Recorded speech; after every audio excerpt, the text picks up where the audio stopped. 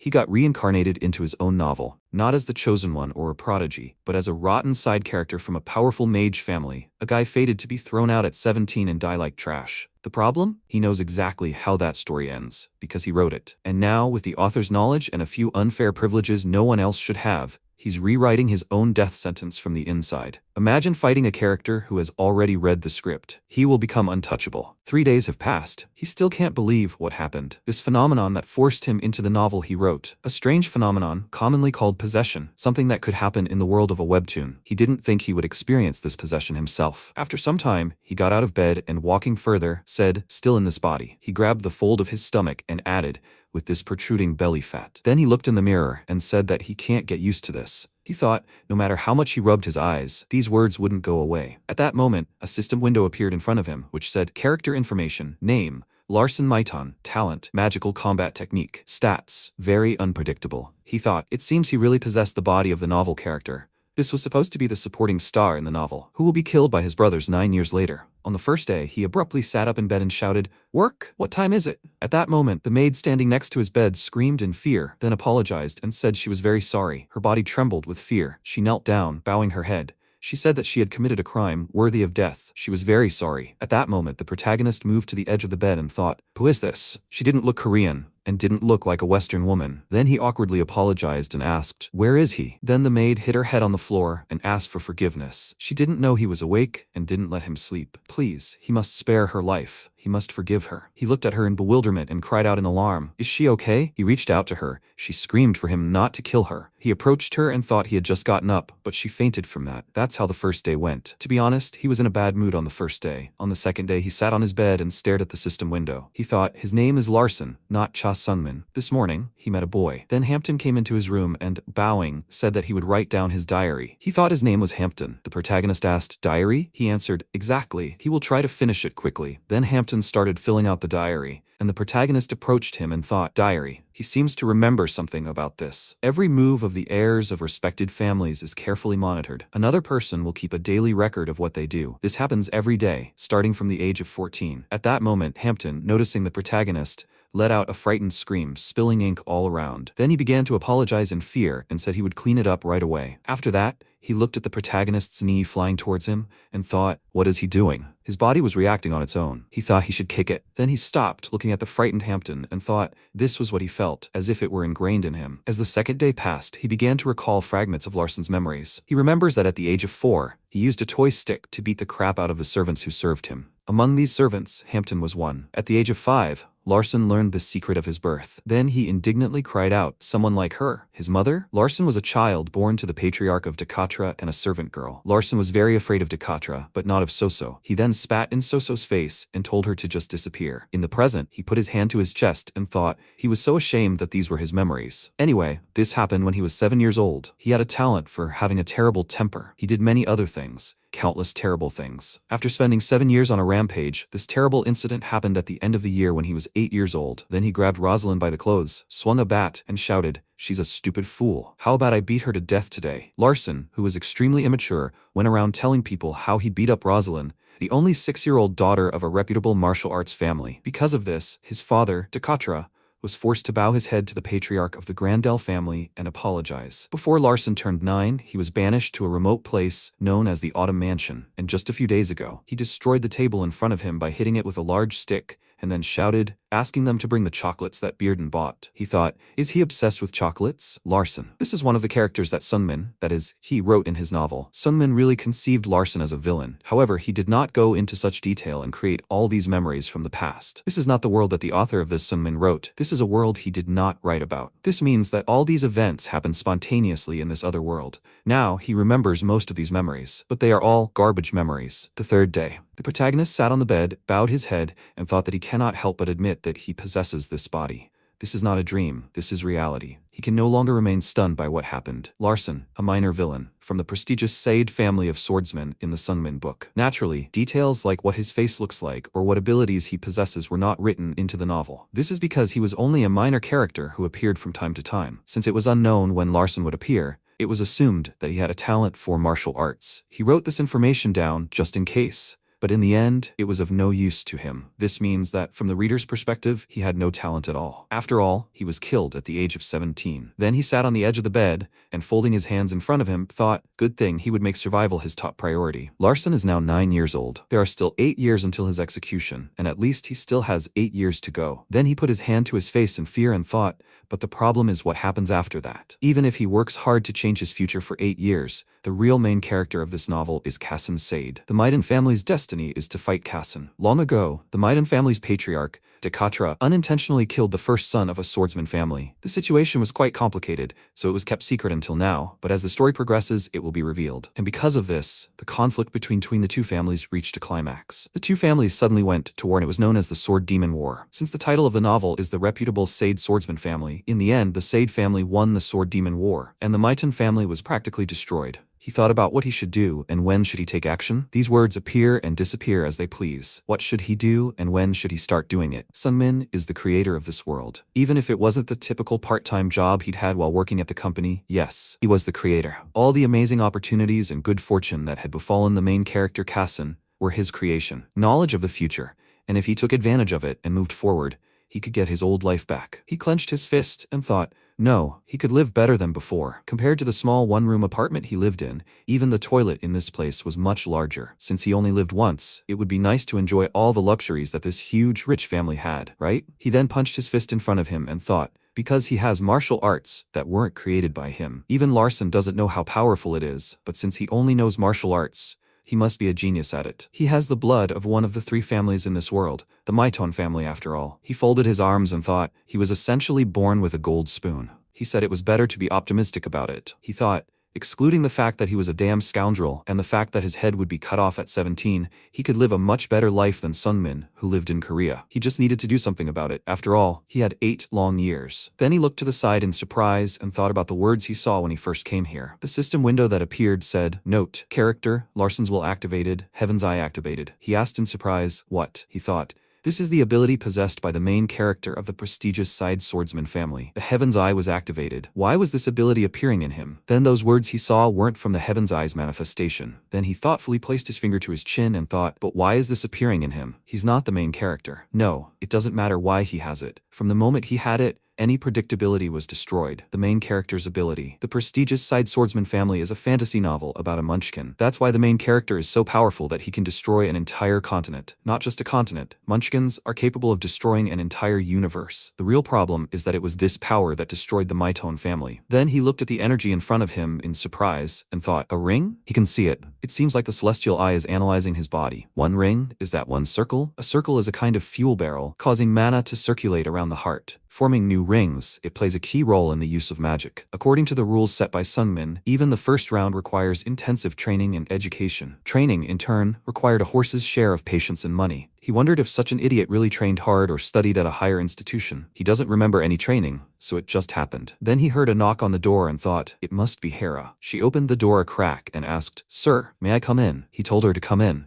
She immediately knelt down after that, and he looked at her, puzzled. He remembered how Larson put his foot on her head, and folding his arms across his chest said, if she raises her gaze to him, she must kneel. Did she understand? In the present tense, he thought that he had come up with a lot of terrible rules. What? Wait, what is this? A system window appeared in front of him, and it said, name, Hera. Talent, assassination, characteristics, defy interpretation. He thought, why is her talent assassination? He doesn't remember writing that down. He forgot. The setting of the novel is the prestigious Sade family of swordsmen, a crazy world of power and violence, a literally wild world. Someone had deliberately introduced him to a murderer. He was the first to be introduced to a murderous servant, in a struggle for succession. A mad world where everything ends only after death. Calm down, Sunmin. He had to force himself to smile. The woman in front of him was a murderer. If he lost his temper, he could die. He looked at her in surprise, then thought, so all her tears and fear were an act? It was quite possible that was so. However, her trembling was genuine, real. The heavenly eye said so. Then he cleared his throat and called her. She put her hands to her chest and, looking up at him, said, yes, sir. He told her to get up, and turning around, folded his arms across his chest. Then he told her to bring him some Bearden chocolates. She asked, chocolates? He thought she should just go. Please. He needed to concentrate. And then he watched her run out the door and asked, or was she just trying to cry here? She shouted, no way, she'd bring it right now. After that, she stood with her back to the door and thought, what was it? She doesn't know how to describe this feeling. So elusive, not like before. She first felt a change a few days ago, as if his mood had shifted. She's not sure, but he definitely changed. Then she flashed forward and thought, it's too early, but maybe she should report this. Meanwhile, the protagonist sat down at the table and, folding his arms over his chest, looked at the system window. He thought that now he would figure it out. And so, he was Larson, exiled to the Autumn Mansion. He was no longer a thorn in his father's side, and he was crossed out of the line of succession. Larson has no chance of becoming the successor to the Master of Magic, but that's all the better. The Master of Magic is a hero who will always fight the Master of the Sword, he thought, but to survive, at least he should behave appropriately. Luckily, Sunmin is the creator of this world, and he wields a power only the main character possesses. He knows what will happen in the future, knows where the ancient artifact is hidden. He must participate in the war for succession, and if he doesn't, he'll be branded the scum of the Maiton family. He's 9 years old now, but even if he were 10, he'd still be involved in a full-fledged war for succession. But if after 10 years he still behaves like a crazy scoundrel, he'll die at 17. He doesn't have to worry about money. He eats a lot, travels, and can live a luxurious and lazy life, something he couldn't afford in real life. He just needs to take the right stance, maintain a happy medium. He's done this many times before. It's the code of conduct for South Korean soldiers, after all. Okay, now it's clear how to behave in this world, and what needs to be done now. Then he looked at the system window, which said, note, due to insufficient mana, the Celestialize operation has been suspended. At that moment, Hera peeked into the room and said, she's sorry, sir. It was hard to get the beard and chocolates, so she didn't bring them. He looked at her and said, it's fine. He thought, he's not much of a chocolate lover, he just needed time. She said, she committed a crime worthy of death, huh? He replied, it's fine, she should go out. He thought, first of all, as Larson, he needed to take the right position. He noticed that the fact that he hadn't heard Hira's footsteps gave him goosebumps. She kept peeking around the door and asked,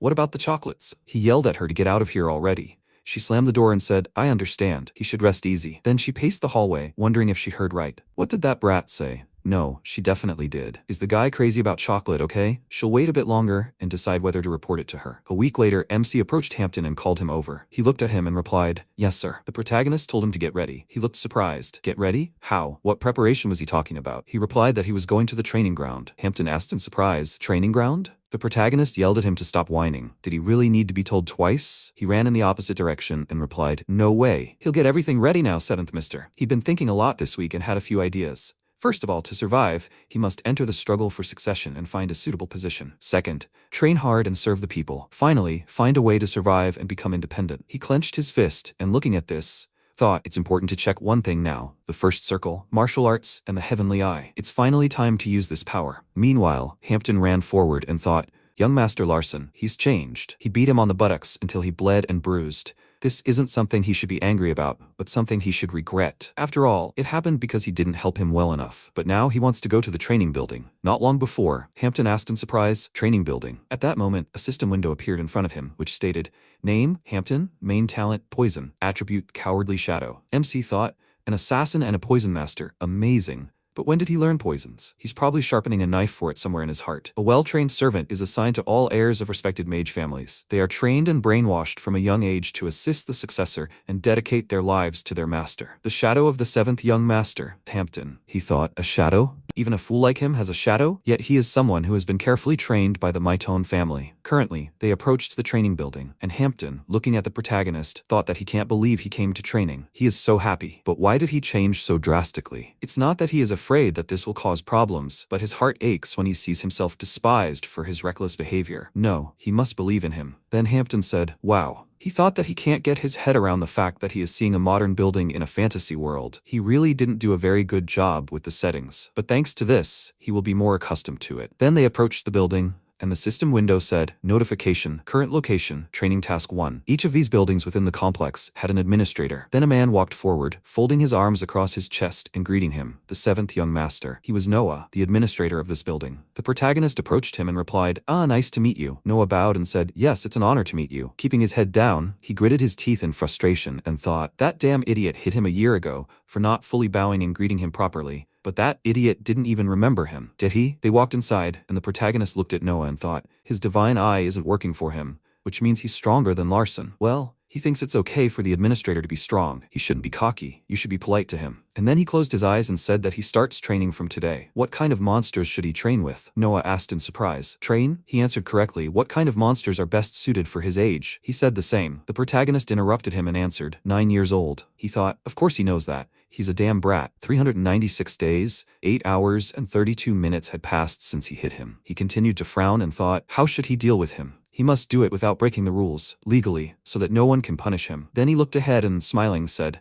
the 6th master was able to kill a mushroom monster at his age. He asked, a mushroom monster? He thought that he remembered writing about it. About 50 centimeters tall, it looks like a huge mushroom, the kind that live in the area, a low-ranking monster. And then the MC put his hand on his waist and said, excellent. Then Noah bowed and said that he understood. He would prepare everything. The field would be set up in the mushroom forest. He replied, yes, he will do what needs to be done. The administrator added that the preparations would take about 3 minutes. Then he walked forward, and the protagonist asked why he looked so happy. He closed his eyes and thought, the mushroom monster is not a strong opponent. Even the 6th young master, whom he did not describe in detail, was able to kill it at the age of 9, so he should have no problem. 3 minutes, he needs to concentrate. He could actually feel a ring around his heart. Energy began to concentrate around him, and he thought that his talent was magical combat techniques. He had already understood how to use magic. After all, the blood of a respected family of magicians flows through his veins. After a while, Noah smiled and, waving his hand, said, excellent. Now he can go. After this, the protagonist walked onto the field, and a system window appeared in front of him, stating a notification and his current location, a mushroom forest, manifested through magic. The next second, the administrator disappeared and said he hoped everything would work out. Then, the protagonist looked ahead in surprise and, noticing a shadow, wondered if it was him. The next second, the mushroom rose, its toothy maw wide open, and then the administrator announced, young master, that the weakness of mushroom monsters is their bodies. Such monsters are also very afraid of fire. The protagonist looked at it and thought, is this a mushroom monster? It was somehow disgusting to see a moving mushroom. Then he thought, well, perhaps it's time to begin. He then concentrated energy in his fist and swung to attack. The next second, a system window appeared in front of him, stating that the will of his physical body had been confirmed. The magical combat technique sealed within his body had been activated. At that moment, the administrator, watching the scene through a glass globe, thought, before joining the Mighton family, he was a pretty good mage in Dorothy territory. It might not seem like it, but he was once called the genius of Dorothy. For now, he remembered Larson slapping him across the cheek and asking how he could even call himself a man with that 82-degree bow. He bit his lip and thought that he had humiliated him for bowing to him at 82 degrees instead of 90. He would repay him for this humiliation. This mushroom monster had been enhanced by him to the maximum level. At that moment, the mushroom monster took off. He thought, the magical combat technique he possessed was considered the weakest in the family. He had no chance of inflicting any damage on a mushroom monster with an attributeless technique. At that moment, the MC prepared to attack, and the administrator thought finally, his revenge will be fulfilled. Damn it. Then he looked forward in surprise, swung his fist and flew to attack the monster, then delivered a powerful blow, destroying the monster's body. Noah then thought in surprise, with one blow? After that, the protagonist landed and said that it was quite easy. After that, he looked at the system window, which said, notice, the rank of the recently manifested magical combat technique is novice. He used an enlightened magic combat technique.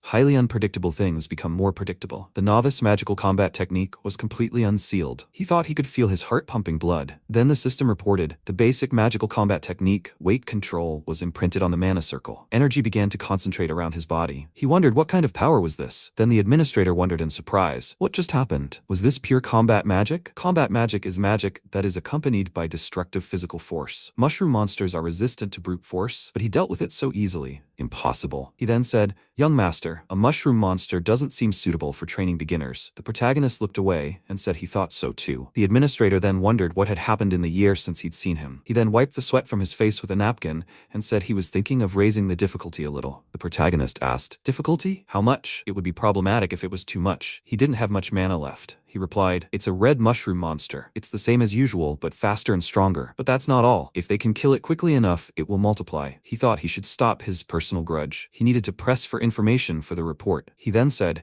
if the situation becomes too dangerous, he'll interrupt the training. The MC said, a red mushroom monster. He thought he didn't create something like that, but he thinks it's another monster from the original work. Then he said, excellent. After that, the administrator said, young master, a monster has appeared. Then a mushroom monster appeared in front of the protagonist, and he looked at it and thought, what's different from the previous one? Except for the color. The next second, he looked to the side in surprise, noticing how a mushroom cap flew past him and created a powerful explosion behind him. He then jumped to the side, kicking up dust from the ground. He looked at the monster and thought that it was strong, fast, but didn't look threatening. The next second, the monster approached his face, but the protagonist put his hands in front of him, aiming a magical attack at it. And Noah, his mouth open in surprise, shouted, he parried it, and MC thought he'd realized something. His attacks were simple and predictable. First, he uses his new ability. Then he pushed off the ground, jumped up and grabbed the mushroom cap. He thought, basic combat magic, weight control. He concentrated his energy in his fist, but the system reported insufficient mana. He thought, damn, he's used up all his mana. Then he tossed the mushroom aside and wondered what that was. It felt like time had frozen for a moment. In any case, thanks to this, he was able to win. Afterwards, a system window appeared in front of him saying, warning. This was the first time he'd completely exhausted his mana. Due to insufficient mana, the Divine Eye would be deactivated.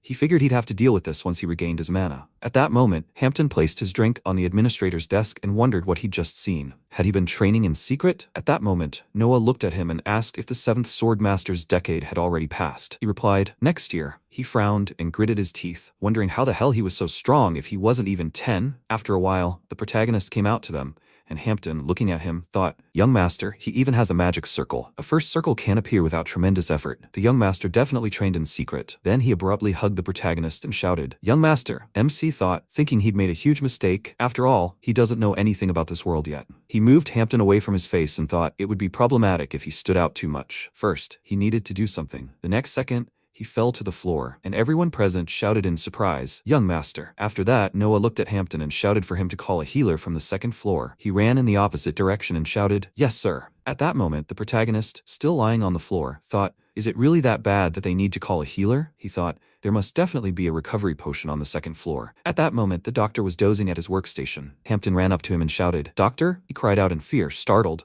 What happened? He shouted, the 7th young master is injured. The doctor asked, seriously? Is this a problem? The 7th young master, not the 6th? He replied, yes, the 7th young master. The doctor was surprised. Isn't he the 6th young master's assistant? He replied that he, Hampton, was the 7th young master's assistant. He said he had to wait. So the 7th young master was really here? What was he doing here? He replied that he had defeated a common mushroom monster and received a serious injury from a red one. He was surprised. What? How? Hampton placed his hands on the counter and answered, using combat magic. After a while, MC was lying on the bed. The healer approached him and thought, if this was due to a side effect of combat magic, then it would be difficult to do anything. First, he would try. No, he would pretend to try and send him to a high-ranking mage. There were better mages in the main building. He could shift all responsibility to them. After that, he began to concentrate energy and used mana in his hands. He didn't notice any reaction. He thought, as expected, it didn't help. Yes, this still doesn't work. He needed to finish quickly and send him to the main building. Faster. The next second, the protagonist raised a trembling hand, and the healer shouted, young master. He wondered if his ability had improved. No, that was impossible. Most likely, this was the very formation of this idiot. Then the protagonist looked at him and said that he was grateful. Those present asked in surprise, what? He repeated that he thanked him. The others looked at him in bewilderment. After some time, Hira, trying to catch her breath, brought him several chocolate bars and said that she managed to get some Verdun chocolates. She apologized, but there were only 2, although he asked for 3. She really did apologize and would try to find more. He replied that everything was fine, she just had to leave it here. She looked up at him in surprise and asked, what? And MC was lying on the bed with his hands behind his head and thought that she should just go and rest. She didn't look so well. He didn't want to bother the assassin. Then he said that he was tired after training. She should stop bothering him and leave. She replied that she understood. Young master, please, he should rest. After a while, Hera walked into the kitchen and shouted in surprise, is that true? So he really was training? Hampton, holding the dishes, replied that he had already said so. Training, young master. She shouted, oh, come on. At that moment, the protagonist bit into a small piece of chocolate and thought that he didn't really like chocolate. But this was different. It immediately melted in his mouth. The sweetness turned into warmth, and he felt as if his whole body was covered in a warm blanket. Wait, what if this wasn't just a feeling? Then he used the divine eye, looked at his body and thought, the effect of this chocolate is spreading throughout my entire body. The system reported that some mana had been gained. He thought, crazy idiot. Is that why he has so much mana? Then a system window appeared in front of him, saying, he discovered a fragment of the incomplete truth. He sat up in bed and thought he could feel his character developing, various coincidences slowly coming together. To think that chocolate gave mana. He thought about how to absorb mana. Mages had to travel to places where it was abundant, and they went through hell trying to absorb even a little bit of it. It seemed he had a peculiarity he hadn't mentioned in the novel. Perhaps that was why it was presented as a fragment of an incomplete truth. Free mana, and the only side effect was weight gain. Right? He had felt this before. He needed to recall that situation. He recalled his battle with the monster, and a system window appeared in front of him saying, "Notification, slow flow attribute activated." He thought, slow flow? What was that? Then he heard a knock on the door and said, "He already said that nothing more was needed, Hera," she said. "Young master, he has a guest." He told him to get lost. At that moment, Carlton entered the room and asked how he was communicating with his older brother. He smiled and added, "Elder brother has arrived, and he hasn't even stood up yet? Where are his manners? Does he want to eat bird droppings again?" The sixth young master walked forward, and MC gritted his teeth and thought, "This is Carlton, the guy he was so afraid of." Then he stood in front of him and bowing asked, "He's here, brother?" Carlton pointed his staff at him and said, "So that's why he's so bad. It's taking him too long to understand. And what is he waiting for?" The protagonist looked up at him in surprise and asked, "What?" Then Carlton swung his staff and shouted, "He should crawl, like a bug. He's not going to kneel down." At that moment, a system window appeared in front of him, saying, "Notification, attribute sealed in body, slow flow activated automatically." He thought he had already felt this during the battle with the red mushroom monster. What he has to do, he doesn't want to get hit by the sixth young master. This is a good opportunity to test his skills. He then put his hand in front of himself, blocking his brother's staff, and thought for a moment. He threw Carlton's staff away, and Carlton looked at him in surprise and asked, "What did he just do?" Then he shouted in irritation, "What did he just do? Trash!" The protagonist replied that it was just self-defense. Carlton told him to repeat it. He asked, "Repeat what?" He told him to say that nonsense again. Trash. The protagonist said it was nonsense. He was surprised. What? He said it. He asked him to say that nonsense. Carlton trembled with anger and then shouted, "That idiot!" He concentrated energy in front of himself and shouted that he would kill him. At that moment, the protagonist took a stance and thought that he also had rings around his heart. It seems he is going to take advantage of this. Then Carlton concentrated his energy and swinging his arm, shouted that he must die. And a system window appeared in front of him, which said character information, name, Carlton, primary attribute, water, traits, hot-tempered child. The protagonist looked at this and thought, water? It seems that water rings are appearing near his head and also near his chest. It will be problematic if he does not finish the formation. Then, Carlton struck in front of himself and shouted, "What?" At that moment, the protagonist appeared behind him and attacked, after which he moved forward and added a strike to his stomach. The next second, Carlton spat out a clot of blood and sank to one knee, starting to cough loudly. The protagonist looked at it and thought, blood? He still does not control the power enough. Then he shouted, "Hampton, he should call a healer." Then he thought, could it be that the mana exploded in his body before it had time to form? The next second, Hampton popped his head into the room and asked, "What happened, young master?" MC shouted, "He already told him to call a healer quickly." He replied, "I understand." At that moment, the protagonist continued to look at his brother and thought that he had overdone it. Besides, he thought he had found an effective way to deal with the mage. He smiled and thought that his original goal was to live to be 17. He thought he had made some progress on his path. The next day, Hera shouted, "What did that idiot do to the sixth young master? This is pointless. This simply can't happen." But Hampton sat in front of her on the couch and said, "Of course it doesn't make sense." He had seen everything with his own eyes, but he hadn't even conveyed the information. Sis, can't he be more honest with her? She wondered. Why? Is he going to tell her that he's a shadow? He looked at her in surprise, and then she sat down on the sofa and waving her hand said, "Everyone except that idiot already figured it out." And Hampton added, "He also thinks that little sister is not just an ordinary maid. Her steps are unusually light, her movements are stealthy." She looked at him and said, "Yes, that's another thing that everyone knows except that idiot." Hampton asked, "Little sister, does she still think he's just a lazy idiot?" She took a sip of her drink and told him to continue. He said, "That's what he thinks." On his 10th birthday, Master is finally starting to move. At that moment, MC looked ahead and thought,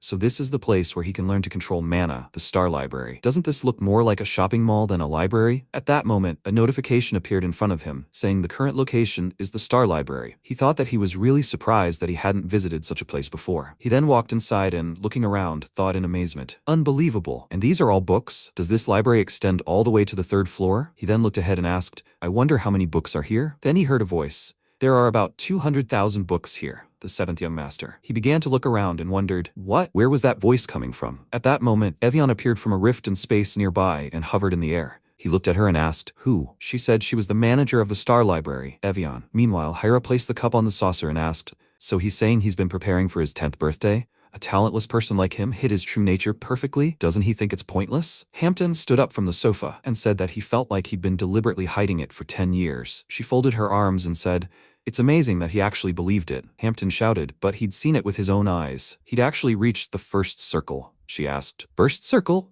He thought it was possible to achieve such a result in just a few days. He then spread his arms out to the sides and told her to just think about it. The 7th young master had never been considered for the successor's position because of his behavior. She noticed that this was true. He added that she was the only one who kept an eye on him. How convenient was that for the 7th young master? That's why he underestimated his abilities. Hera then looked away and said that it still didn't make any sense. After all, that idiot's talent is limited to combat magic. Hampton said that wasn't true. He was confident in what he was saying. She asked why. He replied because he was his shadow. He was confident that he could grant him a future. Also, they would both be abandoned if the 7th young master died, so they should cooperate. Before he could finish speaking, Hera rose from her seat and said that if he decided to stop by the library soon, she would think about it. He asked, "Excuse me?" She said that she had heard that every member of the Mitone clan must study in the library to prepare for the battle for the inheritance, where they would strategize. Meanwhile, the protagonist looked at Evian and thought, Evian, who is that? He couldn't remember anyone like that. Then the character information appeared in front of him, but it was only a name. He thought, what? Larvian? Then she bowed, lifting the hem of her dress, and said it was an honor to meet the 7th young master. He thought, wow, he didn't expect to see her here. She hadn't met the main character, Cassin, directly. Yet she was a powerful mage, playing a major role in several important events. Not long before, the knights had rushed into battle, shouting to kill the witch. MC thought it was remarkable that she was a monstrous mage who had destroyed the tyrannical Lord of Revadon and his knights. Then she had unleashed a stream of powerful energy on them. He thought she had completely frozen his castle. She would later be known as the Disaster in the Northern Sea War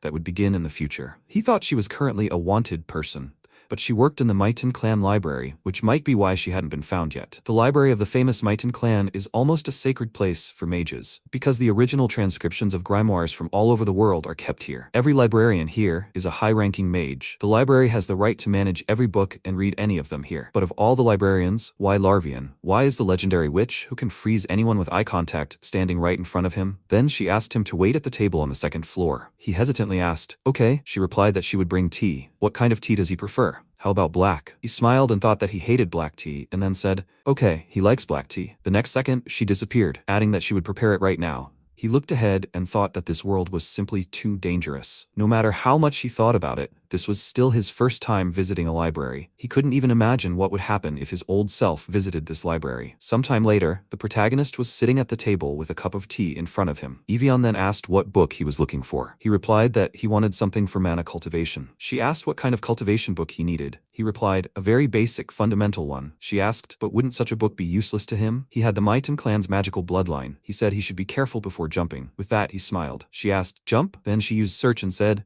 1 second, she'll use magic. The next second, the book magically appeared in front of him and fell onto the table. He said, okay, she can go. She then disappeared and said, okay, she wishes him luck. He then opened the book and thought, mana is a term that describes all types of energy in nature. To become a mage, you need to accumulate mana in your heart and create a circle. This requires Largo's 8th theorem and Prado's 7th formula. Therefore, the solution is E648. He thought, how can this be the basis? It's simply impossible for a modern person to study magic on their own. He rested his head on the book and thought that this strange field of study was completely incomprehensible to him. Wait, even if he can't do it, he used the divine eye, and a notification appeared in front of him saying, introductory magic analysis completed at 5%. He thought he used it just in case, but it actually works. Even if you can't read it, it looks like a computer screen. What a monstrous ability. The problem is, there's a monster who can use this ability better than him. Then he looked at the notification saying, introductory magic analysis completed at 22%. The divine eye couldn't continue due to insufficient mana. He closed his eyes and thought,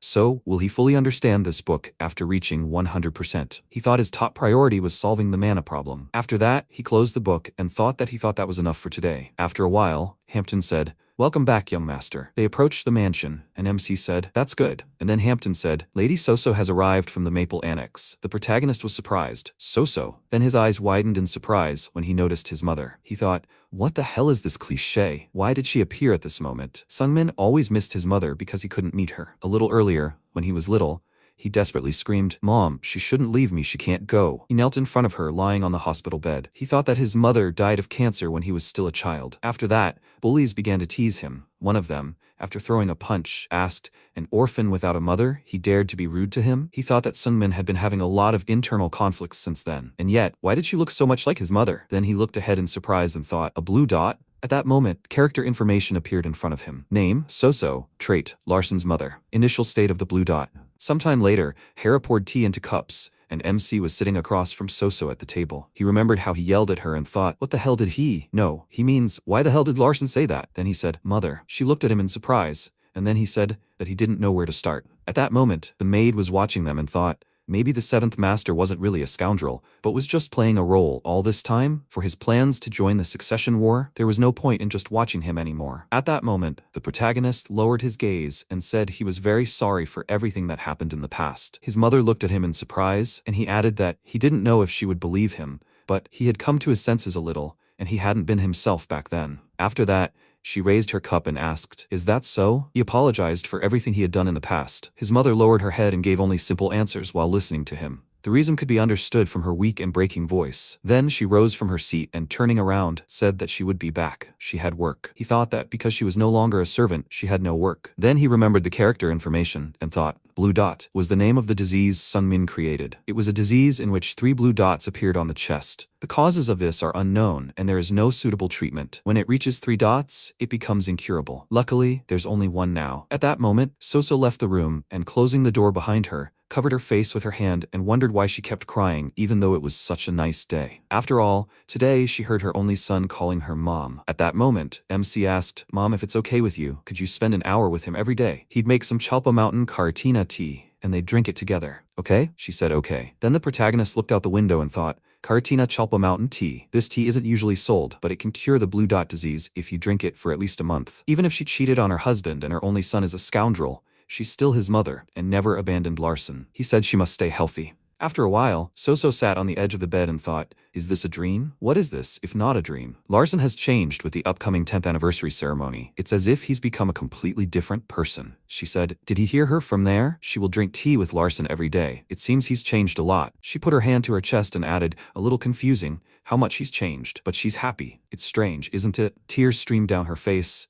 The candle flame flickered in the weightless currents of wind. After a while, MC called Hyra, and she answered, yes, her lord. He said that he would tell her something important now. She thought in surprise. Something important? Did he realize who she was? Was he trying to test her? He wasn't asking her to kill anyone else, was he? Then he said, beard and chocolates. She asked, what? He said he wanted a special kind, so she should get as many as possible. She wondered, what did she expect? He added, oh, one more thing. She smiled and thought she knew it. Something important. He added that she should buy more sweets from the Ludon bakery. She closed her eyes silently, and an hour later, the protagonist thought, well, the power of money is truly wonderful. He looked at the table filled with sweets and thought, just one chocolate bar costs 20,000 grains. If it were in Korean won, it would be around 200,000 won, at least 100 here. He folded his arms and, looking at the sweets, thought she bought 2 million grains worth of chocolate in an hour because she'd been told to. He should thoroughly enjoy the money and power he had here. Then he began to devour the sweets and declared them delicious. He thought the most expensive Bearden chocolates cost 300,000 grains each, while the cheapest still cost 100,000. However, there was a difference in the amount of mana in different qualities. Mana could also be obtained from sweets from the Laudona bakery. There was only one reason for this. Bearden chocolates and sweets from the Laudona bakery shared a common ingredient. Then he called Hampton, who peeked out from behind the door and said, yes, sir. The protagonist told him to bring the baker from the Laudona bakery to him. 30 minutes later, the baker stood in his room, frightened, wondering why he had called him. Had he found something that shouldn't have been in the sweets? He had heard that he was a terrible scoundrel who would even beat the daughter of a family of martial artists. He could kill a nobody like him, and no one would ever know. Please. He hoped everything was okay. He begged. Then the MC said, hey. The baker screamed in fear, yes, sir. And then the protagonist looked at the candy in his hand and asked what he had put in the sweets. He replied about this. Before he could finish speaking, the protagonist told him to tell him everything and not to leave anything out. The next second, the baker fell to his knees and shouted that he was sorry. He had made a mistake. But the protagonist replied that he wasn't. That wasn't it. He wanted to know the recipe. The baker continued to tremble with fear and began counting on his fingers, saying, the recipe. It's just sugar from Dorothy's territory, and what else is in there? Ah, 1,000-year-old herbal powder, 2 tablespoons and starch syrup. MC asked, is that all? He answered, right, that's all. The protagonist thought he figured it out. The ingredient in Burdan chocolates is 1,000-year-old herbal powder. He smiled and thought that if he ate this, he could get more mana. Meanwhile, in the training building, Noah sat at the table and folded his arms. He thought it was driving him crazy. People keep coming in here to ask about the 7th Master, and he could only tell them 2 things. The first was that he defeated the Mushroom Master with a magical combat technique. The second was that he overcame the side effects of the magical combat technique with the recovery magic known as Mana Embrace. At that moment, a healer ran up to him and shouted, "Did you hear? The 7th master beat the 6th master. All the commotion is because he beat him bloody." Noah abruptly jumped up from his seat and shouted, "What?" He thought, "Oh shit." Then he gritted his teeth in frustration and thought, "This little brat is a crazy lunatic." He wondered when the idiot had acquired these powers, even if he was getting stronger because of his magical combat technique. Then the healer covered his mouth and added, "The 10th ceremony was coming soon." He didn't think this idiot did something to show off before the ceremony started. He beat that man half to death when he couldn't even stand up. The administrator folded his arms and thought, that can't be right. For starters, mages aren't that fast, and even if they can use movement spells like Flash to compensate for their lack of speed,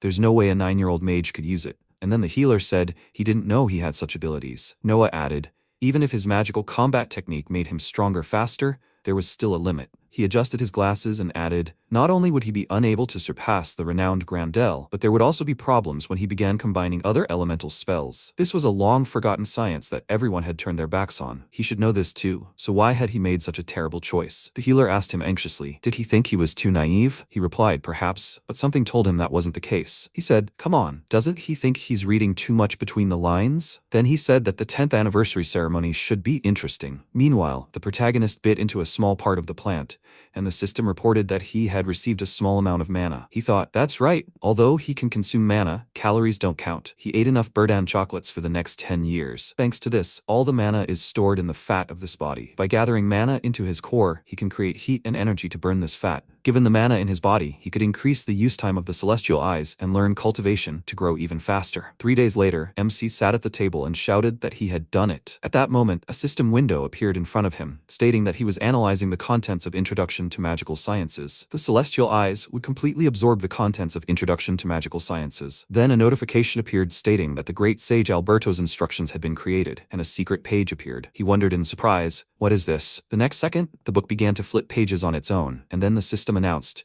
the 77th book of the great sage Alberto. He must find the foundation of magic, mana cultivation, which is easy to learn. At that moment, some text on the page in front of him began to highlight, and he thought, great sage Alberto? Who is this? To learn more about this, he would need to go to the library, and frankly, he was afraid of Avian. He would have preferred to stay away from the Ice Witch, but it seemed he had no choice. At that moment, Hera was watching him from the ceiling, folding her arms across her chest. Sometime later, the protagonist entered the library, holding a book in her hand. He thought that in his memories, the library had been colder. Where was Evian? The next second, she appeared behind him and asked if he had finished reading. He jumped abruptly and cried out in fear. Then he handed her the book and replied, yes, here. She noticed that he finished it quickly. He answered, but it was easy material. The next second, she threw the book aside and it disappeared into space. He thought, her magic is incredible. How can she cast spells without using incantations? Then she asked if he was looking for something else. He replied, perhaps she knows about the 77th book of the great sage Alberto? Fundamentals of Magic, Mana Cultivation, which is easy to learn.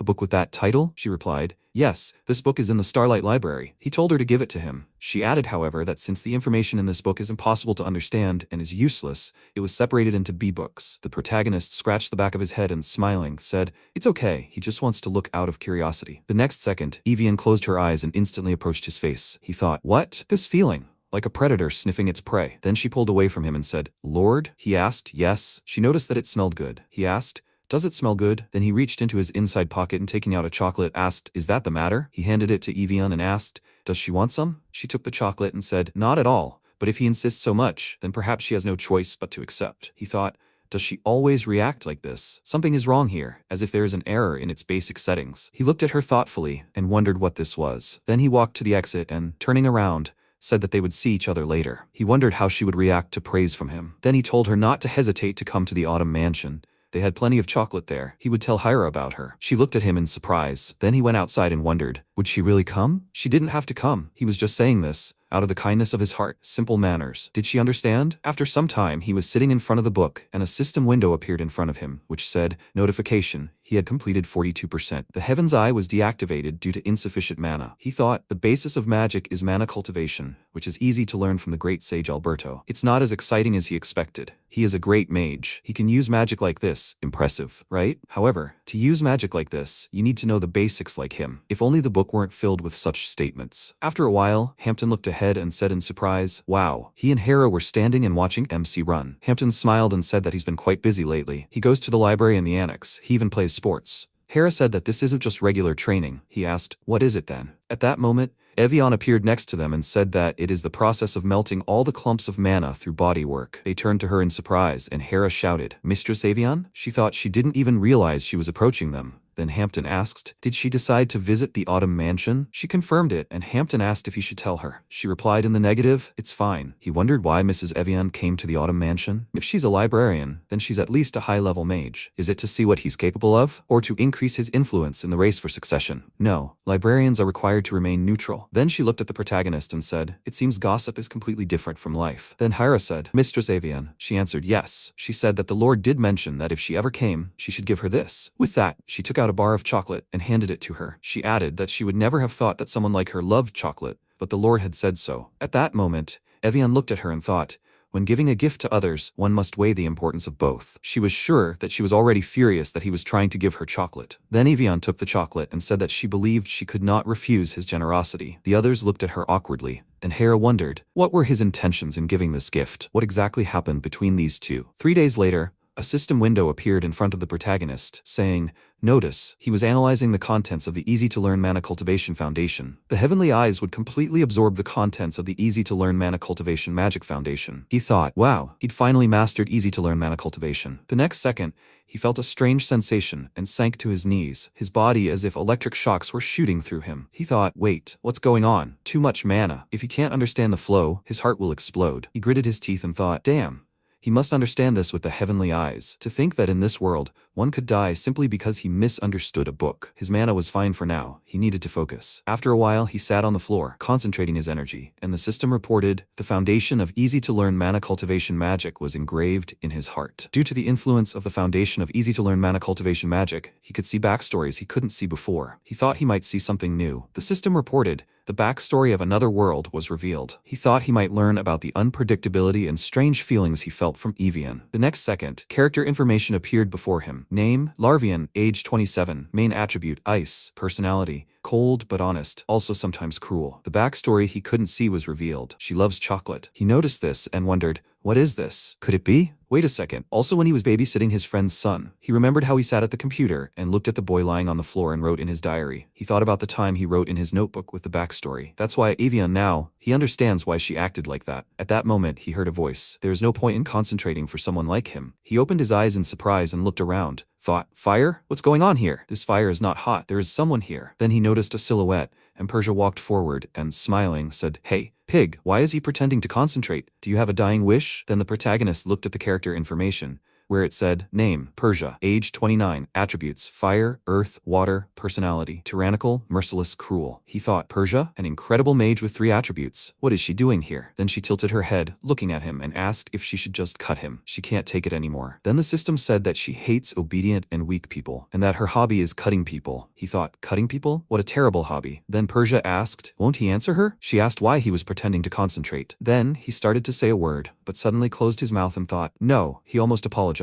Since she hates submissive and weak people, she would cut off his limbs if he apologized. This is a test that Persia was not conducting intentionally. Then he said that he wasn't pretending to concentrate. She asked what he just said. He looked at her and thought, even if he said that, he was still very scared. He would just try. Then he said that he didn't think her eyes could see only to that level. She smiled and told him to keep talking nonsense. He spoke, but she should have known that he was really concentrating. She asked, and? He added, but she says this to see if he will apologize or cheat. Isn't that why she did it? Then she laughed, and he looked at her and thought, did it work? She said, well, you bastard. Probably the rumors that he had changed were true. He thought, rumors? Then he said that he would like to live as a good person. She asked, doesn't he think it's too late for that? He replied, the moment when you think it's too late still passes very quickly. The next second, a fire snake, directed by Persia, appeared in front of him, and she said, when you think it's too late, then it really is too late. At that moment, a fiery snake wrapped itself around his neck, and he said that he knew he couldn't become a patriarch, because he knows what he's capable of, but he could help someone become a matriarch. She smiled, continuing to direct the fire energy, and said, okay, he must continue. He said he was just saying he could be a little unexpected variable. She looked at him and asked, could trash like him be useful? He replied, but it depended on how capable the person using it was. Just like a pencil could change the world. She asked whose unexpected variable he wanted to be. He wondered if she was asking if he wanted to follow her. He replied that he still didn't know everyone that well, so he didn't know who would be the patriarch or the matriarch. He thought anyway, they say the next matriarch will be the sorceress of the end, Yahello. Then he said he knew she was afraid of the second sister. She looked at him silently. The next second, the fiery snake opened its mouth wide, aiming it at his face. He thought the fire had gotten hotter. It felt like he was about to be burned alive. Then Persia said she'd listen to him because she thought he was sweet, but suddenly he'd started spouting such nonsense. He added that he also knew she hated deception, and he also knew she preferred him to tell the offensive truth rather than act slavishly and weakly. But he didn't want her to remember him as a submissive brother. He could submit to honor, but he didn't want to submit to force. The next second, he sank to his knees, and the fire around him died down. He began coughing and said that since he'd told the truth, he believed she would forgive him. The next second, she conjured an object in her hand and said, "Idiot." With that, she threw the object at his chest, causing him to cough loudly. He thought it felt like he'd been hit with a bowling alley. Then he looked at the fruit lying on the ground and thought, "What is this? An apple?" Had he really just been hit by an apple? Then the system reported a beginning magic combat technique had protected him from advanced mana. The beginning magic combat technique, Iron Will, was engraved on his mana circle. He thought, Iron Will? To think he got a new magic combat technique just because he was hit by an apple. Then Persia put her hand on her waist and told him to eat it. He asked, "What?" She replied that she told him to eat it. She found it on the ground on her way here. Then she vanished in a stream of fire, and he thought, eat this apple? He picked it up and thought, wait a second, could it be? At that moment, a system window appeared in front of him and said, Notification, Cardian, Mana Elixir, a very good thing. It's expensive, rare, simply very good. He thought, it's incredible. He's obtained such a Cardian. The only reason this is possible is because he's the youngest son of the Maiton family. The main character, Kasink, probably has so many abilities that he wouldn't have enough space for a Cardian, so is he better than him in that regard? Meanwhile, Persia sat at the table and asked, "This is the villain of the Autumn Mansion, right? Those terrible things really did make the first round, and he's a 9-year-old who learned on his own. If he really has been acting like a villain on purpose up until now, then he really is a cunning snake." Then she began tapping her finger on the table and added that she needs such cunning people for the war with the second sister. He's not a coward who succumbs to fear and can hide his capabilities. Then she began tapping her finger harder, cracking it, and added, but there's no chance of him becoming a patriarch at all. It's obvious where his limits reach. Then the table in front of her shattered. She rose from her seat and said, "He's a pretty decent brat, but he has no chance of becoming patriarch." Then she called Sando and told her to continue spreading rumors about the youngest brother being a scoundrel so that no one would steal him. She should try to keep him away from the other siblings as much as possible. She ordered them not to make it obvious, but she wondered if he'd eaten the Carthian. She had to keep an eye on him so he wouldn't die. Still, she can't let him get an upset stomach from eating the Carthian. Sando said she seemed to like him very much. She replied that things would be troublesome if it were revealed that she'd killed him, and if he doesn't eat it, things will get even more interesting. She concentrated the fire around herself and added that since he was an idiot who wouldn't eat it even after she gave it to him, it probably wouldn't be a big deal if she cut off his limbs. The system window said he will die if he consumes too much of this. He needs the help of a powerful mage when consuming it. It would be good to use the help of a water, ice, or wind element. MC sat in front of this and thought, he doesn't know how much would be considered too much. Why did she give it to him? Does he want him to owe it? No, the third sister is not an ordinary person. Most likely, she did it out of curiosity or on a whim. If he uses this correctly and grows up, the sister will definitely use it. He doesn't know whether they will use it and throw it away or keep it for themselves. But if he doesn't eat it, they will definitely cut off his limb. He must eat it. He needs help. The system window said it would be good to use the help of a water, ice, or wind element. An ice mage, Evian. Looking for her would be a good idea, but maybe she will kill him for it? She will have a perfect alibi. He consumed the Karchan out of greed and died. Evian wanted to help, but to no avail. Eventually, it would end up in Evian's hands. That's the worst case scenario. At that moment, she walked up to the door and said, "It's Evian. Can she come in?" Larson frowned and thought he wouldn't be able to hide it anyway. She would soon discover the mana that the Karchian exudes. He said to come in and thought he needed a new strategy. He spoke. "Evian," he said. He's sure she's already discovered it. He called her because he didn't want to hide it from her. They sat down at the table and MC said, "As she already knows, it's the Karchian." Evian replied, "Yes." Larson spoke. "He wants to make a deal with her." Evian asked, "What kind of deal are we talking about?" MC replied, "He can't use it with his own power. He hoped she would help him." Evian said, "She's a librarian, so she must remain neutral. She can't help him in any way in the succession war." MC said he's not asking for help with this. He just wants to grow as a mage and as someone who has given himself over to the will of magic. Evian wondered, what is this? She thought he was talking about the will of magic. It sounds like a model mage. Someone has malicious intent against him and is spreading bad rumors. Larson said, first of all, he doesn't want to become a patriarch. Evian said she heard that members of the Maiton family spend their entire lives trying to become a patriarch. MC replied, it has nothing to do with the succession war. He just wants to become stronger. Evian replied, yet, as a librarian, she can't interfere. Please let him seek help from the mages of the Maiton family. Larson replied, he can't trust them. They were all bribed by his brothers and sisters. He sincerely asks her to please help him. He wants to protect his helpless mother. Evian's eyes widened in surprise, and she remembered a knight dragging a woman by the hair, asking how she dared not pay her taxes. He was using her as an example. A boy was tugging at his hand, asking him to let go of his mother. He was an evil man. The knight clucked his tongue in irritation and drew his sword from its sheath. The girl screamed. No. At that moment, the knight struck her in the stomach with his sword, and the boy screamed in fear. Mom, the knight said discontentedly. What a nightmare, how dirty. The boy cried and begged his mother to open her eyes. People began to whisper. What did she do to deserve this? Those damned soldiers. Evian stood in the crowd, watching the scene. She frowned in irritation and entered the king's hall, where she was met by knights with swords. They rushed towards her, but she quickly activated her energy shield. Currently, she thought, the 9-year-old 7th lord, who had been under surveillance his entire life, and the lady of the Soso family, who was once a maid, and abandoned by her family. The youngest son of a wizard had to accept his fate and hide. He is serious in wanting to protect his mother, but it's impossible. There are overly strong successor candidates in the Maiton family. He is just the youngest son, a scoundrel, the result of a humble birth. His dream is impossible to achieve. Yet, this impossible dream of his is not wrong. Dreams are not just things to be accomplished. She thinks that chasing something also counts as a dream. She said, she explains. She doesn't help him because of the chocolate. MC looked at her happily. And after a while, Evian spoke. This is what she said. She held an apple over MC's body and said, in short, she will freeze the energy that will spill out when he consumes Cardian. Afterwards, she will slowly melt it so that his heart will absorb it. As a side effect, his body could freeze. MC wondered if his body could freeze. Evian said that if he was lucky, he would thaw out in less than a couple of years. If luck was not on his side, it could take longer. If he was very unlucky, he could die. Larson thought, Evian, could she not say it so calmly? She said, but she is a fairly capable ice mage. She will do everything she can to prevent this from happening. MC thought maybe he should just endure using this Cardian. No, the chance of success of a regular one is much higher in such cases, because people like Evian care about those with whom they interact. According to her, it might be unsafe, but he just thinks of it as a lottery with a high chance of winning. Still, there is no investment without risks. He offered to do it, and Evian said one more thing. She is a full-fledged mage. He asks her for help, which means he should pay her for her work. MC asked again, pay her? Evian replied, yes, it's not much. Since it's just an excuse, she'll take 24 chocolates. After a while, Persia asked, so he ate the Cardian? She was told, yes. He received help from librarian Starlight. Persia asked, was that Ice Lady Evian? Sando answered, yes. Most likely, he touched her heart. Persia held the boy's body with magic and asked how. Sando apologized and said that she couldn't sneak past Evian's energy detector. She couldn't get close, so she didn't know the details. Persia asked, really? She didn't believe he had a card powerful enough to touch her heart. The Cartian she gave him was of a special level. If the mage who helped him wasn't at least Evian's level, he would have simply died upon consuming it. She supposes he already knows that Evian is Larvian, right? Sando replied, it seems so. Persia asked, since she thought so too, does that mean he successfully consumed it? Sando answered, yes, he succeeded. But there was something strange. Persia asked, what? Sando answered, his body seemed to have become incredibly strong. Persia asked again, really? Sando answered, yes. Even the ice mage, Evian, was surprised. He consumed the frozen mana at an unexpected speed. His pulse and body temperature were also stable. Persia said, this only proves that his heart is strong. He is one of the Maiton, after all. Sando, how long does she think it will take him to finish absorbing the mana? Usually it takes 3 years, but most likely he can do it in a year without a problem, right? Sando answered, based on the current speed, she thinks 3 weeks will be enough.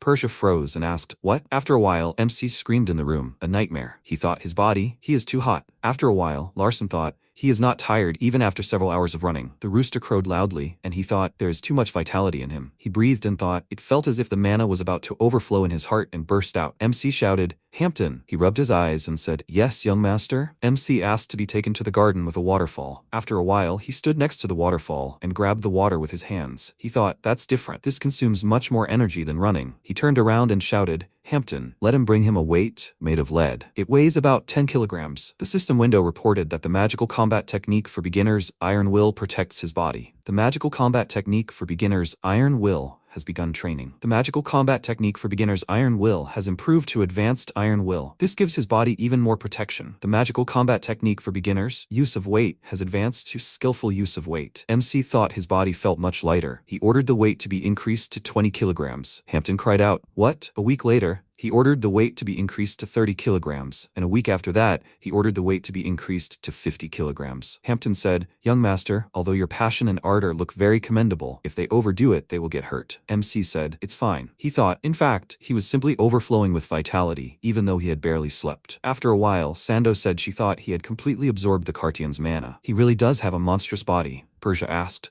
Is that so? Sando replied. He climbs the waterfall in the garden every day with his bare hands. Persia was reading a book and asked, without magic, Sando said. It looks like he uses combat magic techniques. Persia closed the book and said that combat techniques are very easy to develop in the first half, but they reach their limit quite quickly. She supposes this will come as a bit of a surprise to him. Sando said so, but he climbed up carrying a 50-kilogram bike. Persia asked again, not 5? Sando answered yes. He climbed a 30-meter waterfall in less than 5 minutes. Persia leaned back in her chair and laughed out loud. She said that he looks like he's just full of energy. How long will he live? Sando screamed. If left like this, he'll die within 3 months. He has too much mana in his body. If it weren't for the special power protecting his body, it would simply explode. If she doesn't help, he might not survive. Persia said that it was a pain in the ass. She did her part when the Cardian was too small for him. They'll see how he survives this. If he looks like he's dying, they need to find out what he did to touch an Evian's heart. At that moment, MC adjusted his hair and said that he felt like he had changed quite a bit after absorbing mana. After a while, a maid poured tea into cups outside. Soso asked if he thought he had lost too much weight. Larson replied that as soon as he started exercising, he began losing tons of weight. Soso said that while looking good is nice, health is more important. MC touched his muscles and said that he felt very healthy these days,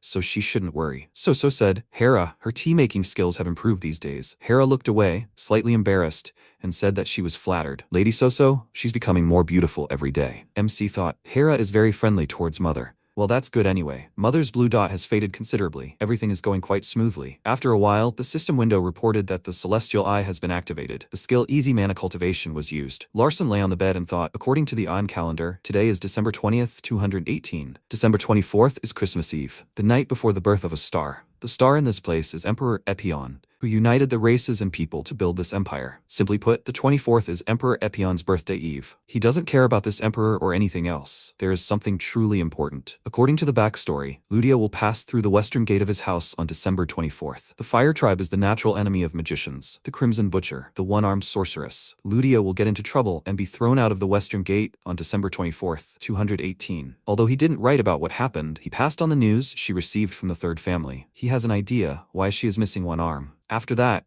Ludia harbored a grudge against their family and became Cassin's best friend. Ludia is a character who wields the power of the Fire Tribe. Cassin made a contract with the Fire Tribe and fought alongside them on the battlefield. It would be great if he could obtain one of the artifacts Cassin received from Ludia, the Holy Fire Grail. Larson's eyes widened in surprise, and he thought, wait, someone's sneaking around. The system window reported the character's information. It's the third sister's shadow. MC thought, since when is she here? He probably needs to pretend he doesn't notice, right? If he stops the Celestial Eye now, he won't be able to see her. The system window reported that he's currently using light mana cultivation. He can't deactivate the Celestial Eye. If he tries to forcefully deactivate it, he might experience mana rejection. MC frowned and thought, what a nightmare. He's sure she'll leave if he just pretends to fall asleep. Sando peeked into the room and wondered what happened. Can he cultivate his mana while he's sleeping? Mana cultivation is a delicate task. A person can even die from the slightest blow or loss of concentration. He fell asleep while cultivating mana. This is pointless. How should he tell her about this? All he did was learn a basic cultivation technique from the Starlight Library. Based on the energy he emits, she judged this cultivation technique to be nothing special. But while he's practicing this cultivation technique, he's asleep,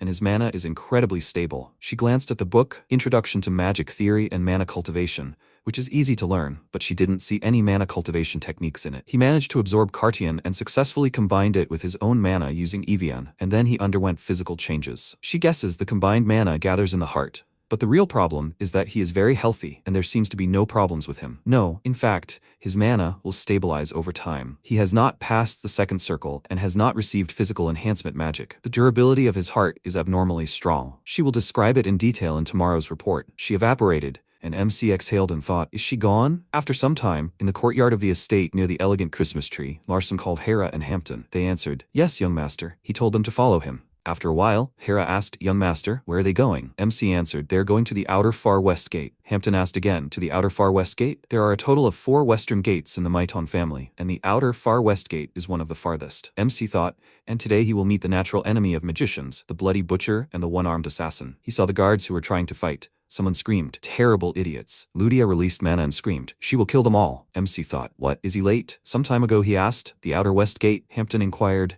was he going to stop by the residence of the 6th young master on the way? He prepared a lot of paralyzing poison. MC answered, no. He looked at Hampton and asked, was he upset? Hampton screamed in fear, yes, of course. That is no, not at all. He was not upset. Suddenly a scream rang out, terrible idiots. The guard ordered to stop her. Ludia screamed, she will kill them all. The system window reported character information. Her main element is fire. Personality, she's very simple-minded, loyal, and adores her father. Larson thought, it's Ludia. He can't verify that she was described as so simple-minded. He was too hesitant. Hampton asked, what is this woman doing? MC thought, he's sure she doesn't have a strong immunity to poison. He turned around and addressed Hampton. He ordered him to scatter the paralyzing poison. The target is that woman. Let him make sure it paralyzes her, no matter what. Ludia frowned and Hampton threw a pouch of poison in her direction. He screamed, paralyzing poison. Fire! Ludia screamed, she will turn them to ashes. There was an explosion and the poison scattered next to Ludia, who managed to scream, they are terrible idiots. MC thought he urgently needed to take care of the situation. He ran towards Ludia's body, when suddenly a guard stopped him and asked, who are they? How did they get here? Let them identify themselves. Larson frowned and replied, he came from inside. How can he be such a gate guard? He can't criticize them since the outer far western gate belongs to their family, but they are too incapable. MC thought, the truth is, it would be more accurate to say that Ludia is too good. The guy asked, how is he? MC replied, he is taking her with him. The guard shouted, he can't let him do this. Please, let him introduce himself. Hampton cleared his throat and said, he is a mage with the blood of the Mighton family in his veins, a great man who walks towards the light of the world, having stepped on the path of magic. He is a traveler who will go on an amazing journey. Larson looked at him and thought, if left like this, he will start singing songs of worship. He said, he is the seventh son, Larson Mighton. Now does he understand? The guard shouted in irritation, what kind of nonsense is this? MC thought, what? The guard screamed,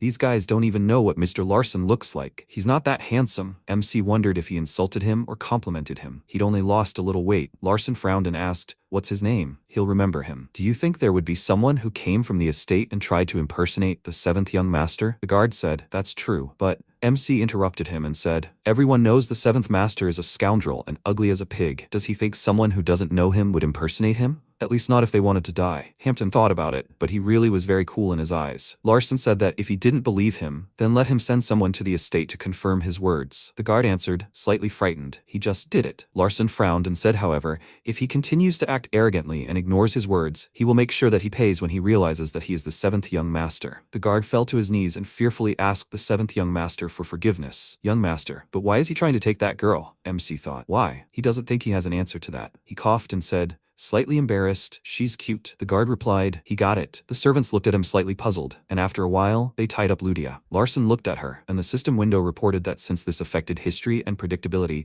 an unexpected change had occurred. He looked at it in surprise and thought, unexpected change? The world he knew is slowly changing. Ludia opened her eyes and tried to scream, but she couldn't because her mouth was taped. Larson thought maybe he didn't understand what she was saying, but it sounded like curses. Ludia must be terribly simple-minded. He needed to treat her as simply as possible. MC called out to her and asked, her father is sick, right? He will help her. Ludia looked at him, puzzled, and he said, his mother is also sick. He knows why she's here. It seems the robe with the moon on the left side of the chest means she's a mage from Hieron, and since she uses fire, she's from the fire tribe, right? Hampton wondered how he knew all this. Larson said the Hieron territory is the southern region facing the Dragon Mountain, and he heard that an epidemic was raging there. Hera stood to the side and watched what was happening closely. MC said he knows a way to cure the disease. She rushed in here recklessly because his family has a cure, right? Ludia tried to answer, and MC said, okay, if she understood what he just told her, then let her just nod. Ludia nodded, and Larson ordered Hera to remove the tape from her face. She tore the tape from her face, which made Ludia's eyes widen. Larson asked, has she finally calmed down? Ludia asked, is he really gonna help her? MC thought she was being rude. Well, they don't need formalities, I guess. He folded his arms and said,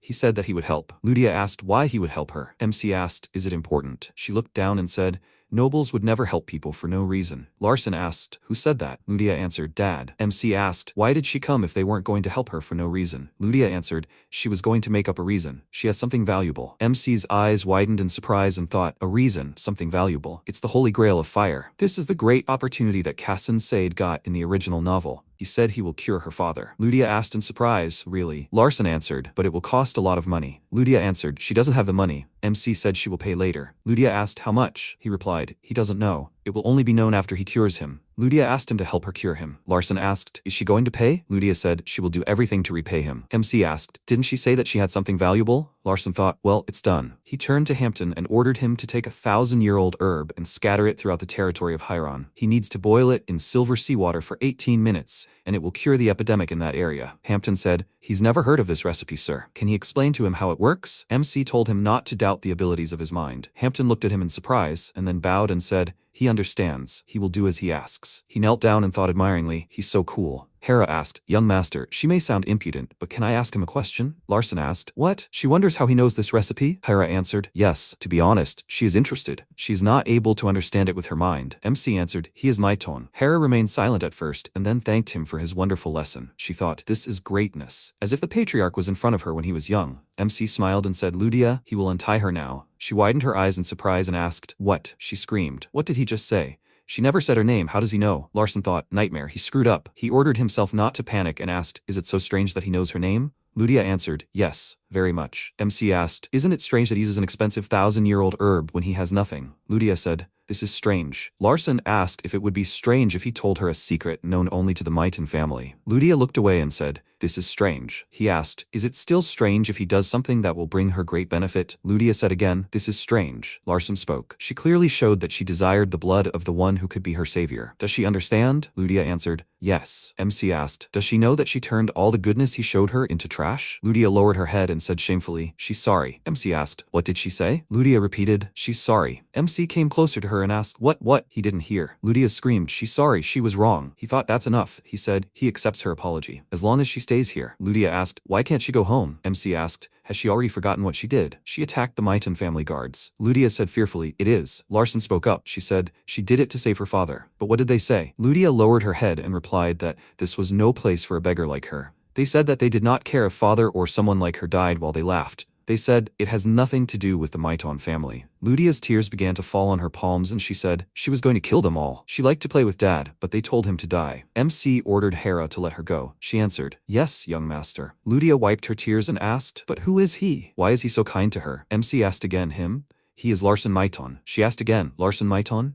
She pointed her finger at him and asked, moron? MC frowned and asked, are those the rumors about him? Ludia replied, yes. They say he's complete trash. She smiled and said, but he's not trash. He's a kind person. The system window reported that, since it affected the story and predictability, there had been an unexpected change. Larson thought, another unexpected change. Cassim's comrade, the true enemy of the mages, the Crimson Butcher, the one-armed sorceress. Was it really right to make her his ally? For now, perhaps he'd just observe. After a while, Hampton knocked on the door and said he'd collected enough 1,000-year-old herbs as per his orders. He was now leaving for Hieron immediately. MC replied, okay. How long does he think it will take to get to Hieron? Hampton replied, he thinks about 3 days, young master. Although it may seem impudent of him, may he ask a question? He wants to know why he decided to help Ludia. MC replied, just because. It's unfair for a person to contract a treatable disease but not receive a cure, especially if their victim is their father. It costs him nothing to help her. Hampton thanked him for the wonderful lesson. MC asked again, for what lesson? He thought, after all, they are a famous family, so they should not turn their back on those who are weak and who are having a hard time. This is how respected families of magicians will advance in the future. If they meet the righteous light, Hampton said, he will return, young master. Larson thought, to be honest, the main reason is that he wants to get his hands on the fiery grail. But it would be better to formulate something like this instead of such an answer. 2 days later, Persia asked, she heard that the piglet found himself an interesting toy. She said to let him take a look at it. I wonder what that cute rascal brought.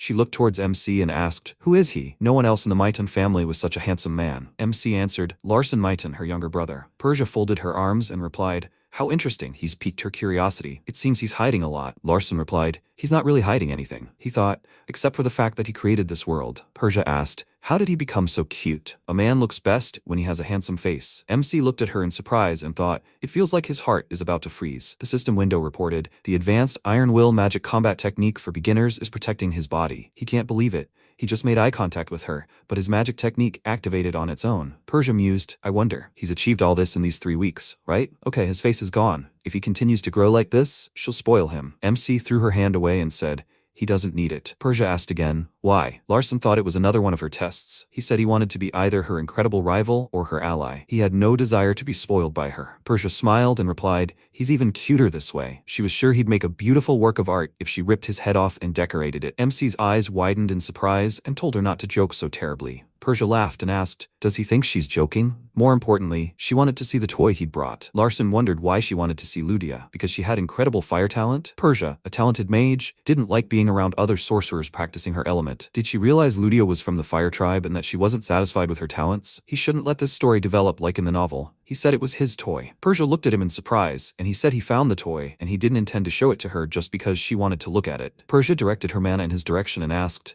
is he still trying to step over her? The system window reported that the beginner's magical combat technique advanced iron will, was resisting external energy. Persia said to just look. How dare this half-breed, who, God willing, has a talent for magical combat techniques, resist her? The system window reported, mana cultivation, which is easy to learn, helped activate the celestial eye. MC covered himself with his hands and thought, her mana is falling on him. Persia calmed down and said, she will give him a chance. MC asked again, a chance? Persia asked, he learns magical combat techniques, right? He answered, yes, just the basics. Persia said, she only uses one finger during combat, and she will not use any element, only pure combat magic techniques. Larson asked, did she also study combat magic techniques? Persia answered, a little. Before she came, she read about it in a book for about 5 minutes. He smiled and said, okay, he will use everything he has to try to defeat her. Persia said, he really is smart. She likes it. She released a fiery mana in the form of a snake towards him, and the system window reported, the celestial eye reflects the illusion. He clenched his fist and punched the mana. Persia thought, he has definitely grown since the last time. She said if he wins, she will leave his toy alone. He better do everything in his power. MC tensed, and Persia said if this does not amuse her, she will destroy his toy. MC stood in front of her and remembered his words. He will use everything he has to try to defeat her. Persia said, she never would have thought that he would entertain her so much. He is not even the 5th or 6th brother. He is just a brat abandoned by his father. MC rushed to attack and Persia said too slow. She threw him aside and he tucked himself and landed on the floor. Persia asked, did he decide to attack even if he can dodge? She guesses he's learned some defensive magic, right? That's a sensible decision. Larson thought, if this drags on, it'll be a disadvantage to him. The difference between them is too great for him to dodge and counterattack. The system window reported, the beginner magic combat technique Advanced Iron Will is protecting this body. He cringed and thought it was only a finger that grazed him, but his mana is already in complete chaos. The system window reported, easy to learn mana cultivation controls his mana circle. Easy to learn mana cultivation controls his mana circle. Larson thought, this is his only chance. The system window reported, the beginner magic combat technique, use of weight, has been activated. MC looked at Persia and thought, he'll aim for her right leg. He grabbed her leg and lifted it off the ground, knocking her to the floor. He thought, she's fallen. The system window reported that the beginner's magical combat technique, weight use, was used consistently. He swung his fist and tried to hit Persia, and then looked at her in surprise. He thought every bone in his hand was crushed. He said, he guesses she just used defensive magic. Persia replied, yeah, he just got to her because he knew she was off guard. Larson replied, yeah, it was his only chance. Persia asked, did he take advantage of it and use a crude technique to attack? MC asked, doesn't that look like a magical combat technique? Persia replied, that's why she hates magical combat methods. Larson said it wasn't very nice, but she did lose to him. Persia looked at him carefully and replied, yes. She waved one of her fingers and covered MC's body with mana, lifting him into the air. She threw him into the wall, and blood gushed from his mouth. Persia said he won the bet. She would forget about his toy. However, he continued to arouse her interest. She thought, as Sando mentioned, his body is quite strong. Perhaps it was only a finger, but she can't believe that he managed to reflect an attack into which she put destructive power. She was curious how strong he had become, so she put a little more power into that last attack. She thinks the boy is still weak. She said they will see each other again, Larson. He looked with displeasure at the fiery spot Persia left behind. She moved to another room and thought, interestingly, he absorbed her mana. She can't believe he did it on purpose. Absorption mages exist, but what he did didn't feel right. However, that's why she overdid it. She added healing mana as well. If he uses it correctly, he will be able to learn this too. Sando said she seems to adore the 7th young master. Persia asked, he's interesting, isn't he? Sando said, however, it seems she gave him a gift. Persia replied, yes, she did, but if he can't control it, his body will be destroyed. The system window reported he fulfilled the special requirement. The self-healing magical combat technique learned earlier was enlightened. MC clutched his chest and thought, he gets a great opportunity every time he encounters it. The system window reported, the self-healing magical combat technique healed his body. The self-healing magical combat technique consumed a large amount of his mana. The self-healing magical combat technique intersects with mana cultivation, which is easy to learn. The resonance between magical techniques, mana cultivation, and external factors fulfilled the special requirement. The prerequisite body restructuring is met. His body will begin restructuring. MC looked at this puzzledly and asked, what? He felt intense pain and cried out, and the system window reported that with restructuring comes intense pain. He fell to the floor and thought, he needs to pull himself together. It felt like his body was crumbling to dust. Black liquid flowed from his ears, eyes, and mouth, and the system window reported that the magical combat technique, recovery, was activating automatically. MC thought his bones were destroyed, but they were rebuilding at an incredible speed. The system windows reported that the magical combat technique for beginners, Advanced Iron Will, was penetrating his recovering body. Mana cultivation, which is easy to learn, controls many processes. Girls ran into the room and Ludia screamed, Larson. Hera asked, poison? She put a rag to her face and thought, No, it's not poison. They're not that strong. Is this fog made of slag? The system window reported that self-healing requires a large amount of mana. Larson thought, it's just sucking his mana away. Where does it go? The system window reported, he doesn't have enough mana. If his mana is insufficient, the body restoration process will be stopped. If the body restoration process is stopped, he will suffer a terrible side effect. MC thought, nightmare, he has no mana left. Suddenly, he felt fiery mana on himself and thought, is this? Ludia was directing mana towards him and shouting, Larson, she doesn't know what happened, but she will help him. The system window reported, he is absorbing pure mana. Larson thought, Crimson Flame. This fire he wrote about in the novel, it has tremendous purifying power. Ludia probably used it because she wanted to help him somehow, but it all happened by accident and was much more helpful. He thanked Ludia, and his silhouette was visible through the fiery haze. The system window reported, body restructuring is complete. The part of the story related to unpredictability has moved forward. Hera cried out, young master. Ludia screamed, Larson! The system window reported that the core attribute Heavenly Body, hidden within the depths of his body, had been activated. He had fulfilled the basic requirements for developing a magical combat technique. MC stepped forward, clenching his fists. The system window reported that the core attribute Heavenly Body, hidden within the depths of his body, had been activated. He had fulfilled the basic requirements for developing a magical combat technique. Larson thought, Heavenly Body? This is the best physique the protagonist was born with. He wrote about it. The Heavenly Body, combined with the Sword God, will become the ultimate attribute known as the Sword Emperor. This is the body the protagonist had at the very beginning. Starting with the Heavenly Eye, why does he keep receiving the instructions he prescribed for the protagonist? MC ordered Hera to bring him his clothes, and she replied that she understood. He thought he had to hide this fact. After a while, Ludia's voice was heard, right? Is her dad completely cured? Hera answered. She brought a letter from him with her. Ludia cried out joyfully. It was his handwriting. Ludia's father's letter said that the villagers have gotten much better, and thanks to the secret recipe given by the Seventh Lord, the epidemic is dying down. Ludia wiped away a tear and laughed slightly, saying that she was pleased to hear it. MC thought he liked this feeling. Ludia said that she would definitely repay him for his kindness. Larson asked again, kindness? Ludia answered, of course, he was her savior. He folded his arms and said, well, he supposes so. Ludia said that she will become his contractor. She will become his fire contractor. MC thought, a fire pact. This is the pact that the protagonist Casson made with Ludia in the Great Nordanti Canyon. The system window reported,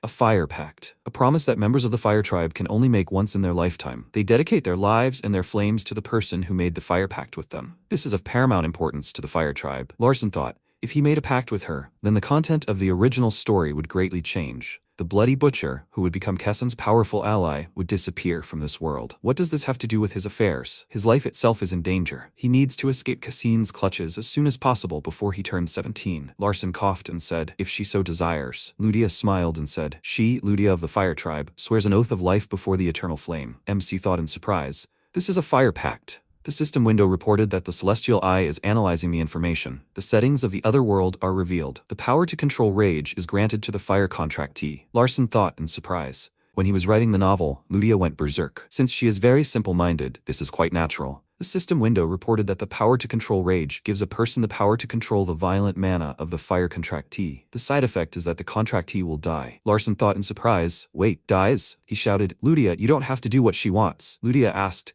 why shouldn't she do what she wants? It's a good thing. MC replied, no, it's not good. Ludia said, her father said it was really good. MC asked her to tell him why it was good. Ludia looked at him in surprise and said, it is. She froze and asked, how is that possible? MC grabbed her by the shoulders and ordered her to listen to him carefully.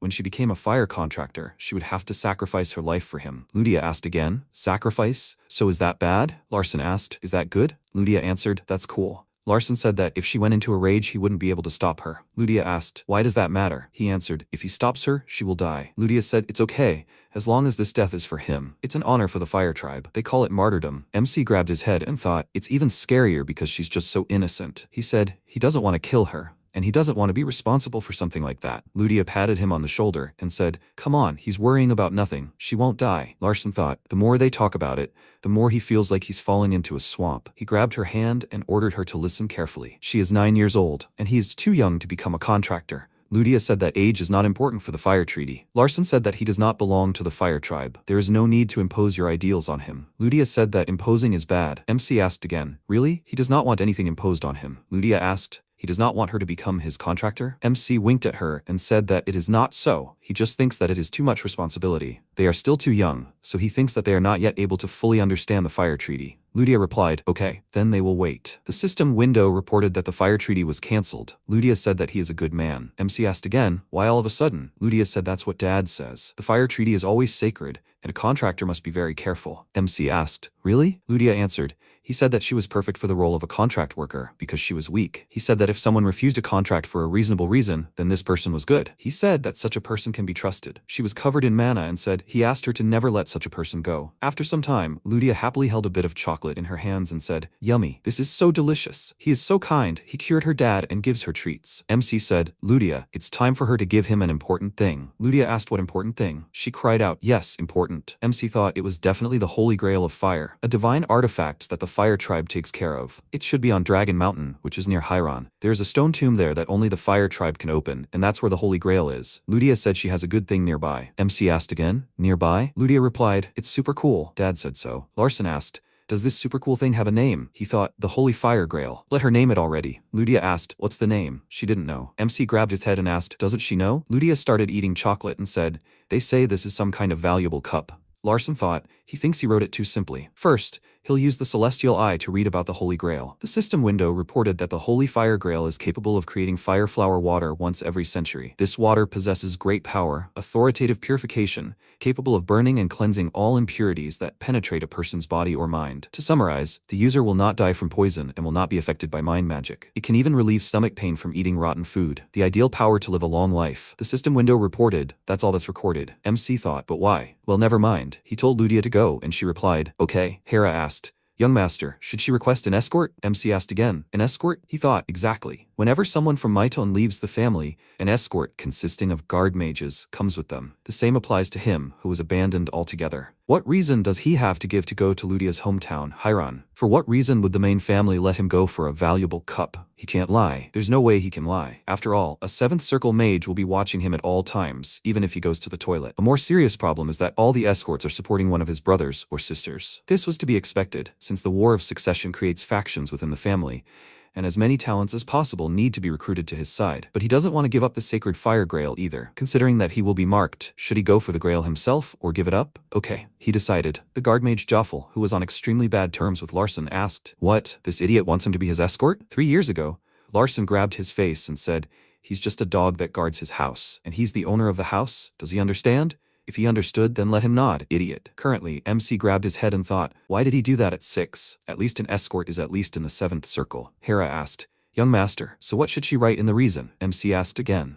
In the reason, he said to just write that he's going to play. He heard there was delicious chocolate there. Hera thought, that definitely won't work. The document was confirmed. Jaffel, he is the Myton family's escort. MC looked at him from the balcony and said, welcome. He frowned in irritation and said, he welcomes the young master. He walked inside and said, he has changed a lot since their last meeting. MC replied, a little. Jaffel asked if he could ask him. Larson asked, wondering why he chose him as an escort. Jaffel answered, right. He is just the dog of his house. MC wondered if he remembers that for sure. He supposes the 7th circle has a good memory. Larson said that since he is a dog guarding the house, he must also guard his master. Jaffel became very angry, and Larson thought, 7th circle magicians. Well, honestly, he is scary, but he will not forgive him just because of one apology. He said that among the dogs that guard his house, he is the most reliable. At least he won't do anything that would be considered betrayal. Jaffel asked, does he trust him? MC replied, no, he doesn't. Jaffel asked, what? Larson replied, not Jaffel himself, but he trusts the escort himself. He's very ambitious, isn't he? He thought, Jaffel is both extremely greedy and ambitious. He can be trusted more than anyone because he will work with him as long as they are on the same wavelength of understanding. First, he swore allegiance to the 4th master, Scion, and then switched to the 2nd young lady, Ivelia. Jaffel asked how his ambitions relate to his escort. Larson replied,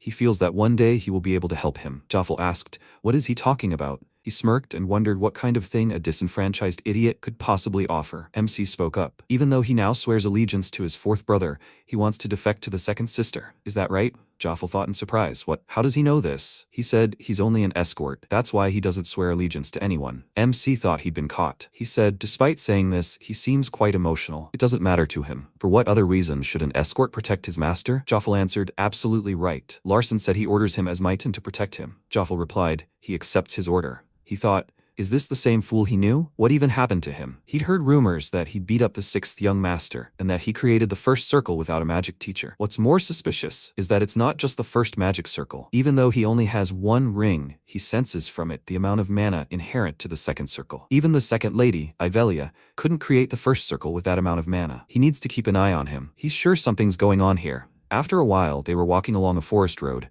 and Ludia was happily saying, "They'll see Dad." MC looked around and thought, this is Ludia's hometown, Hiran. While the Fire Tribe had enough power to rule the ancient continent, the Fire God Phoenix, whom they serve, exhausted his powers, and they went downhill. But this looks more like the outskirts of the Korean wilderness. A dog started barking at them, and then a loud cry was heard, "Daddy!" Larson closed his eyes from the loud cry, and Hampton said, "Young master." He asked to be forgiven. He didn't know he was coming, and he didn't meet him. MC replied, "Nothing." Ludia asked, "Hampton, where's Dad?" He replied, "He's home." Ludia ran ahead and said, "Daddy." Hampton asked to wait for him. Jaffel looked at Larson and thought, something's wrong. He remembered his words and thought he had never shown his inner intentions before. Father saw Ludia and cried out, "Ludia!" She hugged him and said, "Dad." They bowed and thanked MC. Jaffel looked at Ludia and thought, this girl has so much mana and fire energy, it's simply incredible for a 9-year-old. Since when does he have such a friend? Ludia said, "Dad, Larson is really very kind. She brought him here to give him a gift." Father said, "I see, she really should repay his kindness." Jaffel thought, this idiot and kindness? And what kind of repayment is this? Thinking about all this, these people are very friendly to them. What did he do? No, what he did is not so important in itself. None of their companions could understand this. What is he doing that no one notices, and since when? Ludia grabbed MC by the hand and told him to follow her. She will give the gift. After a while, they approached a stone tomb, and Jaffel frowned, thinking, this? Ludia said, "It's here." Jaffel thought, a stone tomb? Ludia closed her eyes and said, "Lateni lali lata." The stones were covered in mana and rose, and a grail flew out from inside the tomb. Jaffel thought in surprise, this? What is this? There's fire burning in this, mixed with the golden glow of the grail. Is he here to eat chocolate?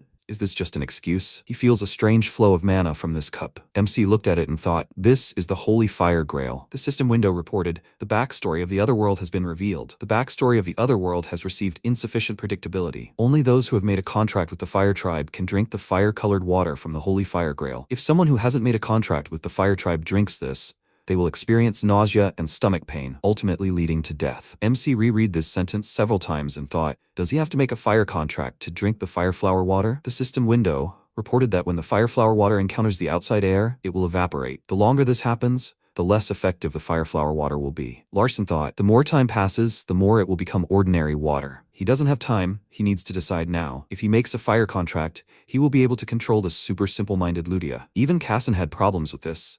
Will he even be able to? It's hard to pass up such a great opportunity like this. What would author Cha Sung-min do? If he... Larson looked at Ludia and suggested making a fire contract. Ludia happily asked, really? MC said, they're running out of time, so they need to hurry. Ludia released her mana and said, good. The system window reported, the Holy Fire Grail reveals its hidden form. The Holy Fire Grail acknowledges the fire contract. Jaffel thought in surprise, this old bowl is restored to its former glory. He came here for fun and chocolate? What kind of new lie is this? He had planned everything carefully. This fire mana, he had never seen it as pure as hers. It is as powerful as when the third lady uses it. He is certain of it. The information about the 7th young master was incorrect. Ludia exhaled and said, fire contact completed. MC responded, excellent. The system window reported, fire contract completed. Ludia becomes a fire contractee. An unexpected change occurred that affected history. For a moment, Larson's body was enveloped in fire, and he thought, the fiery energy he just felt is gone. The system window reported, the Holy Fire Grail has witnessed the sacred contract. The Holy Fire Grail had advanced to the pure Holy Fire Grail. MC picked it up and thought in surprise at what the system window had said. He drank the contents of the grail and thought, it tastes like plain water. It felt a little carbonated. The system window reported that he had drunk pure fire flower water. He needed strength to control the pure fire energy stored in the pure fire flower water. Mana cultivation, which was easy to learn, had taken control of the fire energy. Larson thought, fire energy rising from his stomach and moving toward his heart. MC sat down on the ground and told his attendant to protect him. He was counting on him. Jaffel looked at him and thought, mana cultivation? Although it's not an exceptional cultivation technique, he's suddenly doing this here openly? Does he trust it that much? If he receives even the slightest impact, it will create great problems for his body. He's confident. He's aware of it. Jaffel remembered MC's words and thought he would repay his trust with his own. The system window reported, the beginner's magical combat technique, self-recovery, has been activated. Larson thought he knew it wasn't just water. The fire energy within him was creating various types of waves in his heart. The system window reported, easy to learn mana cultivation successfully controls fire energy. Pure fire flower water steadily flows into his body. With the effect of pure fire flower water, the Heavenly Eye was deactivated due to a lack of mana. He thought he needed to analyze this. He would use the Heavenly Eye again later. After a while, Jaffel asked, was he finished? Larson replied, yeah, it seems it took longer than he thought. He thanked him for his protection, and Joffel said, it's okay. He did what he was supposed to. More importantly, he seemed to have gained some strength. MC replied, yes, nothing special. Joffel said, but young master? He asked, yes? Joffel said, this is the entrance to the Dragon Mountain. Larson replied, he knows. Joffel said, he feels powerful mana from the center of it. It is moving towards them, flaunting its existence. They are warning them that they are coming. MC asked again, is he sure? Joffel answered, yes, it seems that the powerful mana flower that flowed out of the cup attracted them. MC wondered, was it that strong? He doesn't think it's as strong as a 7th circle mage can be. He asked, does he know who it is? Joffel answered, yes, if his instincts are correct, they are swordsmen. He can feel their unique energy. They are approaching quickly. It won't be long before they reach them. Larson asked, are they hostile? Joffel answered, it's hard to say. However, it seems they are very powerful swordsmen. MC thought, swordsmen are, in fact, on hostile terms with the mages in this world. He doesn't know why they suddenly headed towards them. They won't be able to escape anyway. If his father heard that they had escaped from the approaching swordsmen, he would have been executed before his 10th anniversary ceremony. Since he had a 7th circle mage by his side, there was no need to run. If they did come, they would be waiting for them. Here they are. Swordsmen appeared in front of them, and the system window reported that the celestial eye had been activated. Larson's eyes widened, and he thought, wait, horror. The system window reported that an unexpected change had occurred that would affect the story. The true protagonist of another world. He is a genius among geniuses, blessed with great opportunities and good fortune. He is a typical munchkin, the protagonist of a munchkin novel. A munchkin is a person who, at any given moment, strives to become potentially more destructive to the world. He is the monster created by Cha Sungmin. A guy appeared in front of them, and the system window reported the character information. It was Kassan Sade. MC thought, what's going on here? Joffel looked at Kassan and thought, the blue eagle embroidered on the left side of his chest. He is the same age as the young 7th master, the second young master of the esteemed Sade swordsman family. Kassan Sade and their family's guards. The system window reported that the families that are among the 3 most esteemed families in this world have a certain power that allows them to recognize each other. It is the same principle as wild beasts, recognizing their own kind through the mana that has been nurtured within them since birth. Larson thought, he was sure that Kassan also recognized that he is one of the heirs of the Maiton family. Kassan bowed and said, he came because he felt a strong wave of mana. He thought he could sense class and elegance from this 9-year-old child. MC asked again, a strong wave of mana? Kassan replied, yes, judging by what his guard knight said, there was a surge of fiery mana here. He felt it too. MC thought, Joffel said so too. Although he doesn't think it is that powerful, why are they acting like this? Larson said, that's why they're here. Kassan replied, yes, it was because he was curious. The system window reported that young Kassan was a very curious boy. He had to satisfy his curiosity. It became the foundation of his growth. MC said, it seems he knows who he is. Kassan replied, he doesn't know for sure, but it seems he has the blood of the Maiton family, and since he's only a little younger than him, he thought he was the 6th son. But he heard that the 6th son is learning water magic. However, he doesn't smell water on him. Then he's the 5th son? MC thought he wanted to avoid contact with him at all costs. Should he just let him think he's the 5th brother? No, if he gets caught, it will be difficult to deal with. He changes strategy. Larson replied, his 5th brother mainly uses earth magic. Kassan looked at him in surprise and shouted, then he's the 7th son? MC laughed and asked, he's different from the rumors, right? Kassan said he was very different. The guard's eyes widened in fear, and MC thought he saw shock in their gazes. He adjusted his hair and said they were the same age. He suggested they talk informally. The system window reported that young Kassan had everything in abundance. He had his parents' love, a wonderful teacher, and the perfect education to become the strongest man. However, he was missing one thing. He had no friends his own age. That was what he was missing, the void his parents couldn't fill. Larson thought, well, he wasn't surprised. Who would be friends with the heir to such a famous family of swordsmen anyway? Ludia grabbed his hand and asked if this was his friend. MC thought that only special people like Ludia, who feared no one, could become his true friends. Ludia said she was also 9, and he was handsome. She's Ludia. What's his name?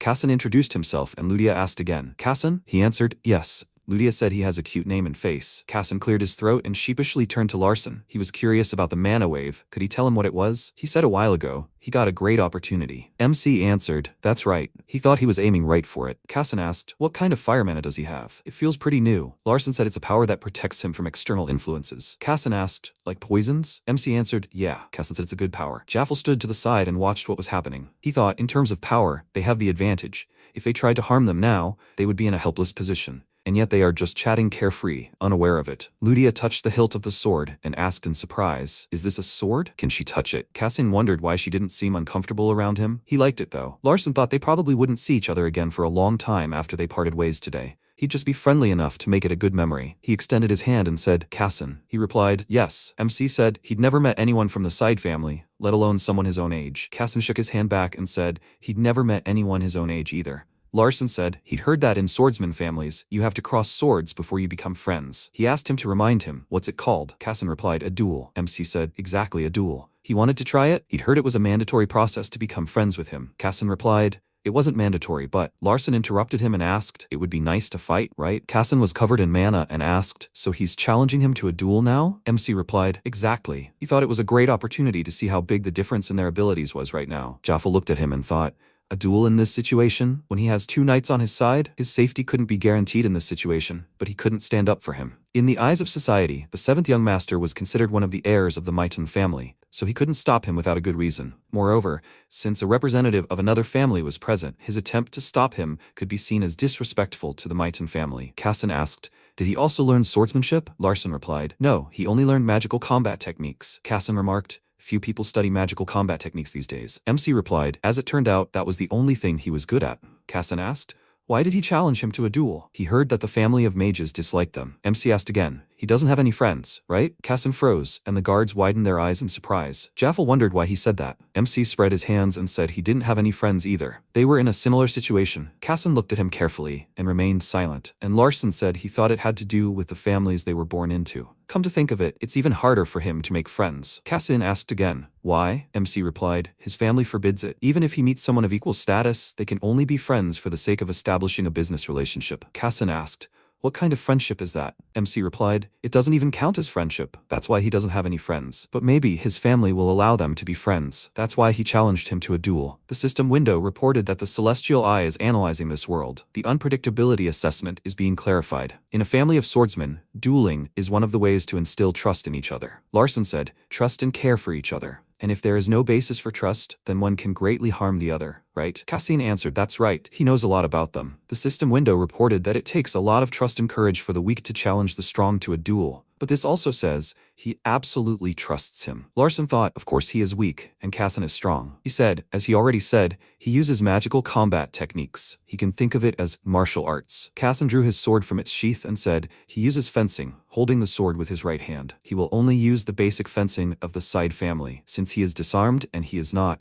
then he will allow him to make the first 3 attacks. MC looked at him and thought, he drew the sword incredibly smoothly. Larson asked Cassin, who will win their duel? He answered, he is thinking. MC interrupted him and said, of course, it will be him. Why did he challenge him to a duel if he already knew the outcome? Cassin asked because he wanted to be friends with him. Larson asked if winning the duel was important then. Cassin said no, it wasn't important. MC frowned and said that if he wanted to win, he wouldn't have challenged him to a duel, but he wanted to be friends with him. Friends should be equals. Since they were the same age, let him treat him as an equal. Cassin said he was sorry, he didn't mean to insult him. MC replied that he knew. Larson said he would do his best, and he wanted him to try his best too. Jaffel thought, the duel between the 7th young master and the 2nd son of the Sade family is about to begin. After a while, Cassin launched a powerful attack, and the system window reported that the slow flow attribute had been automatically activated. Larson thought, this is a nightmare. While they were talking, the tip of his sword almost touched his neck. The system window reported that the initial magical combat technique, weight control, had been activated. MC jumped and thought, great, he's regained his balance. If he dashes forward right now, he'll win. He rushed towards Cassin, who used a retreat and a powerful thrust. He almost hit Larson, who thought, why is he so fast? And he doesn't let him get closer. He needs to be closer to use magical combat techniques. But he constantly keeps his distance. If he gets too close, he won't be able to dodge the sword. But if he doesn't get closer, his attacks will still catch up with him. This is the power of the protagonist. He didn't think he could win, but despite his expectations, it seems possible. Thanks to his attribute, he sees the trajectory of his attacks. If he dodges, he will definitely be able to get closer. Cassin used a slashing attack, and MC thought it was a feint. He uses a strong thrust after that. No, not a feint. That changed. Because he didn't react, he decided to make it real. He won't dodge. He can only take his attack. The system window reported that he used the elementary magic combat technique, Advanced Steel Will. Cassin struck MC with his sword, and he cried out, clutching his arm. He thinks it will be better if it hits the arm than the side. His mana is in disarray because of his strike. Cassin put the sword to Larson's face, and he said, he lost. Jaffel thought in surprise. What? Well, it's good that everything ended without any problems. Cassin put his sword away and asked, is his arm okay? MC replied, yes, it was like being hit with a steel mace. His whole body went numb. Kassan replied that was an incredible defense. Larson said, but his attack still got through. Kassan replied, no, it's really incredible. He was a little surprised when Sparks appeared. Larson thought, Sparks? What is he talking about? He looked to the side and thought, did Ludia do something? After everything that happened, he couldn't notice it. Kassan said, this sword, it's the work of a master. Larson asked in surprise, really? Kassan said, it can cut steel. MC turned pale with fright and thought, and he blocked it with his hand? Kassan said, of course he wasn't trying to cut him, but it was still an incredible defense. He's surprised. Larson said, thank you. He expected him to lose, but there's too big a difference between their abilities. Kassan extended his hand to MC and helped him up. He said, it's hard for other people to even approach him. Larson said, that's not surprising. They're all weaklings compared to him. That's normal, but the weak can't approach the strong. Kassan asked, then isn't he strange? MC said he felt like he could trust him. Kassan said happily he'd never met anyone like him. He's glad he met him, Larson Mighton. He hopes they'll meet again. He turned around and left with the guards. A system window appeared in front of MC. An unexpected incident that will affect history and unpredictability has occurred. Larson thought, another unexpected incident. Jaffel said, 7th young master, maybe it's rude of him, but will he allow me to ask a question? MC told him to ask, and Jaffel asked, when did he learn fire magic? Larson wondered when he used it, although come to think of it, he remembered Kassan's words and thought, wait, he feels something. It's the fire energy he recently felt near his heart. It's not strong, but it's definitely there. Mana with fire energy. He should analyze what happened with the celestial eye. He recalled the entire battle with Kassan, and the system window reported that the effect of the pure fire water flower had combined with fire attribute mana. Easy to learn mana cultivation had successfully combined them. Larson thought, so that's it. It was just a fire water flower, but he was able to control the elemental mana because he had absorbed the pure fire water flower. But isn't it impossible to add elements to magical combat techniques? Even if it were possible, he would have to be an advanced mage, or simply a monster like the third sister. And even then, the effectiveness would be low, and therefore wouldn't be used. Jaffel asked how he did it. MC replied that he didn't know himself. Jaffel looked at him in surprise and thought, how could he not know? Of course he knows, he just doesn't want to tell him. He's practically telling him to shut up. Today's walk went according to his plan. Could it be that meeting Kassan's side was also part of his plan? If his plans shouldn't be known to the escort, then someone at the level of the third young lady or higher is clearly involved. You need to be careful with him. He said he would take him back to the Maiton family. MC replied, okay. Ludia said to take it back. MC looked at her, confused, and asked, what? Ludia screamed. She would burn him alive if he didn't take it back. Larson asked again, what did she mean? He thought, could she really mean? He remembered what he said about him having no friends either. Ludia covered herself in fiery mana and screamed. She thought they were friends. That's why she made a contract with him. MC thought, apparently, friendship is very important for a 9-year-old. He said she's his friend too. Ludia asked again, why did he just say he had no friends? Larson said, well, he takes it back. Ludia asked again, really? MC answered, exactly. He was mistaken. Let her forgive him. Ludia smiled and asked, he wasn't lying, right? Larson answered, of course, she was his friend. She happily said, well then, okay. She grabbed his arm and told him not to forget she was his friend. Jaffel stood to the side and was silent, looking at them. MC said of course. Ludia said she would forgive him since it was the first time. After a while, a voice was heard. The idiot just wanted to eat chocolate and go back. The guy said, yeah, he really has no luck. The man spread his arms in different directions and asked why the patriarch doesn't do anything with him. The guy said, yeah, he thinks it's weird too. The man said there are plenty of ways to kill him and pass it off as an accident. Jaffel thought that's really weird. For the patriarch to just exile him, leaving him alive. There's clearly something wrong here. He remembered MC's words and thought, maybe he wasn't bluffing then. On January 1st, 219, at midnight, a festive table with various treats was set in the house. Soso thanked Hera, and she thanked her in return. The system window reported that Hera had the talent for murder. Larson wondered why this terrible heavenly eye activated by itself. He asked, Mom, what kind of person is father? Larson had few memories of his father. He had never even met him, and it seemed that Larson was even afraid of his father. It felt as if Larson had deliberately erased his memories of his father. Soso replied that he was a lonely man. Larson looked at her carefully, and the system window reported that the patriarch of the Maiton family, Dekatra, loved only Soso's maid. Soso was the only woman he truly loved. MC wondered, does he love Mom? A voice suddenly rang out. Is he a lonely man? Mana appeared in the room, and there was a bright flash, from which Dekatra appeared. MC's eyes widened in fear and thought, Dekatra. Soso stood up and bowed, greeting the patriarch. He said, she clearly doesn't watch her language, Soso. Larson bowed and greeted the patriarch. He looked up and thought only one person appeared, but the air became thick with tension. How could a person have such an oppressive aura? He even found it hard to breathe. Just looking at him made him want to run. Dekatra sat down in a chair and said, he. MC said, yes, the patriarch. Dekatra said, he heard something terrible happen between him and his brother. Larson said if he's talking about the sixth brother, then yes, he thought he's not the one to blame him for what happened, but then why is he asking? Since this is one of the characters he created, he should be confident. Takatra asked, why did he do this? MC thought, this is a test. He will take matters into his own hands. He said he tried to punish him not with magic, but with his fists. Takatra spoke up, and that's why he answered him like that.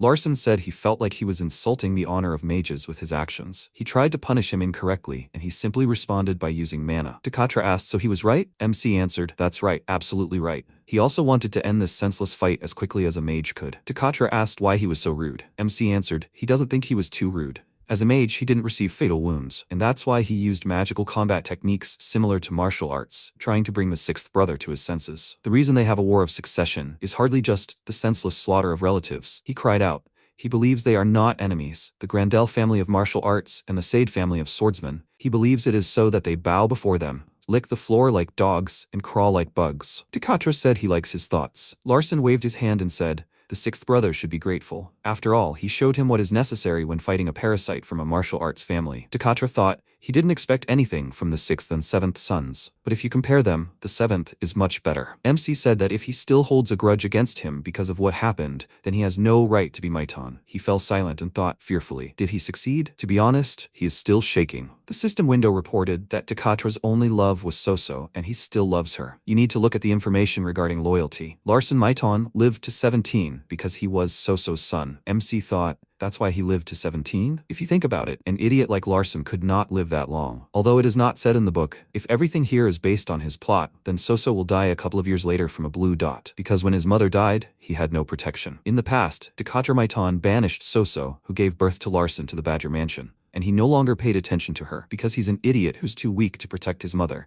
and a son who can't help his father. Takatra acted this way knowing this. After all, only then will nothing harm his beloved, because the other mothers also knew that Takatra loved Soso. In that case, he realized something. If he grows up normal, if he grows up enough to protect his mother, everything will be different. Takatra also wants him to become stronger. He told his father that he would try. As he said, magical combat techniques have limitations. Takatra noted that they are weak and poorly understood, and MC said that even with limitations, it is better than doing nothing. Takatra said that some things cannot be achieved no matter how hard he tries, and he replied that he is not saying that he will become a patriarch.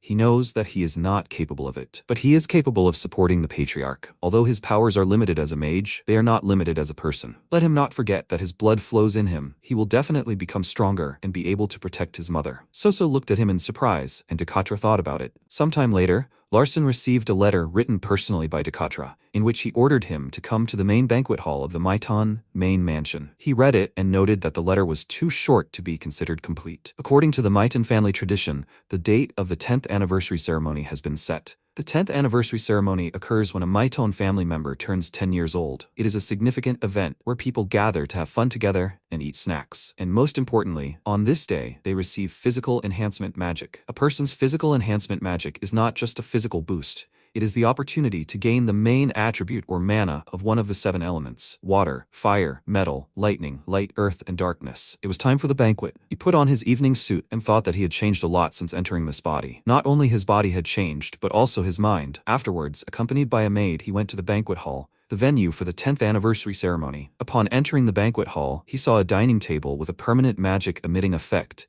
and thought it was just a waste of money. He asked the maid where he should sit, and she told him he would be sitting on the opposite side from the patriarch. He inquired about his mother, and she said that as far as she knew, she wasn't invited. He remarked that this was to be expected, and Carlton's indignant voice was heard. He entered the banquet hall and pointed his staff at Larson, exclaiming, "Is that him?" Larson greeted him amiably and asked if he was feeling better. Carlton nervously clenched his teeth and wondered who this punching bag thought he was. This idiot had changed a lot. Larson said with a smile that if he thought he lost because he was distracted, he could challenge him to a duel anytime. But this time it would hurt more, because he had become much stronger compared to the last time. Carlton passed by him and said that he would trample him, and he responded that he could try, and thought that it was better than if he was afraid of him. Persia arrived. She said with a smirk that her cute little brother was also here. He came early. Is he having fun with that toy he took? He told her that fire was quite fun, and she sighed in annoyance, saying that that's why she wanted to take it for herself. Larson said that when making a bet, you have to be prepared to lose, and Carlton thought in surprise, the third sister bet with this trash, and he won? This seems complete nonsense to him.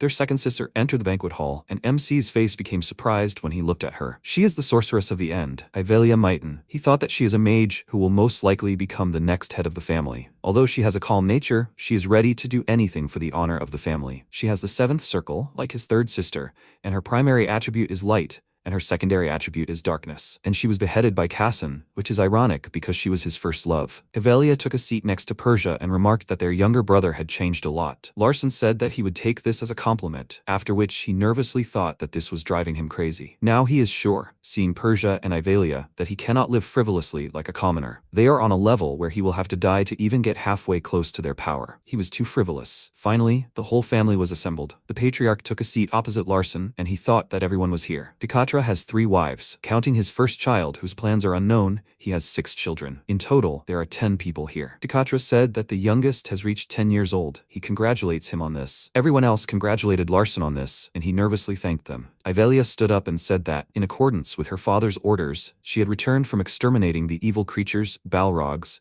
that had emerged from the source of darkness and chaos. MC thought this wasn't just a tea party, but a meeting where his relatives would recount their accomplishments. Scion stood up and said that he had captured the walking undead sorcerer of the north, Karen, alive and locked him in a demonic coffin. More than 20 undead sorcerers, followers of Karen, were killed. Decatra inquired about the casualties, and when he said he had fought alone, he praised him. It was Persia's turn.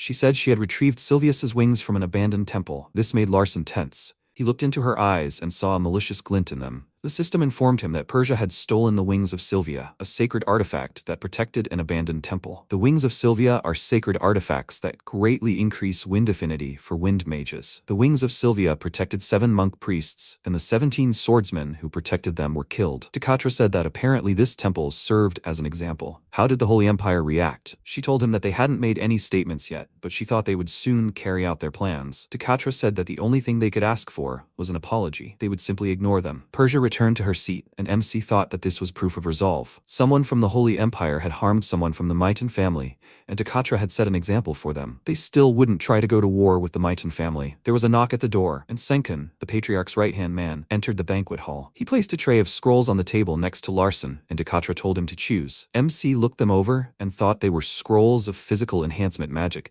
the creation of which Decatra had personally overseen. The system informed him of the activation of the celestial eye, and then he saw how the streams of mana coming from 7 scrolls merged together and created an 8th. He took this scroll, which surprised the others. He chose the exalted attribute on his first try. Larson told the patriarch that he would take this scroll, and silence fell in the banquet hall for a few seconds. Decatra turned to Yahello and asked if she had told him about this. She told him that she had not, and her siblings had said the same. He asked, then they claimed that a 10-year-old child independently analyzed the mana streams, something that even Yahello couldn't do at 10 years old. She said that she thought his eyesight was better than hers at that age. Persia glanced at Larson and thought it was interesting. She hadn't even imagined he was capable of such a thing. Yahello said that perhaps his body was adapted to combat magic. After all, the rate of growth of combat magic skills is very high at first. Her father asked, so Larson, having only reached 10 years, is already capable of this. She said that at this point, that was the only possible conclusion. None of them had learned combat magic at his age. Decatra asked Larson to bring him an exalted attribute scroll, and he rose from his seat. The system said that members of the Mighton family are offered 7 scrolls for their 10th anniversary. They can choose one of the 7 and receive the physical enhancing magic contained within. Red is the fire attribute, blue is water, silver is metal, dark brown is earth, yellow is lightning, and black and white are darkness and light. Combining the 7 attributes in specific ways can cause the attributes of the elemental system to materialize, making it an exalted attribute that allows one to control all 7. MC looked at the scroll and thought it was just a mixture of them all. Having everything at once isn't necessarily good. But he presented the scroll to his father, who said he didn't think he'd choose it. He told him he'd take it as a compliment, and Carlton nervously gritted his teeth and thought, how is he acting with his father? Has he completely lost his fear? He should have just kept quiet. Decatra told his son that Yahello would use physical enhancement magic on him, which took Larson a little by surprise. He did say he would do it personally. His father said that if he did that, there was a 99% chance of his death. If he wanted to, he would do it. MC was puzzled since he hadn't been told that, and asked, what if Yahello did it? He told him that the probability of his death would drop to 50%. Her mana was much softer than his. He became nervous and wondered if it had been foolish of him to choose the exalted attribute scroll. He immediately dismissed those thoughts. He shouldn't regret it. He could do anything. He won't survive in this crazy world without taking risks. He handed the scroll to Avilia and said that in that case he was leaving it all to her, and she asked if he trusted her. He told her that he trusted her as a mage, and she remarked that her father was too optimistic. She believed that the probability of success was much lower. The exalted attribute has very destructive and heavy mana, and physically enhancing magic would also be destructive. He asked what were his chances of survival. She told him that at best, 50%, and he asked,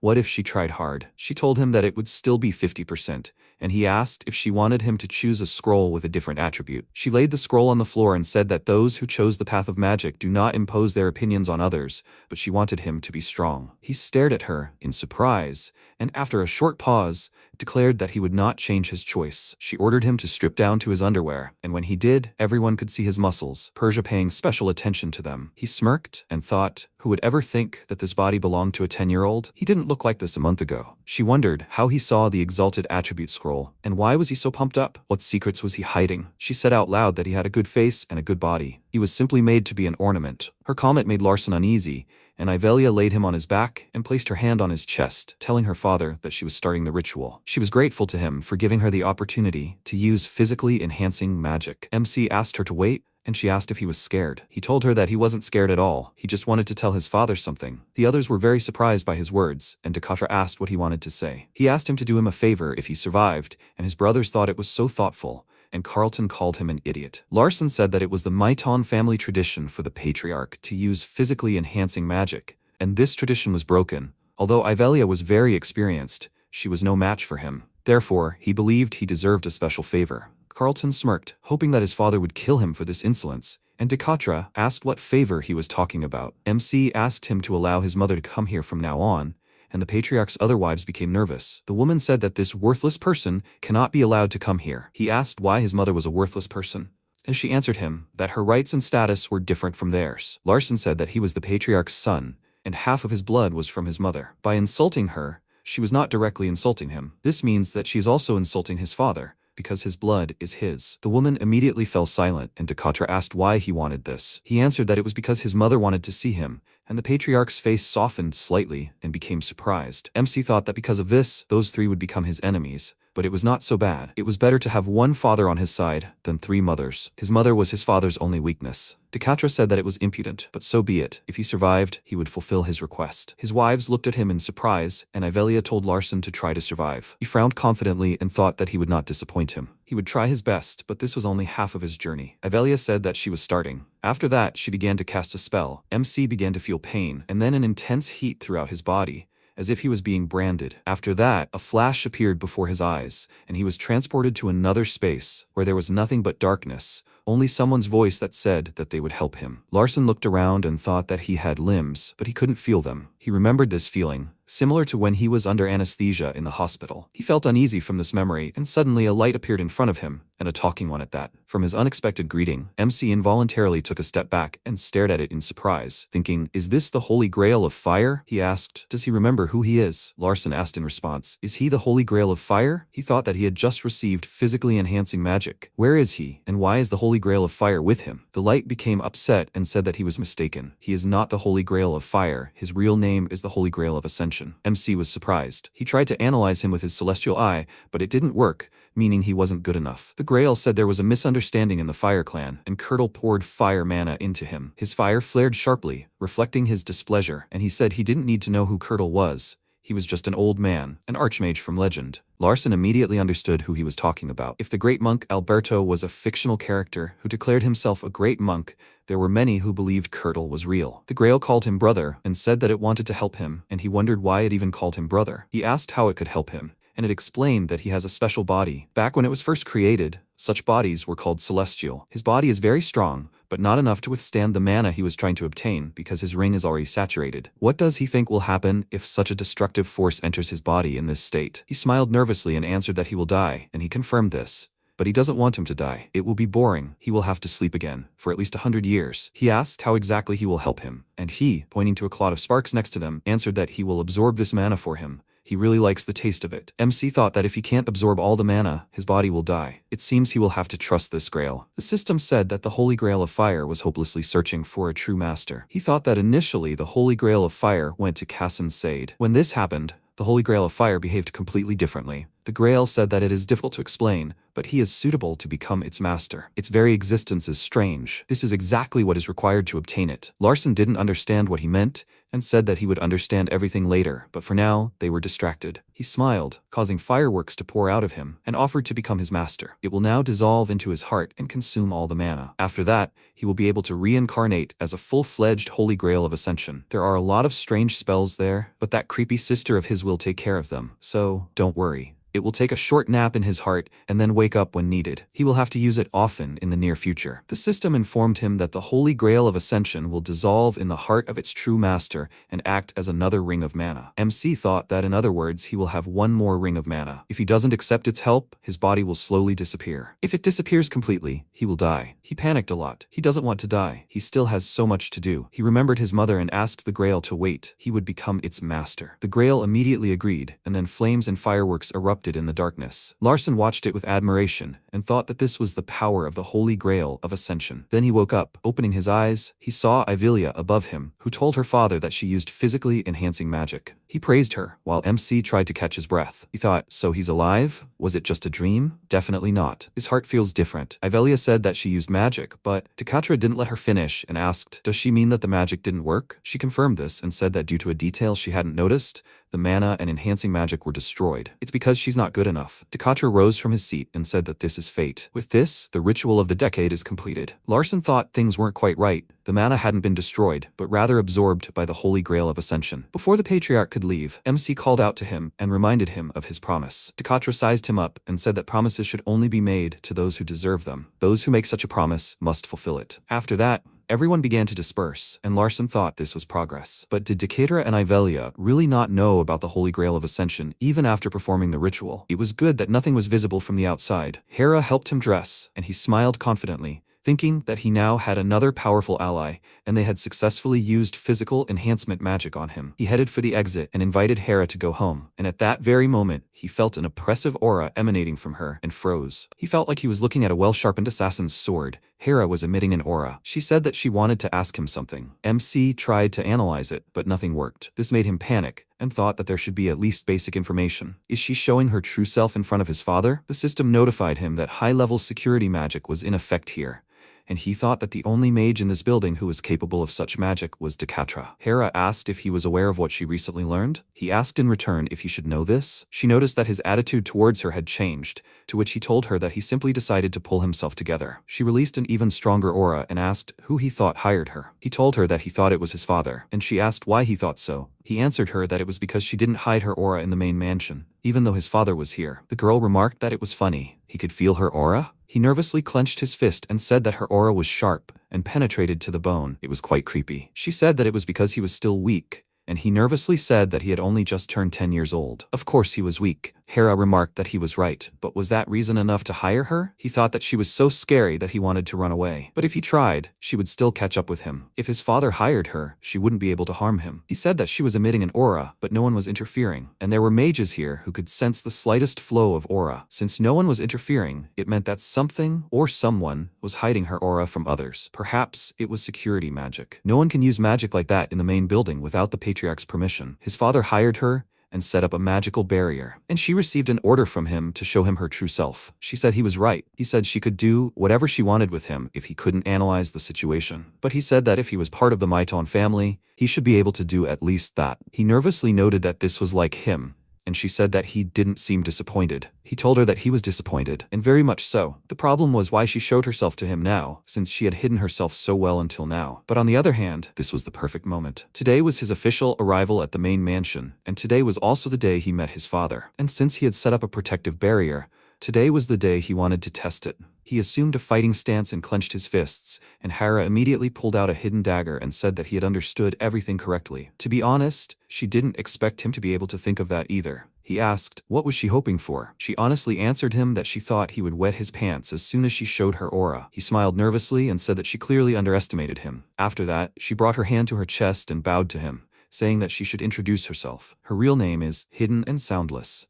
but he can continue to call her Hera. As soon as she said that, he became nervous again. This is one of the characters he created. Hidden and Soundless is quite famous. Her name is often mentioned in children's horror stories. She is an assassin, feared by the strongest people in this world. A famous family of swordsmen tried to find Hidden and Soundless, but to no avail. Hidden and Soundless was very secretive and nothing was known about her. And now she is standing right in front of him. He never thought that the strongest assassin is a minor. He said that he heard about her. A famous family of swordsmen is trying to find her. She noted that it was 15 years ago. It's even surprising that he knows about it. He asked, so her current appearance is a fake? She refused to give an answer to this question, and then he asked how she will test him. Will it be a written test? She told him that he should know.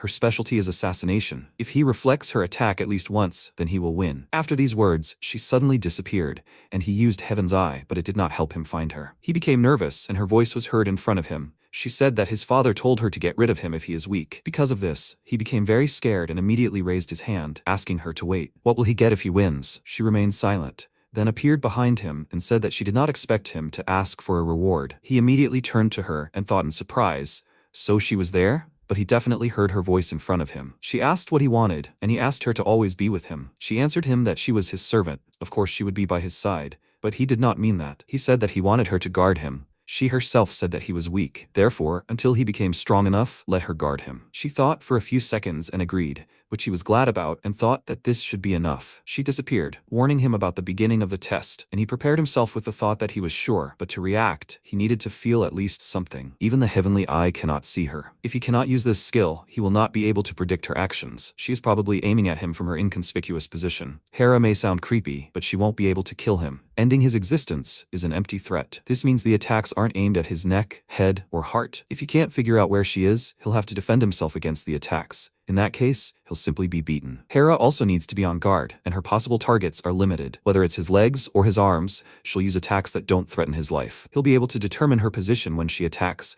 plus he has Slow Flow and Heaven's Eye. Then Slow Flow activated. He glanced at his hand and thought that Slow Flow not only slows down time, but also allows him to see mana in slow motion. Its properties altered. A magic circle appeared in front of his chest, and the system notified him that the mana sealed in his heart was reacting to the enemy's will. The initial magical combat technique, Advanced Iron Will, reacts to the mana sealed in the heart, and will be replaced by the Advanced Self-Defense. The Holy Grail of Ascension released mana from his heart to enhance his skills. Now his eyes can see how Hera will attack. At first, he thought it would be his side or leg, but then he clearly saw that she was aiming for his leg. He could dodge if he wanted, but then he wouldn't be able to deflect the blow. If he didn't deflect it, there was no point. The system notified him of the activation of Advanced Iron Will, and then he decided to accept the blow and attack immediately. He grabbed the dagger with his bare hand, gathered mana into a fist, and stabbed, but she caught his hand and said he almost hit her chin. He asked, "How about this? Does that count as deflecting the blow?" She agreed and hid the blade, saying she would keep her promise. From that day on, she vows to protect him no matter the cost. After that, she disappeared, and despite his bleeding palm, he smiled and thought that he had passed the test. Meanwhile, Hera returned to the servant's wing. She quietly entered her room, broke her stealth state,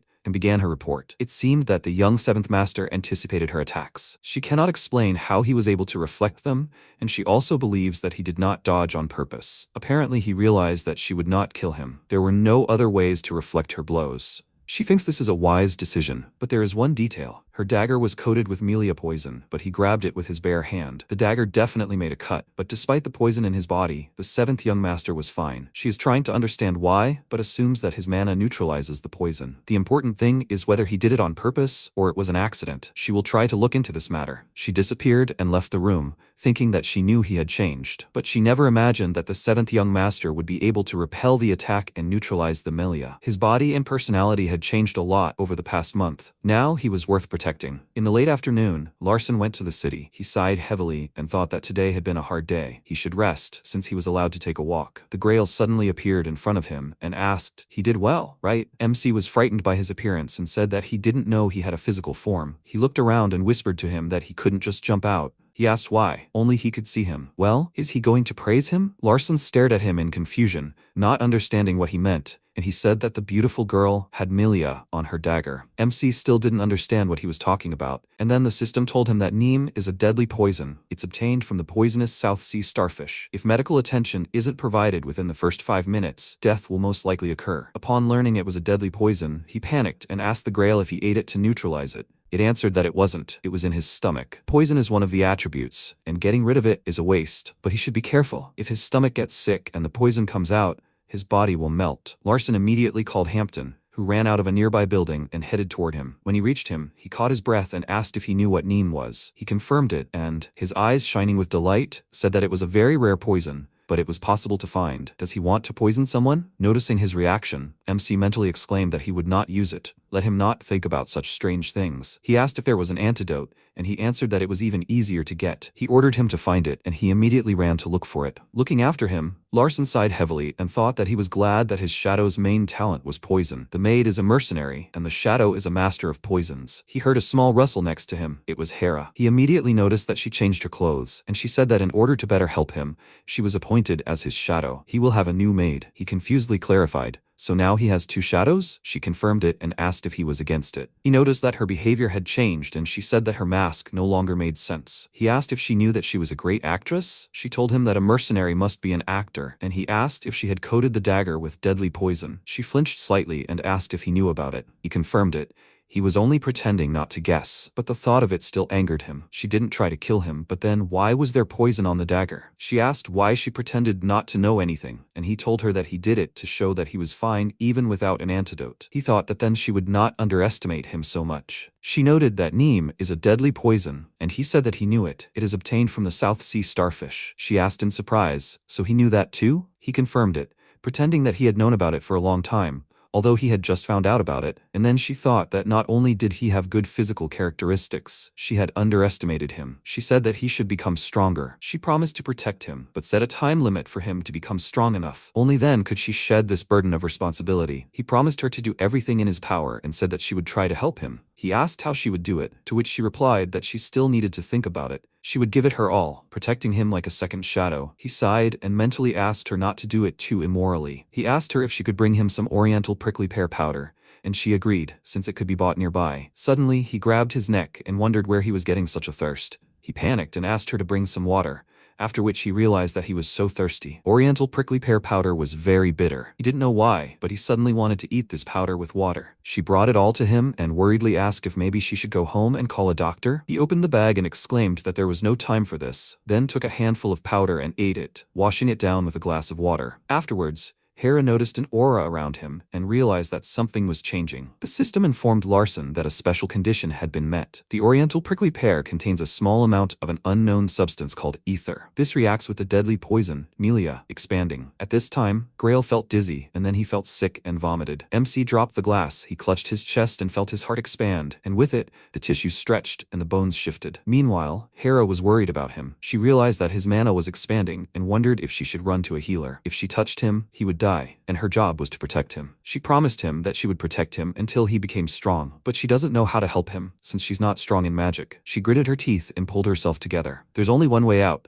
She'll let this mana enter her body and die for him. The system informed Larson that ether and Melia expand rapidly when combined. Only people with exalted attribute mana, also known as combined mana, can withstand such a reaction. He wondered why he was constantly so close to death. His heart was expanding, but he had the ability to cope with it thanks to his exalted attribute. He clenched his fists trying to endure it, and the system notified him that mana cultivation that's easy to learn was being used. He gritted his teeth in pain, feeling his ribs crack, and the system informed him that even those with exalted attribute mana couldn't completely withstand the reaction of ether and Melia. This was just one of the requirements. Unless he had the blessed body of a famous martial arts family, he wouldn't be able to completely avoid the expansion. He panicked. He understood that he couldn't. He would die, but not all was lost. The system said that despite this, a special body could withstand expansion like a celestial body. He stared at the system window in surprise and thought that this meant he would survive. He concentrated, and the Grail said that he felt better. Let him trust it. Immediately after that, a bright flash appeared near his chest, and the Grail said that his skill was helping him a lot. MC realized that he was talking about mana cultivation, which was easy to learn, and then his whole body glowed. Hera noticed that his chest began to return to normal and thought that the mana expansion had clearly begun. Had he stopped it? And then fire replaced the mana. It flared up sharply, forcing the girl to cover her face with her hand from the sharp heat, and she realized that something had changed. The flames calmed down, and she saw two circles, which greatly surprised her. She thought that as far as she knew, this was impossible. Where did he get the second ring? She had never heard of anyone achieving the second ring at the age of 10, but he clearly had two. Larson called out to her and asked if she was going to keep staring at him. She apologized to him and congratulated him. He asked if she could see it. She confirmed it and said that he had obtained the second ring. He remarked that he had almost died, and she asked if he had stopped the expansion of his mana himself. He smiled proudly and asked, That's quite good, right? She told him that it was not at all. He was from the Miton family, blessed with heart and mana, so this was to be expected. He was slightly disappointed because she never praised him. The deadly poison Melia and the ether from the oriental prickly pear, exalted attribute mana and celestial body, easy to learn mana cultivation, and the holy grail of ascension. 6 requirements fulfilled due to pure chance. He called out to Hera and asked if she wanted to do it like last time. She understood what he meant, and then they went to the training building. The guy at the reception desk was asleep since it was night and there were no customers, but when he heard his name being called, he immediately jumped up and excitedly exclaimed that he was just lost in thought. He was surprised to see the young master and wondered why he was here so late. He adjusted his glasses and took a closer look at him, wondering if he had a second ring or if he was imagining things. After all, he only had 1 ring a month ago, and the maid next to him looked like an assassin. Although Joffel had told him about his thoughts, that someone was making their own plans, so they better be prepared. They were clearly planning something with the 7th young master. And he was right. He was too relaxed for a 10-year-old with a second ring. He looked dangerous. He shouldn't look for information about him. He asked how he could help him, and he pointed to Hera and said he would have a duel with his shadow. Noah was surprised when the maid had managed to turn into a shadow, but he didn't ask any questions and offered them a wide-open space as a training ground. They headed to the training hall, and Hera gave him such a look that he became terrified and decided to play dumb. Meanwhile, they moved to a large clearing in the forest, and MC prepared for battle, asking if she had understood his skill level last time, right? Could she fight? Given his level, she clarified. Should she ignore the fact that he now had a second ring? He told her he would try something new, and she asked what she should do. He asked her not to kill him and to attack more slowly, and then she sternly said that the enemy would not be so merciful. He reminded her that he was not her enemy, she was his shadow. This made her face surprised. She agreed, and he thought that he now had 2 rings. The amount of mana changed when they connected. He realized that mana could be moved at will, and now he would distribute it throughout his body. The system notified him that the initial magical combat technique was affected by advanced mana. The level of the initial magical combat technique increased from normal to expert. Larson filled with confidence and told Hera to begin, after which she abruptly disappeared. He concentrated and thought that the situation was the same. He still couldn't see her, but now the celestial eye could notice his movements. Here it was, the difference between 1 and 2 rings. The slow flow should also intensify. He saw her attack and thought that she was stubborn after all. He activated the slow flow and realized that she was aiming at his leg again, but this time he would dodge. She swung the dagger and he jumped back, dodging, which surprised Hera and wondered if he saw her movements. Right after that,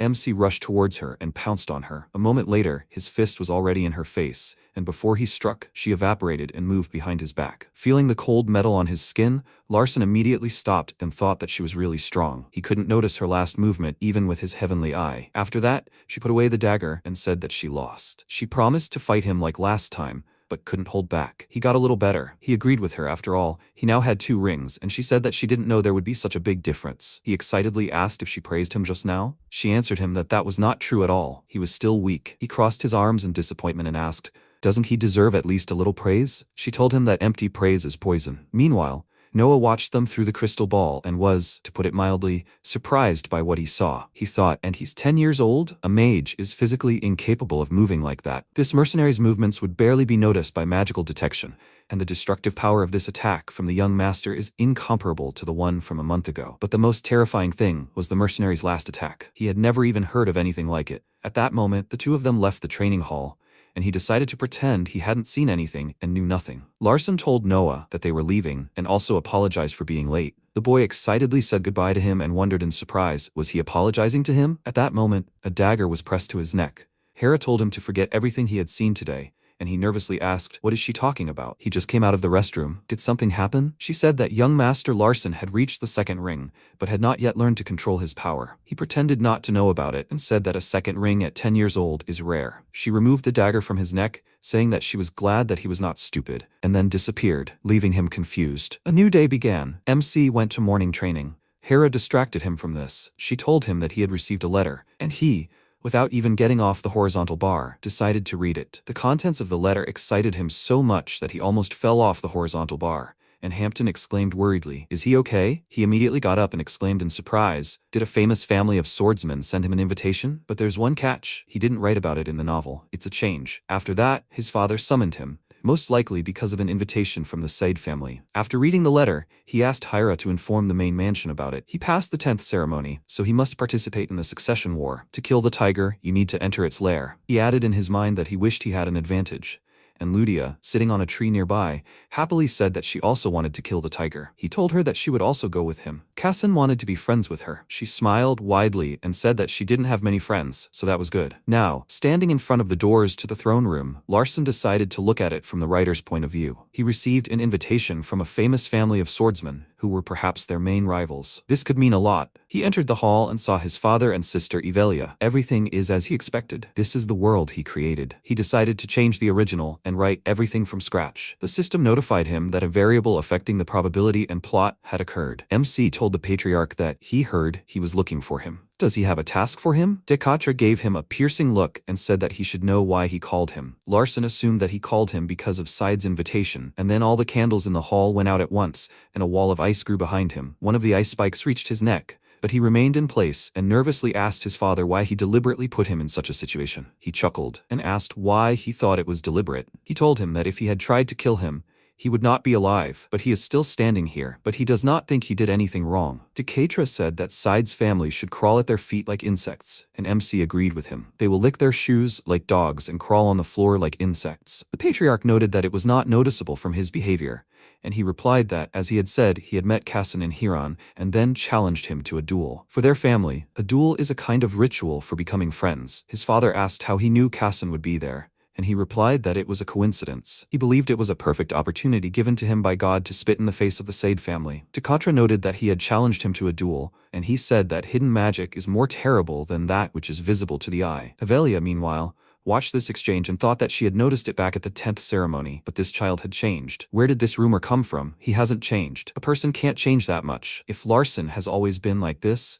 then someone was deliberately hiding it. The only one capable of this is their father. MC said he had passed the 10th ceremony, making him a full-fledged member of the Maitan family. He wanted to participate in the war for succession, but his siblings already had their own territories and had gained the support of family members. He couldn't say it was wrong, since he was born later. He was just saying that he wouldn't be able to establish himself within the family. Therefore, he believed he needed to build his power outside the family. Decatra asked if he was going to drag outsiders into this war. He told him he had no choice, which made him angry, and asked if he even understood what he was saying. Larson raised his voice and told him that he understood everything. He had befriended Cassin so that he could one day become his dog. A well-trained wolf could even take down a tiger. Decatra noted that sometimes wolves eat their owners, and MC said that, as he had said, if that happened, it was fate. Then he would be destined to die in its jaws. He will train him well, and instead of a great swordsman, he will become a famous dog who will bark, crawl, and lick on his command. His father smiled, listening to these words, and let him go. He and his sister left the throne room, and she asked if he expected this to happen when he received the invitation. He confirmed it, but he didn't know who would be summoned along with him. He thought that he would not send him to the Sade family alone, so someone would be sent with him as a guard. Someone he trusts and who can help in their case, and he thinks Decatra will choose Avelia. She noticed that he sounded like he was preparing for this conversation. He awkwardly scratched the back of his head and said that it was true. His brain stops working in such situations if he is not prepared. She said that at his age, she could not talk to him like this. She wants to ask something else. Are you sure the magical ritual of physical strengthening didn't work? He became slightly nervous and confirmed this, and she asked what happened to the exalted mana that was in the scroll. He firmly answered that he couldn't tell her. Her father said so. She didn't question him further, and thought that now she understood. Larson is a variable given to her by her father. Otherwise, he wouldn't have been able to say such things. How she uses this variable is up to her. If she doesn't use it effectively, it will go to her brothers and sisters. Having received this opportunity first, she is obliged to nurture it. MC said that he wanted to show her something. He gathered mana in his fist with a smile, then released it a little, and sparks appeared. Avelia was very surprised. She thought that this couldn't be. He realized the exalted mana? Larson asked, can she see it? She said it was mana of a transcendental attribute. She could feel its power, and its basis was fire mana. He was convinced that she also saw fire mana in him, and she told him not to strain himself so much. She had already seen his potential. He stared at her in surprise and put the mana away, wondering if he was straining himself. She said that it was hard for the heart to maintain mana in physical form. He thought that he didn't know that. And she continued, while he was young, he didn't yet know anything about a sick heart. His heart was currently under excessive strain, since he already had a second circle at such a young age. If he continued to overexert himself like this, before he got stronger, he would not be able to become a successful mage. And she wanted to watch him reach heights for a long time. He was surprised that she was so nice to him. Now he wondered why his father hadn't told him anything about his second circle. Avelia asked what he was planning to do. and he said that the famous swordsman family wasn't the only ones inviting them, and she pointed out that Grandel should also receive an invitation. Even an alliance between the two families could change the world. MC thought there would be someone of a similar age and ability from a famous martial arts family, and that would be Grandel's only daughter, Rosalind. He told his sister that the famous martial arts family would use the portal they created to cross the Vestia continent, but he would get there before they did. She asked the reason, and he pointed out that she had said that he had been rude to Grandel. He remembered how the real Larson had beaten that poor girl with a stick, calling her a fish, and that was the reason for his expulsion. He told his sister that he wanted to apologize to her. He had been wrong. Yahello reminded him that their family stands firm to the end, and he replied that a mage doesn't grovel before anyone when his conscience is clear. But if a mage loses honor, that's a different matter. He hit her, behaved inappropriately, so he needs to apologize. He looked away thoughtfully. His martial arts technique hadn't been effective until he obtained a special body. How then did he defeat a man from the physically strongest family? The system gave him a hint. Rosalind, Grandel's only daughter, had always been sensitive and kind. Unlike other members of her family, she considered cruelty and violence savagery. Now he understood everything. In the future, she would develop a completely different, optimistic, and bloodthirsty personality. Could that fight have been the reason for this? Indeed, the system said that Rosalind was upset and angry that the seventh heir of a famous family of mages hit her. Then, for the first time, she realized how hard it is for the helpless and weak. After that, she started training hard, and her father, Von Grandel, taught her enthusiastically. MC understood everything. It was all his fault. She was a talented fighter. She just didn't think it was necessary to learn martial arts until that moment, but her progress was incredible. She was a pure genius, and the famous martial arts family welcomed her changes. Now Larson understood everything. It was like a butterfly effect. A minor character like him influenced one of the main characters. Yahello said that he wasn't just invited, he was the main character of this event. He could do whatever he wanted, but she would support him. After that, they set off and came to the third portal, which was in the sunflower field. Ludia happily said that she was so excited. Will there be delicious food where they were going? MC told her that he was sure there would be plenty of food, and she happily said that Casson was so good. Hampton, who was following them, thought that they were going straight into the enemy's lair, and a very dangerous one at that. The famous Sade family of swordsmen will force them to submit one day. Although he thinks Larson will hold back, he is very tactful. He already has some kind of plan. He is so happy to have the opportunity to accompany him on such a great journey. He almost burst into tears of happiness, and Hira looked him over, after which they passed through a portal and found themselves in a midnight forest, and the next portal took them to the Black Sea. And soon, they finally reached the city. MC was uneasy. They went through 22 portals to finally reach the central one. He is not very pleased to go through all these portals. The Mosque Tomb is one of the largest portals on the way to the Sade residence. Despite the frightening name, behind the portal there is a small, actively developing city.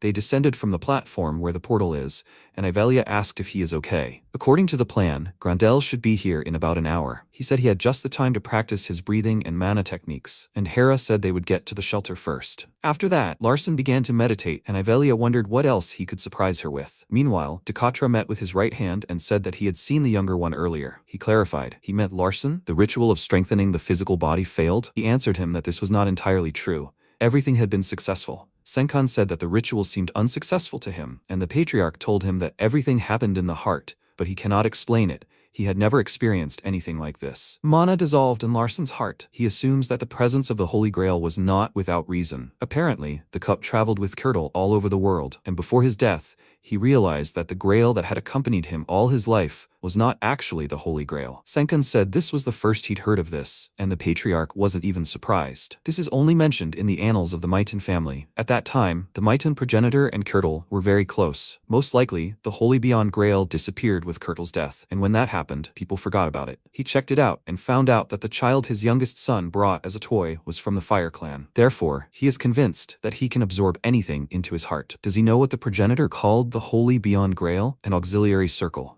Senkan remarked that this was quite unexpected news, and the Patriarch added that Kirtle called it a portable charger, so he suggests it is some kind of battery. Senkan asked if he believed the young master had absorbed the Holy Beyond Grail. He replied that he couldn't find any other explanation for the current situation, and his subordinate said he wasn't sure he understood what he was talking about. Decatra said that he already had the second circle and could also manipulate a small amount of mental attribute mana. The man was very surprised, and Decatra said that they were called child prodigies in childhood. He was a master at mana manipulation, and he was a master at physical strength. In his place, could he have mastered the second circle at 10 years old? He replied that perhaps he could, but he would have died from the side effects. He wouldn't have lived to be 20 or even 17. Decatra said that his youngest son had managed to do it without any problems, and that was quite impressive. But why now? Why did he notice his talent only when he was 10? He's still hiding something from them. He gives him an assignment, and a lot of time has passed. Senkan immediately stood up and bowed to him, telling him to simply order what to do, and he asked him to watch Larson and not let him die. He asked how long he should watch him. He answered that he should do this until he died. Meanwhile, MC was distracted from his meditation. He felt that the famous martial arts family was already here. He turned to the portal and saw two silhouettes, feeling a completely different power emanating from them compared to the swordsman family. He smiled and told Rosalind that they hadn't seen each other for a long time, and she measured him with a glance. She didn't recognize him at first, but remembering how he hit her and called her a fish, her gaze immediately changed. After that, she jumped down the stairs, landing right in front of him, and asked displeasedly what he was doing here. He felt uneasy that she jumped from such a height, and he nervously answered her that he wanted to apologize to her for everything. She laughed loudly, and then her gaze became furious, and she asked, "What does that mean?" He mentally noted that she looked much crazier than he imagined, and a man came down the stairs towards them, laughing loudly. He measured Larson with his gaze and asked, "Shouldn't he first greet the elders?" It was her uncle. MC bowed to him, greeting him, and he asked if he even knew who he was. He answered that, of course he knew him. He was the Grandel family's escort, the martial arts Lord Magner. The man confirmed this, and Larson thought that he was one of the strongest members of the Grandel family, Rosalind's uncle, and the younger brother of the family head. Considering his martial arts skills, one could say that he was more advanced in them than the patriarch himself. The man said that he planned to teach him a good lesson as soon as he got the chance, and Larson replied that a famous martial arts family doesn't do that. Magner immediately pointed out that he wasn't afraid of him, and MC said he'd made a mistake and was apologizing to their family. Rosalind smiled and asked if he wanted them to forgive him. After that, she immediately pounced on him, saying that if that happened, she would have to kill him. Her fist aimed straight at his face, but he didn't even flinch, which Magner found impressive. Rosalind stopped. She didn't hit him. In fact, she only wanted to scare him. But now she decided to act more seriously. She gathered mana in her fist and punched him in the stomach with all her strength, and the system informed him that the slow flow attribute was applied automatically, just like the martial arts technique for beginners, self-defense. He felt pain from her punch, and then she kicked him, throwing him aside, and he fell. Magner looked at the boy in surprise and thought, is this martial arts magic? If he remembered correctly, that's what a famous family of mages calls it. He reacted well and defended himself from the blow with magic. Rosalind exclaimed, "What is he doing and why isn't he dodging?" He apologized to her, but she didn't understand what he meant. And then he said that he had behaved rudely to her 2 years ago, so he was apologizing. He thought that since he lived in modern society, he had gotten used to apologizing. Rosalind exclaimed that this was some kind of nonsense, and when he said that she was so beautiful, she immediately calmed down and stared at him in surprise. He told her that she knew boys, he just wanted to get attention, that's why he mocked her. She let out a laugh, and then hit him on the knee with all his might. Feeling severe pain, he grabbed his leg and the system informed him that self-defense was activated automatically. The girl said that it was all so boring. She was bored fighting with someone who couldn't put up a decent fight. Let him fight her. This was his only way to apologize. He got up and agreed to fight her, but not now. Magner clapped his hands and agreed with him, and his niece exclaimed indignantly, "Why not? She would only feel better if she killed this idiot." Her uncle told her to look around. Onlookers had already gathered around, just waiting for the fight to begin and for a good spectacle. Larson pointed out that this was not a suitable place for a fight. If they fought, everyone would only talk about it. Rosalind exclaimed, "Who cares?" He answered that the point was that people could get hurt, and she immediately calmed down. And Magner smiled and mentally noted that this was a rather wise idea for a child. The girl asked, "What will they do then?" He was going to apologize to her. He told her that he really did apologize to her, but in a different place. Magner agreed with him, reminding his niece that he still had to get to the Sade residence, after which he patted her on the head and suggested that she think about it there. At that moment, Magner's voice appeared in MC's head, telling him that he knew how to choose his moment. He should try to be friendly now, unless, of course, he wanted to spread rumors about a fight between Grandel and Maiton. Larson thought he heard his voice, although he didn't even open his mouth. The system notified him that the character Lord Magner had shown interest in him. He would analyze all his actions and provide an explanation for them. A twist had occurred that affected the relationships between the characters and the plot of the novella. MC could see him analyzing his actions, and the system notified him that the Celestial Mage was doubtful about the lack of credibility. A twist affecting credibility in the plot had already occurred 3 times, and there were doubts about the plausibility of the world. Larson stared at the system window in surprise and wondered, is the Celestial Mage Dekatra? The system said that 2 requirements were met. He could influence the thoughts of influential characters through deliberate actions. At that moment, MC realized that the Celestial Mage and the Martial Arts Lord were both skeptical of the plausibility. The system notified him that a new probability was being created. The character Larsen Myton had received creator privileges related to probability. Everything around him faded, and the system announced that the character Larsen Myton was receiving privileges. The lack of probability settings was activated. A notebook appeared in front of him, in which Evion's characteristics were written, along with an addition to them. He stared at it in surprise and realized that these were the settings he had created. Everything he had written was here. Avion, chocolate is the best. Persia Myton, a hobby, chopping people into pieces. Discreet without a sound, a killer feared even by the strongest people in the world. But there are more gaps than words. An unfinished plot, most likely the setting is not complete. And what is this probability? Why did he possess Larsen? Why do these possibilities and plot twists appear? The system informed him that the time limit for using the settings had been reached, immediately after which the darkness disappeared, and he thought that everything was gone. Can he only see this for a limited time? It seemed like only a minute had passed. Perhaps he would have to wait or create the right conditions, then the settings would appear again. Magner suggested that they head to the restaurant. They were already waiting there, and MC became curious about what the future held. Upon entering the restaurant, they saw Yahello, and Magner happily said that they hadn't seen each other for a long time. She agreed with him, and he laughed, noting that she had become even stronger than before. She told him that she thought she would still be able to give him a head start in about 5 years.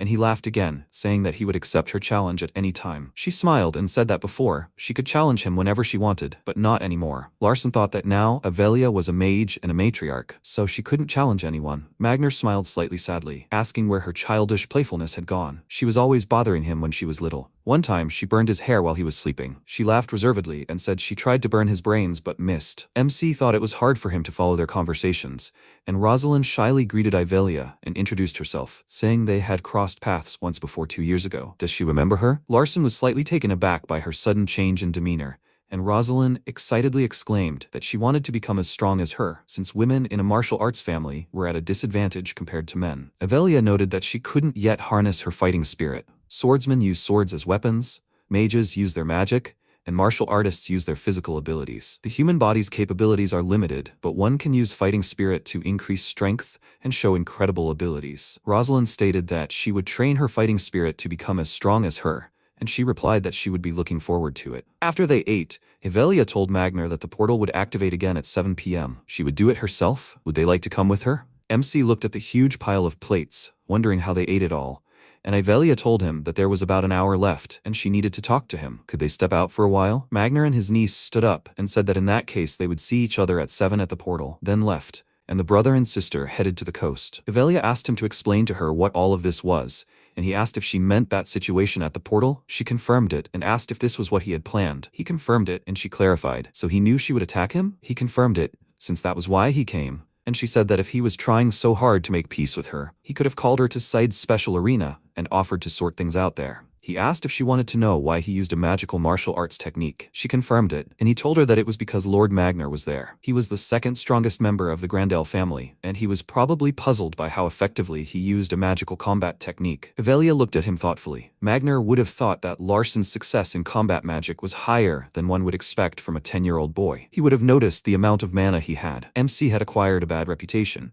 so the most logical conclusion Magner could draw was that Larsen had either changed or was raised to be variable. MC doesn't know the Lord very well, and she's very impressed by how well he's predicted and calculated everything. MC said he might think he's a variable created by Magner. Yahello was surprised, remembering her father's words about making it obvious that he's a variable, and now she understood why he said that. Magical combat techniques have potential limitations, but his ability to plan everything, taking into account the current situation and all possible scenarios, is astounding. But most importantly, he's only 10 years old. His potential is incredible, and despite his father's orders, she wants this child to be hers. She told him that she met Magner when she was 14. More of a pilgrim than a mage. He knows, right, that Myton's successors go through pilgrimages and searches for truth before becoming candidates for the family headship. She didn't even know who he was back then. Otherwise, she would have tried her best to finish him off. Larsen mentally noted that she had such a charming face, but she was saying completely cruel things. She continued. Magner told her to kill him if she got upset and gave her 3 tries. MC thought that he didn't even know how many memories she had with Magner, but it looked like they were good friends.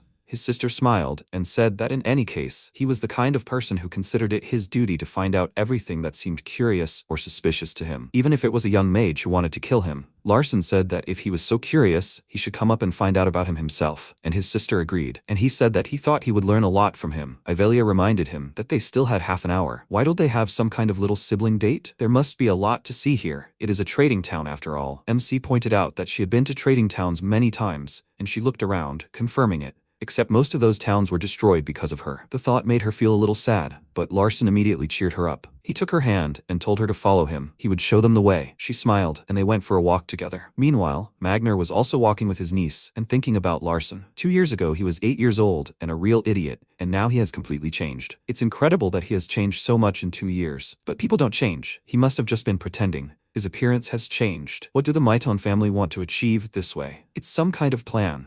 Said invited them, but secondarily, what they really want is a relationship between Said and Maiton. Something has happened that he doesn't know about yet. Grandel family, and if some unpredictable variable occurs, they will be destroyed by these two families. And if Larson is the central link in everything that's happening, he will find out what they are up to. When a portal appeared before them, emitting a bright magical light, they decided to move forward. Magner smiled and said that Yahello had opened the portal for them, and that it was an honor. She asked them to be vigilant during the teleportation, then decided to remind them that she had another chance. Right? Magner was surprised by these words and decided to be careful, after which they set off. At this moment, Rosalind was uneasy because she was nauseous. She felt as if her soul was leaving her body. Ludia, standing nearby and smiling, set off with them. Magner asked again. She didn't even try? Yahello added. Yes, she was so kind because they had a sweet child with them. At that moment, Kassin ran up to them, waved his hand and shouted the names of Larson and Ludia. They must be tired from the journey. He was glad to see them, and at that moment, Magner realized he would most likely become the successor, since his family never met them. Larson approached him and expressed joy at seeing him, remarking that they hadn't seen each other in a long time. Kassin confirmed that he had grown a lot since then. Larson commented that it was magic, when Ludia suddenly began to fall between them, separating them. She looked Kassin in the face and screamed that she was Larson's best friend, so he should get away from there. He smiled and replied that he didn't think friendship had any priorities. He and Larson got along because they shared thoughts and intentions, and that's how they became friends. Isn't that what matters? Ludia replied. Thoughts and intentions? What was he talking about? In any case, she was the closest person to him, and Kassin replied that they were actually planning to become friends too. She exclaimed that this was indeed the case, shook his hand, and said that she would become his friend. He thanked her, and she said it was nothing special. Rosalind then approached them and turned to young Master Kassin, asking him not to forget her, as she was also invited. All the boys turned to look at her. Kassin bowed to her and apologized, saying it was so rude, but he really missed his friends and now he was greeting her. For him, training was a great honor to meet such a noble person who walked this path alone. Rosalind decided to drop the formalities and let him speak to her more simply. She wasn't some adult after all. He noted that she said it at the right time, and at that moment, Ludia approached him and began to entertain him. This irritated Rosalind. He was so casual and friendly with them, but he didn't even notice her. Magner thought about what a cunning guy he was. It seemed he had deliberately created this situation. He was not a little boy at all. It was as if a 100-year-old snake was controlling him. At that moment, Larson offered Kassin a favor. He wanted to duel Rosalind. He asked in surprise, wanting to fight? Larson continued. Could he arrange a duel venue for them? The opponent was the only daughter of a famous family and martial artist. The setting was the fighting arena of the renowned swordsman family, and members of all three families were watching. This was the official debut of the idiot Larson. After some time, they moved to the estate. People were discussing among themselves who would win. Larson was a stupid little henchman, and of course, Rosalind would defeat him. Another guy noted that he had heard that she still can't properly control her fighting spirit, and in that case, it all depended on physical capabilities. But isn't Rosalind stronger? The point is, the idiot Larson's main skill is magical combat techniques. The patriarch of the famous swordsman family, Karsia Said, turned to his son and asked what he thought of the duel. Kassin replied that he envied him. Carson replied that it was natural. Duels with friends were quite fun. He felt like everyone thought Larson was a scoundrel and a jerk. Kassin replied that he thought so too, but he was actually a good guy and might make a great opponent.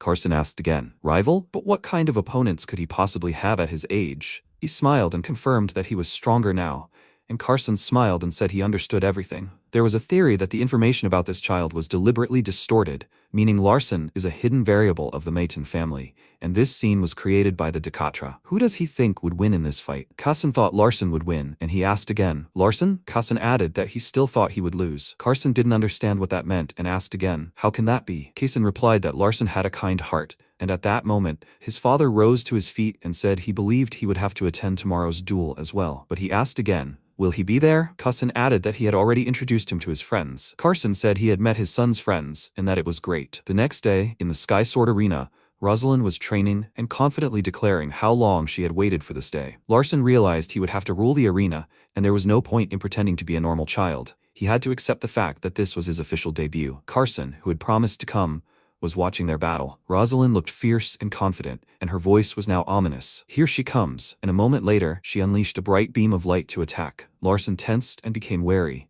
and at that moment, he activated his slow currents ability automatically. He realized that when it came to physical combat, he had the advantage because Rosalind couldn't yet control her fighting spirit. At that moment, he decided to attack her, but Rosalind shook off the attack and confidently jumped up, then kicked him right in the arm, and Larson activated a magical self-defense combat technique. She actually intended to break his arms and ribs, but instead, it was as if she kicked a puddle. Magner and Avelia, who were watching, were very surprised by the outcome, and at that moment, Rosalind shouted at him not to get cocky, since he had blocked her blow by pure chance. With these words, she pounced on him again, shouting that she still had much more to offer. Larson tried to defend himself, covering his face with his hands, and Rosalind shouted again as she used her blow and hit him with her fist. But Larson was able to avoid the blow, and Rosalind jumped back several meters. She was incredibly tired and tried to catch her breath, her whole body flushed with fatigue. Larson was still composed and staring confidently ahead. Carson and Kassin were also stunned by how confidently he could shrug off her blows, as were Avelia and Magner, who still didn't understand what was happening. Magner began to think that he was calculating Rosalind's moves at least one step, maybe even two, ahead. The apple doesn't fall far from the tree, and the rumors about Larson were definitely complete nonsense. This guy had undergone his family's training. Rosalind wondered, looking at him, how he was constantly defending himself and keeping his distance. Why was this happening? Magner mused that Larson simply saw that Rosalind was ready to attack. Their time was ticking, and she was putting in more effort. Using wide movements, she exposed herself to the enemy, which only made her more frustrated, and Larson continued to see her weaknesses, while delivering blows that couldn't cause harm. This was only possible if he was more experienced than his opponent. He simply continues to defend himself, demonstrating his skills to her. He is a child of the Maiton family. Magical combat techniques are a primitive type of magic, but they are far superior to those of a martial artist. They may be children, but they have enormous potential. There are two reasons why he acts this way. First, he demonstrates that even the weakest magical techniques can be superior to martial arts. And second, it's a chance to demonstrate his family's strength to the other famous families. Carson assumed they were of the same mind, and the master replied that it seemed so. In his opinion, Larson was secretly raised as a mage, specializing in magical combat techniques. Carson agreed with the master and asked, then why is he displaying his abilities here? He suggested that it seemed he had secretly broken the magical martial arts skills, and now wanted to use them in a real battle to test and improve his abilities. Magner was confident, as he knew they would notice. Carson remarked that it was a challenge, and the master confirmed this. Avelia listened, and thought that this was exactly what Larson had planned. Kaysen was amazed at his capabilities, and was stunned and delighted. At that moment, Rosalind paused, and asked how long he would simply defend himself. He smiled and replied that it would be until she stopped going crazy. Rosalind clenched her fist and shouted that if this was what he intended, he should at least pretend to be tired. At that moment, she used her fighting spirit skill and punched him square in the chest. Larson took a tremendous blow. Blood began to pour from his chest and mouth, and he cried out in pain and horror. When he fell to the ground, he continued to cough loudly, and Rosalind asked what was going on and why he hadn't dodged. He smiled and replied that he thought she'd like to hit him at least once. At that moment, she screamed angrily, "What kind of battle is this?" After that, she offered him a potion to drink and threw it into his hand. He looked at it in surprise, and Rosalind said that she had lost and turned away from him. Larson, confused, asked again, what did she mean? She replied that he irritated her. He probably hadn't even noticed that she had used her fighting spirit right then and there,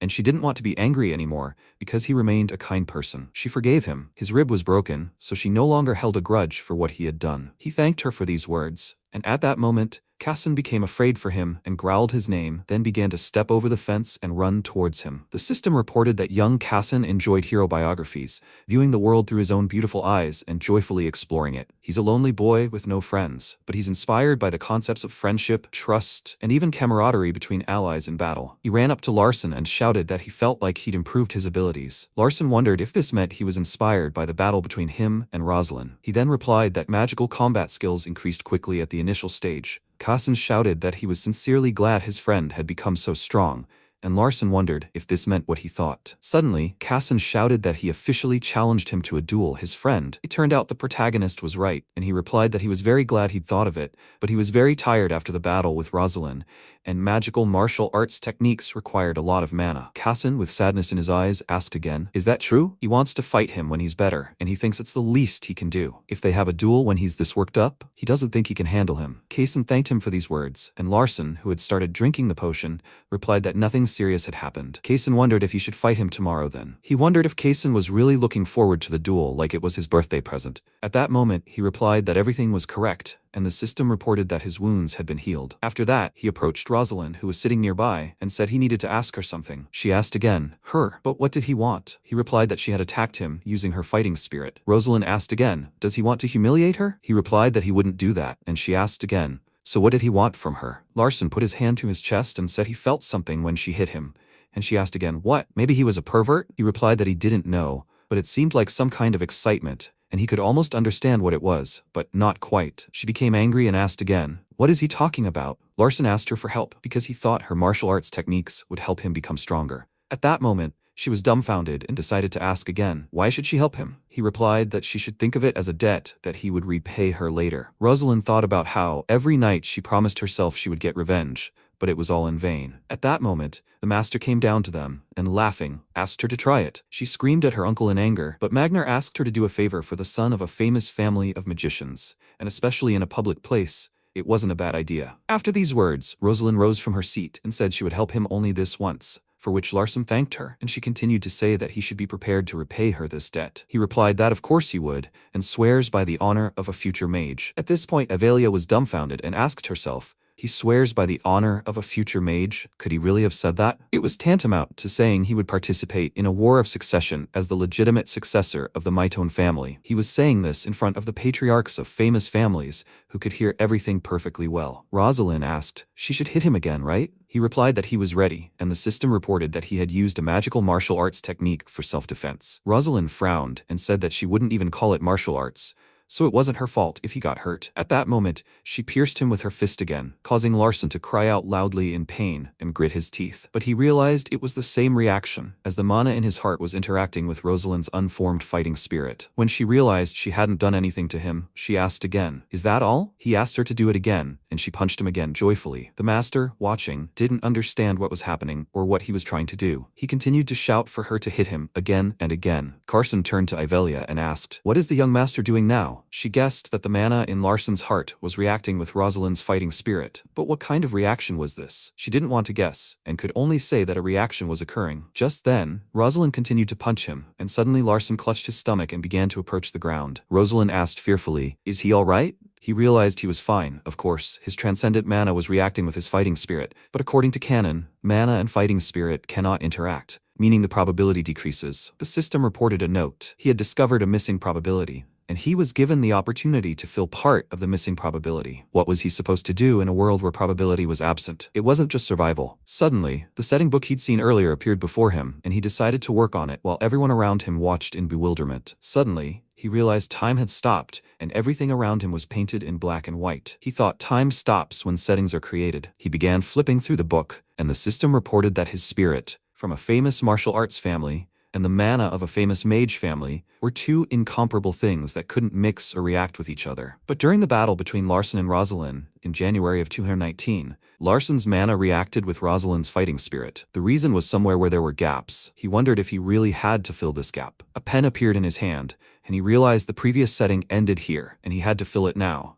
If he wasn't careful, he'd mess up the previous settings. He couldn't just write and then erase, and he'd probably become the world's destroyer rather than its creator. So a reasonable reason that wouldn't interfere with other settings was this. He wrote his answer. The character Larson doesn't abide by the rules of this world. He considered writing another reason, because he possesses the Holy Grail. Is this because he possesses mana from an ultimate attribute or because of a celestial body? But he believes it's better to focus on Larson than on external factors. If he appoints himself as a character who doesn't have to abide by the rules of this world, he'll be free of this possibility and will no longer encounter other settings that were previously set, since Larson will become an exception to this world. At that moment, time returned, and the system reported that he had gained the privilege to add another row regarding the missing probability. The privilege to add another row was available for 10 seconds. He was stunned and asked himself again, should he add another row? Sometime later, night fell and Ludia fell asleep sitting on the floor. She opened her eyes and looked questioningly ahead, then went out the door, hearing a knock, and asked, "Who is it?" The master replied that he was Rosalind's uncle and had arrived with a famous swordsman family. Then he asked, "Where is Larson?" She replied, "Does he want to destroy him?" Magner asked again, "Does she mean he looks like a hooligan?" At that moment, Ludia decided to listen to him and entered Larson's room and called him. Magner saw him through the window and realized that his body was so toned,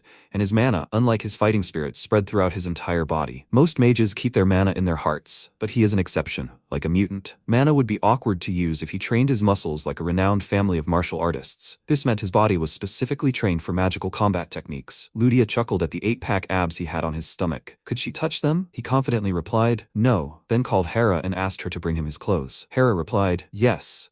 And Larson realized this maid's movements were on another level as well. Could he use someone so strong as a maid? There was no way. After some time, Hera announced that she had brought fruit and placed a plate on the table where the master and the protagonist sat. He assumed the master had come to him because of his insatiable interest in his magical combat techniques. Magner replied that this was correct, as he was curious about him. Larson became interested in martial arts, while the master devoured all the fruit on the plate. After which, he said with his mouth full that he seemed certain he was going to teach him about martial arts. He grinned and said that he thought he was so curious about him that he would tell him about it. Magner responded that he would learn martial arts from him. But had he considered the consequences? He replied that this was precisely why the famous swordsman family had invited him. It was ironic, but his father never made it here. Even a Decatra couldn't attract the attention of the famous swordsman family. The renowned swordsman family is the most dangerous enemy lair, but on the other hand, it's also the safest place. This freak, didn't the Mighton family train him? In that case, let him show his body for the first time, and he should strip to the waist and turn around here. Larson rose from his chair and began to undress, and the master realized his back was smooth and hard, unthinkable for a 10-year-old. This was clearly the result of extensive training. His fighting spirit surrounded his body, so he shouldn't resist. He should simply accept this energy. Larson asked in surprise, was he sure there would be no side effects? Magner asked him to trust him, and asked again, what could he do if he didn't trust him? Larson replied that he would trust him, and the master thought about how cunning he was. He had created a situation in which he couldn't do anything, yet he acted as if he were risking his own safety by trusting him. He truly was wise beyond his years. At this point, the protagonist took advantage of the privilege to add another line, which would be available in 10 seconds. After the duel with Rosalind, he had so many thoughts. What would the author give the protagonist if he himself was the author? The system reported that the spirits of a famous family and martial artists interacted with Larson's mana, helping him grow without any side effects. At that moment, as the master began to massage his back, a bright red aura began to emanate from his body, the fighting spirit permeating his body. Magner wondered, has he absorbed part of his fighting spirit? Is this what the Mighton family wants to show them? A mage who can absorb fighting spirit is a casus belli for Mighton. Who teaches him magical combat techniques? Larson replied with a smile that he was studying them himself. The master said he had analyzed his body, and that this was the first time he had seen a mage capable of absorbing fighting spirit. Larson replied that he, too, had never known mages could do this. Magner asked again, did he realize that any Mighton would grow up using martial arts and fighting spirit? He replied that he needed to find out what he could learn. Magner considered the Mighton family to be primitive, and martial artists to be failures, looking down on everyone except mages. But this younger boy was taking steps to study martial arts to grow. Was he really a purebred member of the family? Larson asked again. If he was talking about his father, then yes, it was Decatra Mighton. At that moment, Magner laughed and clutched his head. He'd never seen anyone like this guy, so what did he want from him? Larson asked again, could he say it? The master replied that he would have done it anyway, right?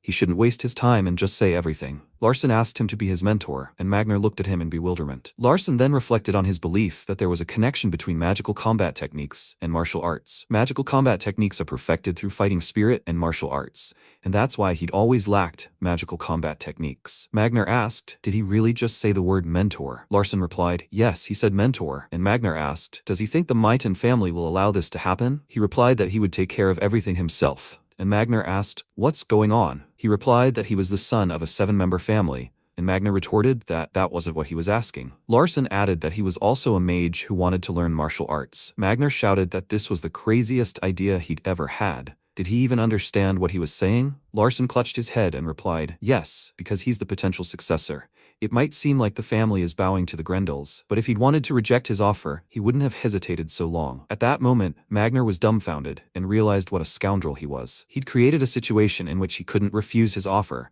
awakened his curiosity, and allowed him to study his body. Without rejecting his offer right away, he'd automatically lost. Larson continued to say that he did not do it. Wasn't he interested in magical combat techniques? The master replied that he was interested in the magical combat techniques he used, to be more precise. Larson continued to say that magical combat techniques were most effective when combined with fighting spirit and martial arts, and that these would be his own new martial arts. He realized that this wasn't something he should have said to a Maiton mage, even if he'd been born a mage. For that, he'd shown them his strength since he'd met Rosalind again. He replied that he'd seen him paying special attention to him. The master expressed that it seemed he had other intentions, and that meant the duel was also about that. He confidently replied, yes, although he really wanted Rosali to stop being angry with him. Master, would he like to see the creation of new martial arts? After these words, Magner was dumbfounded, and he suggested that they hope the famous Sade family of swordsmen will help him here. Magner shouted that the others would think he was a hostage, and he replied that it was because he was a brat, and whether he was part of that family or not didn't matter. He was sure that in exchange for him staying with the Sade family, his father would receive his benefits. Magner repeated, he's asking them to help,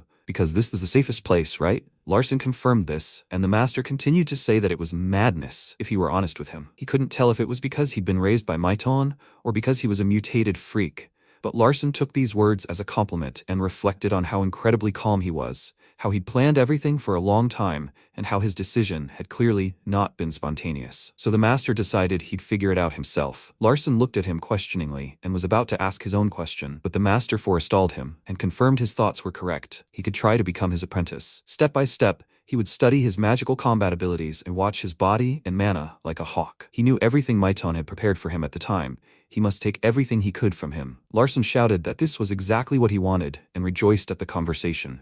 Meanwhile, Hampton, sitting alone outside, pondered the young master, who represented something so enormous that he might never be able to understand. He allowed him to eavesdrop because he completely trusted him about Larson and Magner's conversation. He watched them through the window and heard everything. The world the young master dreamed of was a world in which 3 families were united, a wonderful world in which everyone could be happy. At that moment, tears welled up in his eyes, and his sister came to him, handing him a handkerchief. He woke up at the sight of her and cried out, as she had frightened him. Hera asked him not to cry, and he said he hadn't yet fully come to terms with the fact that she was just another shadow, and that at this rate, he would die of a heart attack. Hera remarked that if he was going to die so easily, he was unfit to serve the young master. He considered her insensitive, and she continued to say that he had probably heard about the young master's decision. Hampton confirmed this, saying that he had said he would stay here. When the birthday piece ended, he would return to the main house to obtain permission. When Hampton heard these words, he froze and clenched his fists tighter, but they trembled, and Hera suggested that they might have to risk their lives. He replied that this was the duty of the shadow, and Hera asked, would this be the case even if the patriarch punished him? He replied that he would always protect young Master Larson. This would be because the young master was his light. At that moment, his sister disappeared from sight,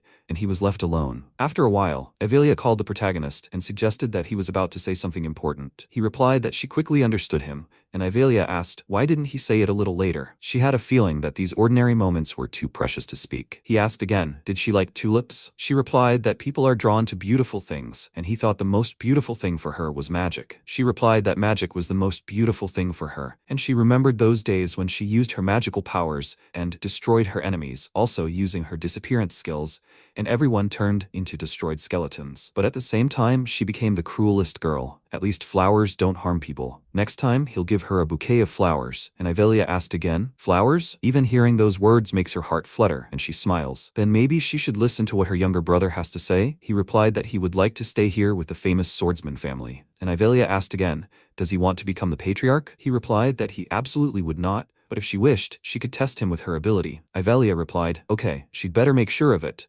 And she used her magical powers, the Eye of Truth skill, to point it directly at the protagonist, who was watching in surprise. Avelia noted that he was sincere, so what was making him so impatient? He replied that he wanted to live, and Avelia, stunned, asked, he wants to live. Even her older brother, the 6th young master, was itching to kill him right now. He'd screamed at Larson that he was a freak, and that he was going to kill him, no matter what. She knew the war for succession rights was brutal, but they wouldn't take the lives of their own siblings. At that moment, her brother informed her that wasn't true. Even their father had eliminated his brothers to claim his title as patriarch. Avelia shouted, okay, but what if he did that? Why did he want to stay here? He confidently replied that he wanted to become stronger, And Ivelia asked, but why would he? He remarked that it was all because he wanted to live, and Ivelia said she wanted to know another reason. After that, Larson honestly explained what he wanted to protect. And she asked again, what? He replied that he needed to protect his mother and himself. At that moment, Ivelia froze and widened her eyes in surprise. She impartially loved the Mitone family and could be both evil and kind, all for her family. One day, a guy attacked her with a sword, shouting at her to die, calling her a witch. Ivelia turned around and, with a terrifying expression, restrained the guy, and he began screaming. She said she didn't want to kill him and wanted to keep him alive, then turned her attention to the already destroyed skeletons and said, but this is right for the family. And a moment later, she destroyed the guy. She loved everything that concerned her family and rejected a war for succession. She literally hated it because beloved family members were fighting and making each other bleed. So she decided to do everything possible to become matriarch, and she vowed to become the absolute ruler to stop the war between her siblings. And to do this, she needed magic that would surpass everything. This peacemaking force, she was a sorceress who desperately wanted it. People say that she hunted the evil spirit Balrog at the right of the decade, and it was a much more difficult test than those her other siblings endured. But unlike them, she chose the monster over people. He wrote all these stories without much thought, but for them, it was reality. It was not difficult for him to write that someone was killed. A tear trickled down Ivelia's cheek after all her atrocities, because these are just words. At that moment, Larson turned to her again and asked if he wanted to become stronger, to be able to protect even her. Would she consider that a reason to be proud? Ivelia exclaimed. He wants to protect her? At that moment, she began to laugh loudly, and Larson realized it was the sincerest laugh he had ever heard from her. She continued to say that he wanted to protect her, and that this was the first time she had heard such a thing. Larson asked again, "Are you serious?" Ivelia began to cry and smile because it was always such a pleasure to talk with him, her little brother. Larson asked her to please help him. He needed permission from his father. Ivelia didn't think he would allow it, but Larson confidently replied that he could convince him of it. He could convince his father. After some time, music began to fill their estate. The protagonist, dressed in a formal suit, sat trembling on the floor, thinking about how this place resembled a pavilion in Jeonbokgung Palace, but he felt he'd rushed into putting everything together at the last minute. How could he be listening to classical music in a pavilion? At that moment, Ludia shouted his name and asked him to look at this. He looked at her and wondered where she'd even found this. She pointed at the cake and asked, "Can you see that? This cake has 4 tiers. Wasn't he enchanted by a 4-tier cake?" He looked at her in surprise, thinking that her sparkle was even more charming. At that moment, the boys were wishing a happy birthday to Cassin, who was also dressed formally and smiling from the congratulations of all his friends. Ludia handed him the object and said it was his gift. Her father had given it to her, and he'd said it was a lucky stone. He thanked her for the stone, and she replied that it was nothing, after which she wondered if she could eat the cake yet. Larson, meanwhile, was thinking that it looked like the stone he'd seen on the side of the road before. At that moment, their conversation was interrupted by Rosalind, who handed him a wrapped gift with a bow and said that it testified to the sincerity of her family and herself. Cassin thanked her as well, and she was surprised that he was speaking to her in a friendly manner, after which she cleared her throat and said, "Please." At that moment, Larson turned to Cassin and said that he hadn't prepared a gift for him, but Cassin smiled and replied, "Fine." An awkward silence fell between them as Ludia continued to eat cake and look at them questioningly. Larson continued to say that in exchange, he would like to stay here and continue the fight,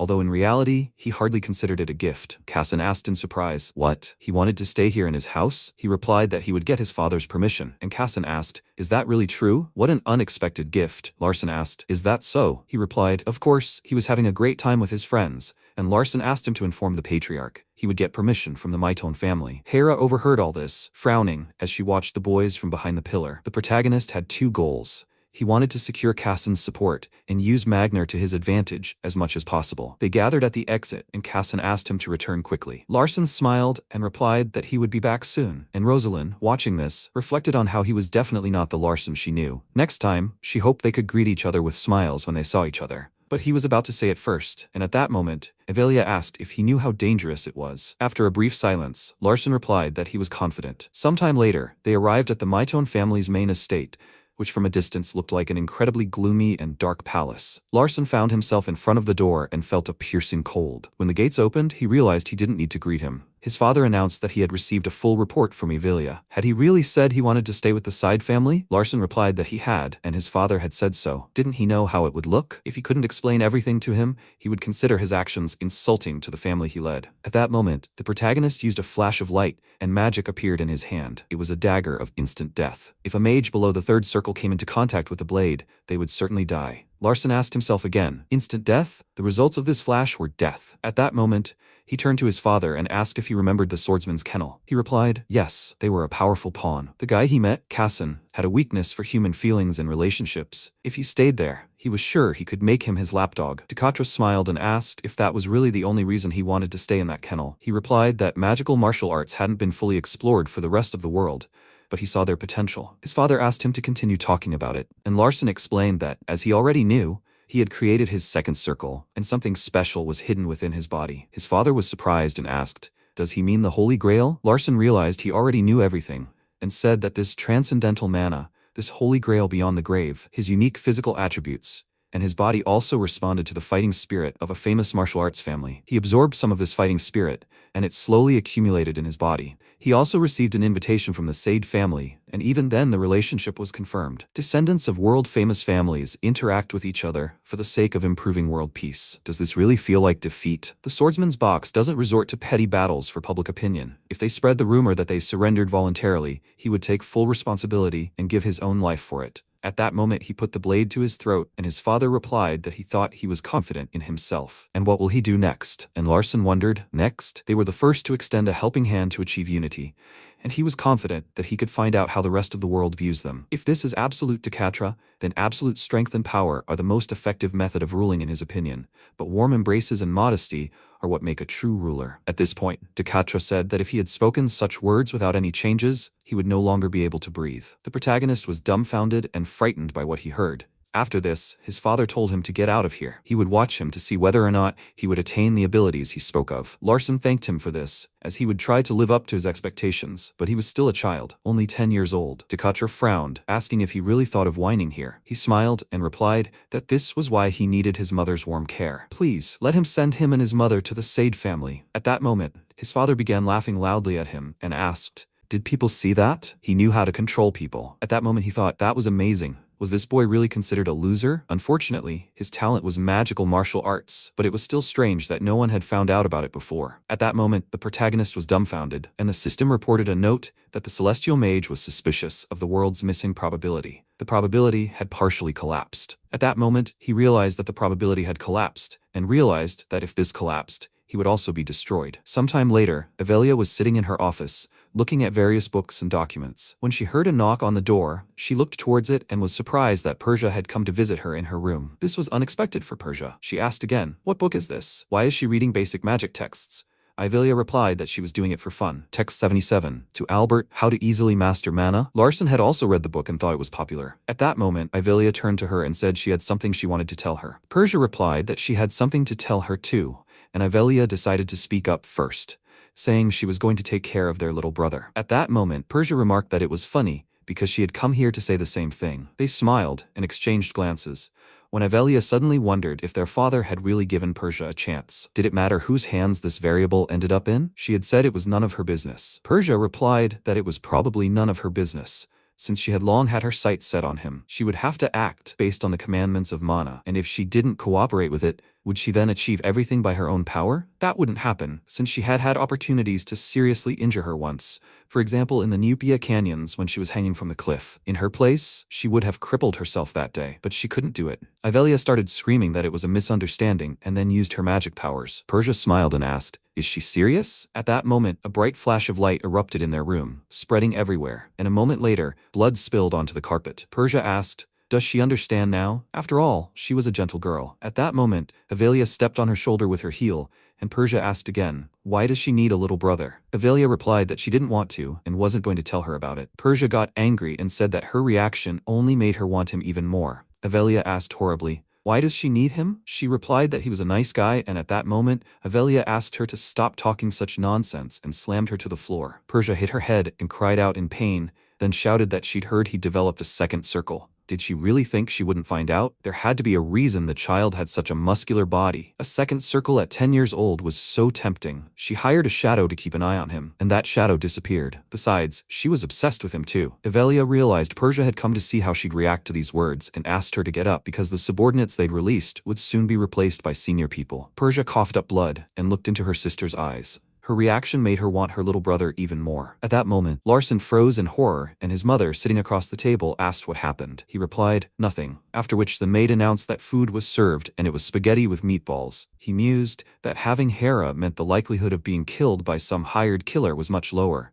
and that was a relief. He thanked her for the food, and she replied that it was nothing special. He should eat well while he was growing. Larson knew her reaction was kinder than usual, and that was suspicious. At that moment, he activated his celestial eye and realized the food contained traces of Scion. The system reported that it was a poison, fatal to those who lack mana. Because it wasn't fatal to those with mana, it was no longer used to boost immunity to poisons. At that moment, he turned to her and asked if there was anything special in this. She replied that it wasn't quite so. She had been eating this poison since she was 3 years old, and Larson replied that perhaps there wasn't anything special in this food, but rather poison or something similar. At that moment, the servant started shouting that he'd forgotten to warn him about this beforehand, that it all happened because of his carelessness, and that he should kill him. Larson asked him to get up first and explain what was happening. After some time, he learned everything and said he understood everything. Hera asked how he knew. He replied that it was intuition, and Hera adjusted her glasses and remarked that he had great observation and analytical skills. He must have smelled the poison. But how resourceful he was, he attributed it all to intuition.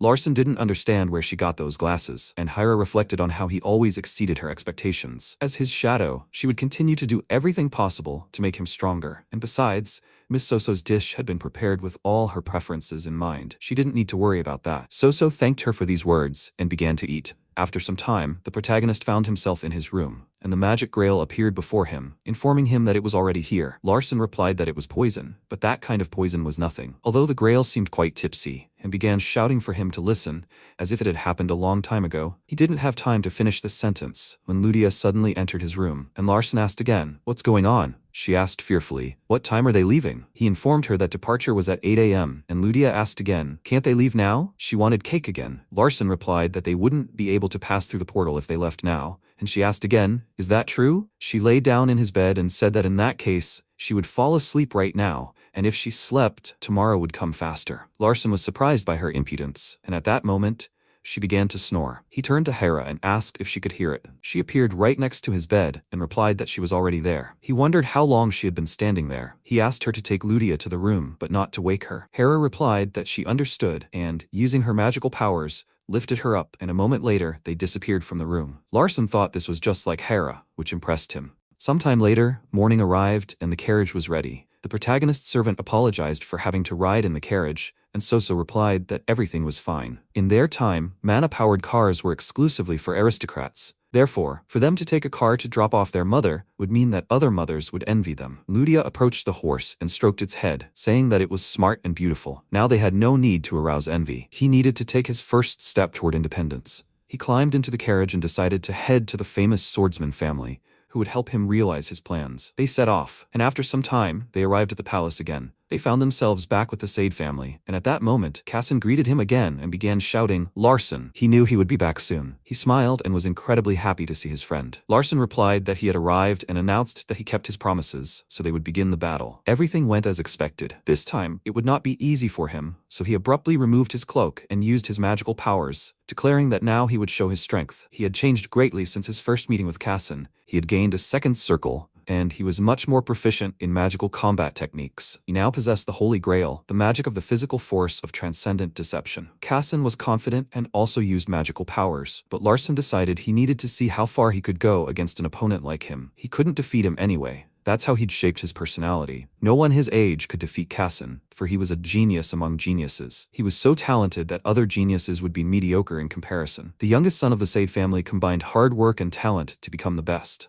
They were the same age, so he must have also perfected his skills. At that moment, he launched a solid strike, and a bright red dot appeared in front of Larson, glowing so brightly that it began to approach him, but he managed to deflect the attack. As expected, his attack speed and destructive power were much better than before. The system reported that he had used the slow flow talent, which had been activated automatically. At that moment, Casson lunged at him with an attack, and Larson wondered if his heel was slightly raised, intending to use a follow-up attack. The solid strike was merely a cover for his real attack. If he dodged it, Casson would definitely close the gap. He was so fast that a slow current was almost useless, and at that moment, Kassan confidently looked ahead and cast a sweeping strike spell. At that moment, Larson noticed his sword and suggested that perhaps this clever sword wasn't intentional. But in fact, it was even better that way. He smiled, and at that moment, Kassan was stunned by what he saw. He should realize this too, because using a clever sword in a duel is cheating, and he had let his guard down, so he would use this to his advantage. At that moment, Larson lunged at Kassan in response, and he jumped back. Larson realized he was dodging and had to break through now. At that moment, Kassan tensed up.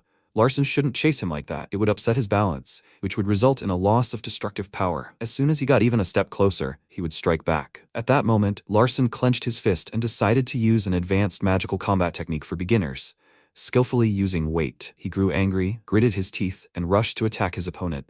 Kassan realized he had regained his balance and covered himself with his sword, but Larson struck him with his fist, and a bright flash of light from their collision appeared across the field. Magner and Carson, who were watching the unfolding events, were dumbfounded by what they saw. Kassan realized he had been hurt, although not badly, but his combat techniques were different from before. He would lose if he let his guard down. How had he improved so much in such a short time? He replied that his magical combat technique was improving rapidly, yet he was a completely different person. He still had plenty of surprises in store for him, so Kassan shouldn't relax. Magner wondered if this child was truly something incredible. Could it really be Rosalind? The duel wouldn't end after Kassan's first attack. At that moment, Kassan grew angry and pounced on his opponent with a firm blow. Larson dodged the attack, and the teacher wondered what if he were born into a Grendel family. This thought tensed him up and asked how such a terrible thought could have occurred to him. At that moment, Carson realized he was simply toying with such an opponent, and if Kassan had fought with killing intent, his opponent wouldn't have lasted long. But the most astonishing thing was that he predicted Kassan's actions and decided to rush forward when he used the smart sword.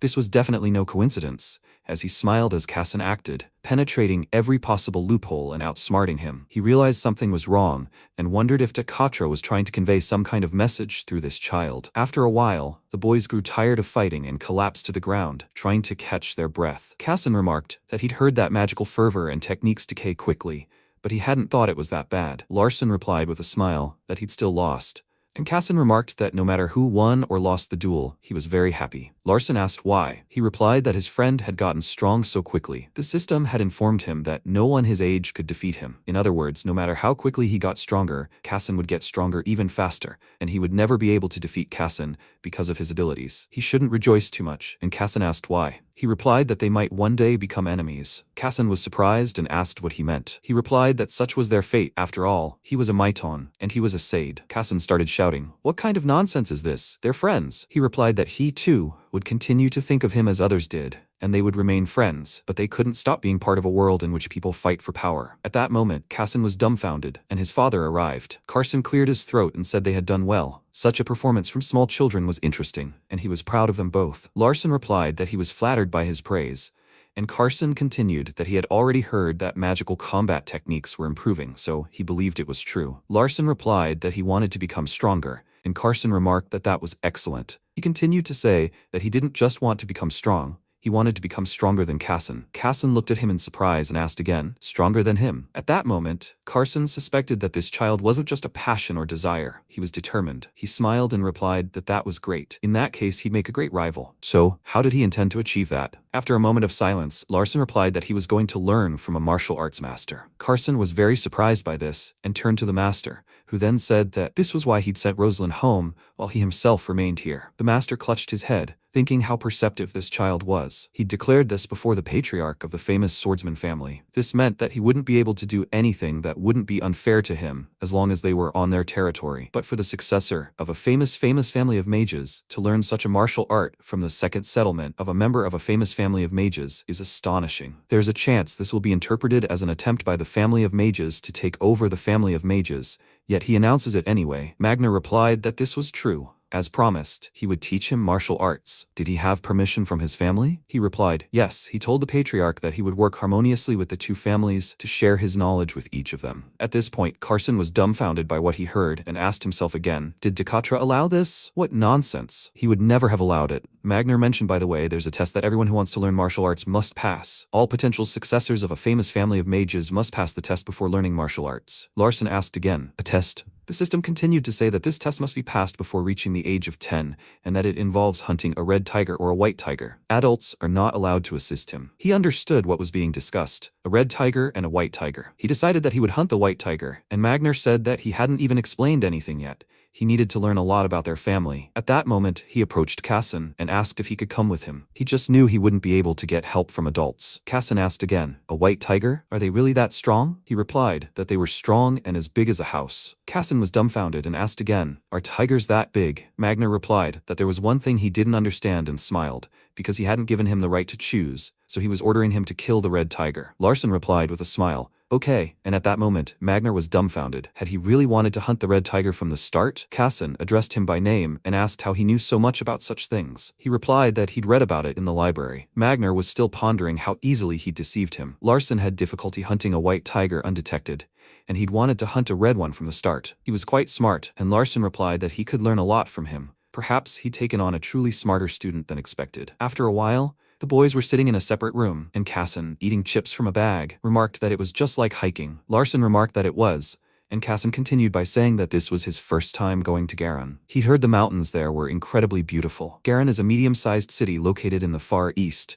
Red tigers live in the Tegrin mountain range near Garan. However, despite its proximity to Garan, it takes 4 days to get there on foot. Although the Tegrin mountains are considered quite dangerous, they can also be considered quite peaceful, as there are no powerful monsters there, except for red tigers. Ludia approached Larson and asked if she could go with him to have more fun. He replied that he wasn't planning on having fun, and Ludia continued, but he'd said it was like a hike, and she loved hiking and used to go there often with her father. He said that if her teacher allowed it, he'd take her along. After some time, Kassan, amazed by the astonishing magic, picked up the letter. Larson asked if he should put his things there too. He replied that he'd take care of his own, and sometime later at sunset, they arrived in Garan. Ludia asked to rest for a while at an inn before continuing, as they had already passed through several portals. She was incredibly hungry, and Larson suggested that there must be a restaurant in this village, and that they should hurry. They descended the stairs, and Larson greeted the city, but it was rather strange to him that the city was completely deserted. Suddenly, a man appeared before them, terrified at the sight of them. Larson asked for forgiveness and wanted to ask him a question, but the man was incredibly frightened and asked, "What's wrong?" Larson asked again, "It's Garan, right?" The guy asked again, "What's he talking about?" Of course it was Garan, but instead of asking questions, he hoped they could quickly find a place to stay and leave this place. Larson was surprised and asked again,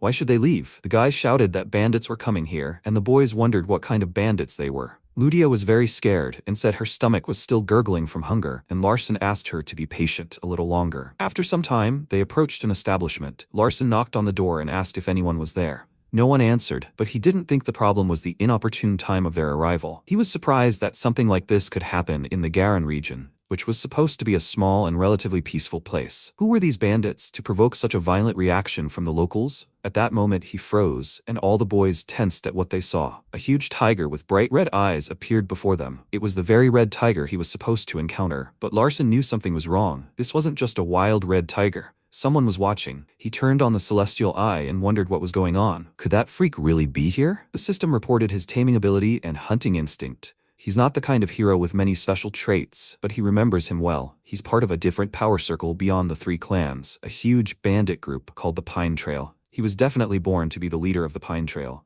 And they're telling me the city is literally grinding to a halt because of this one guy? Kaiden asked, "Who are they? They're just kids, right? So there's not much to see here." Kassan asked, "Is he the bandit who's terrorizing the entire city?" Kaiden asked, surprised. "A bandit?" Suddenly, he started laughing loudly, and Kassan frowned and asked, "What's so funny?" Kaiden replied that he wasn't a bandit at all. He just enjoyed hunting people. Larson was well aware that even with Kassan's abilities, if they fought Kaiden now, they would die. At that moment, he asked, "Is he trying to hunt them?" Kaiden wondered. What? He honestly didn't know who gave him the right to do this here. Kaiden continued to say that a hunter doesn't need permission to hunt, and smiled. After which, Larson continued to explain that this was the Garan, and 7 high-class sword warriors were supposed to protect it. So how could they allow someone like him to cause trouble here? He thought there were 2 possible answers, either a secret deal or a terrible possibility he'd created. At that moment, Kassan exclaimed that it was approaching them, and the system reported that the low probability had been investigated. The tiger was getting closer and closer, and the copyrights associated with Larson's character had been obtained. He was horrified by the advantage of copyright,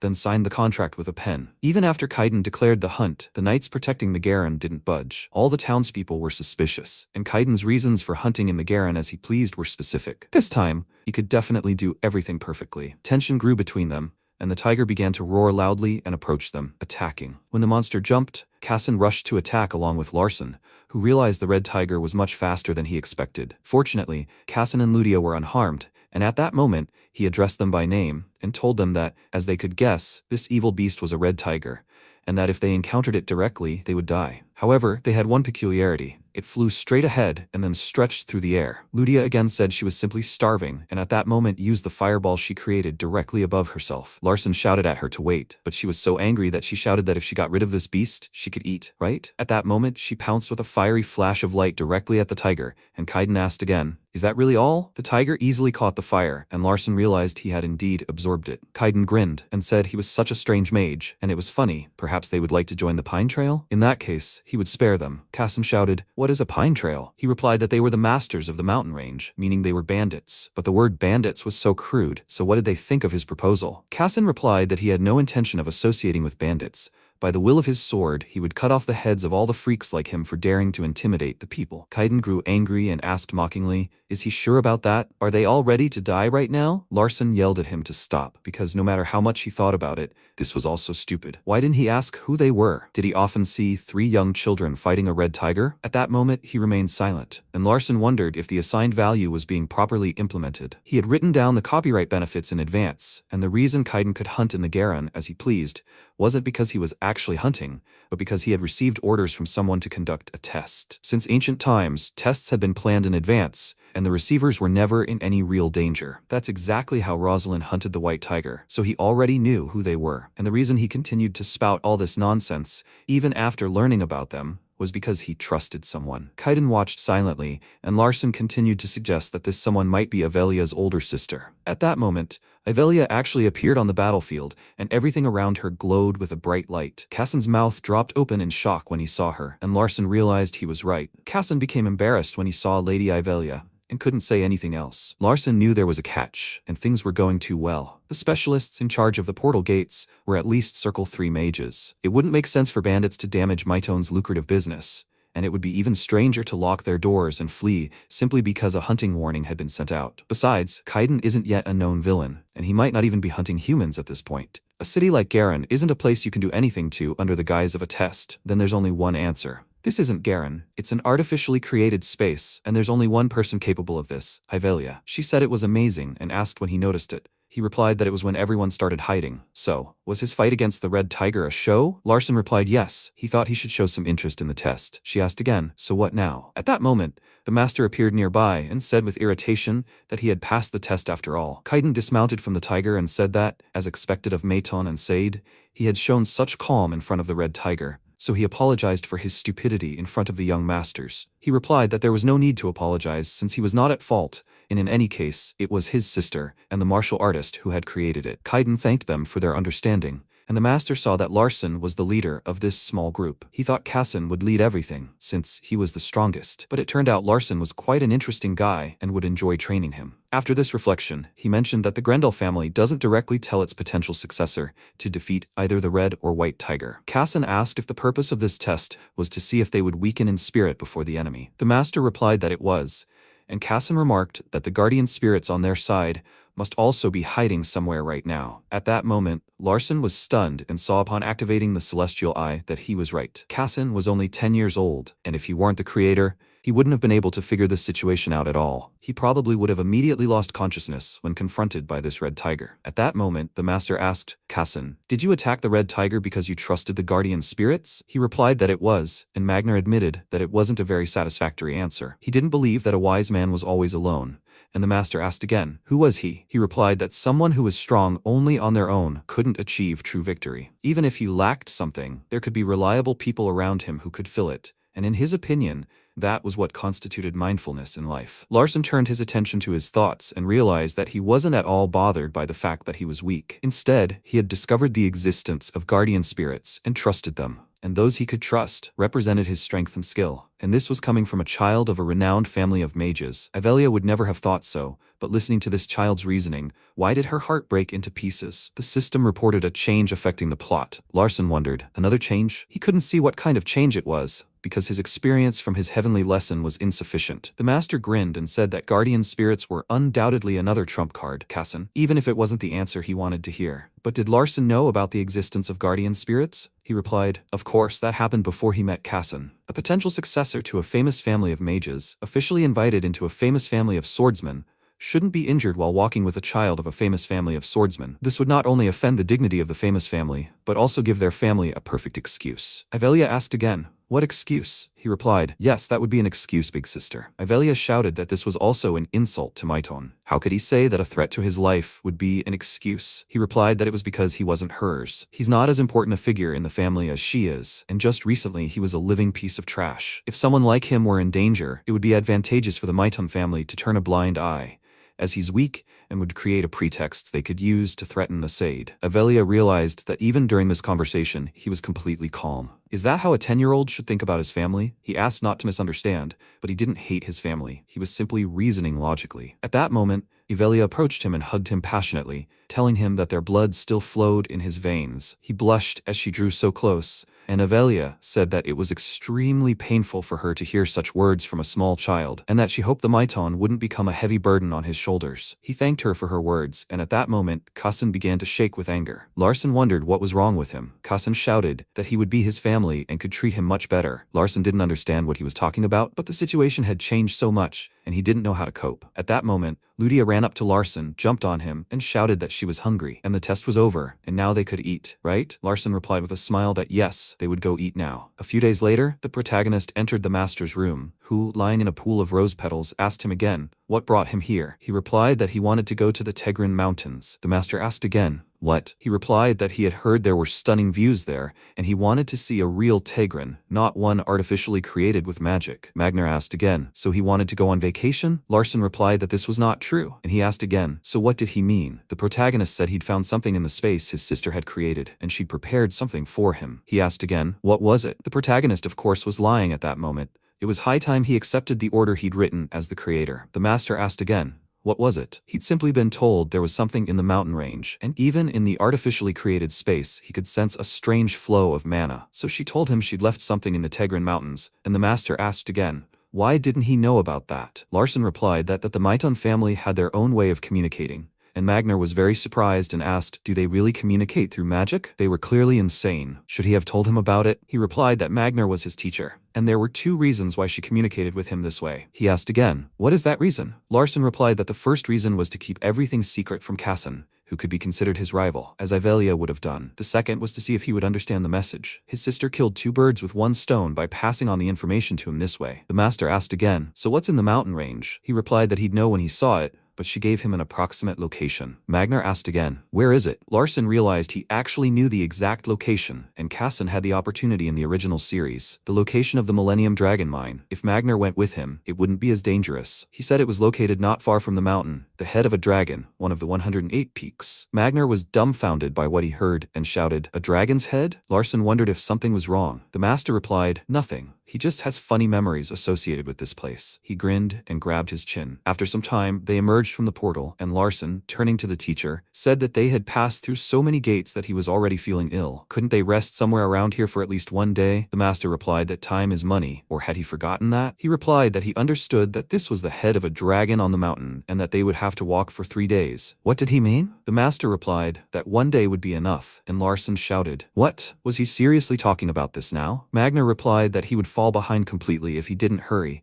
and Larson shouted for him to wait for him. And what hope did he have if he couldn't even keep up with an old eccentric like himself? Larson screamed, he's a mage. The master suggested he use distortion in that case, and Larson asked horrifiedly, how could a Circle 2 use distortion? He replied that in that case he should actively review his powers, and Larson screamed at the teacher in despair. After some time, he tried to catch his breath and realized the master was out of his mind. He was simply insane, and at this rate he'd rather die than reach the dragon's head. Suddenly, he collapsed to the ground, screaming that he couldn't go any further. He suddenly felt very ill and vomited all over the ground. The master asked, Why is he such a frail boy? Meanwhile, he was thinking that he'd walked even further than he expected and thought he'd pass out halfway. Rosalina would have run out of steam even sooner, and he'd absorbed a fraction of his fighting spirit, but it was still impressive for a child whose basis is mana. What did such a weakling expect to be his student? Larson asked again. Do you want to take back what you said in front of the Seed Patriarch? The master was angry that he was putting him in an awkward position and decided to say nothing. He thought about how this guy was just a freak. His breathing had completely returned, and he felt uneasy, even if he had already regained his fighting spirit. So how long would he sit back? They still had a long way to go. He replied that he had said it usually took 3 days. The master asked again, is this according to Maiton standards? Larson assumed so, and tried to rise to his feet, clutching his knees. At that moment, a multitude of stones appeared on the road, and Larson stumbled constantly, wondering how he was moving so quickly over these stones. Not even dust had risen despite his speed. He was moving like the wind. Suddenly, he froze and realized he had an idea. The wind was blowing at his back. Maybe this would work? He was focused on circulating mana throughout his body.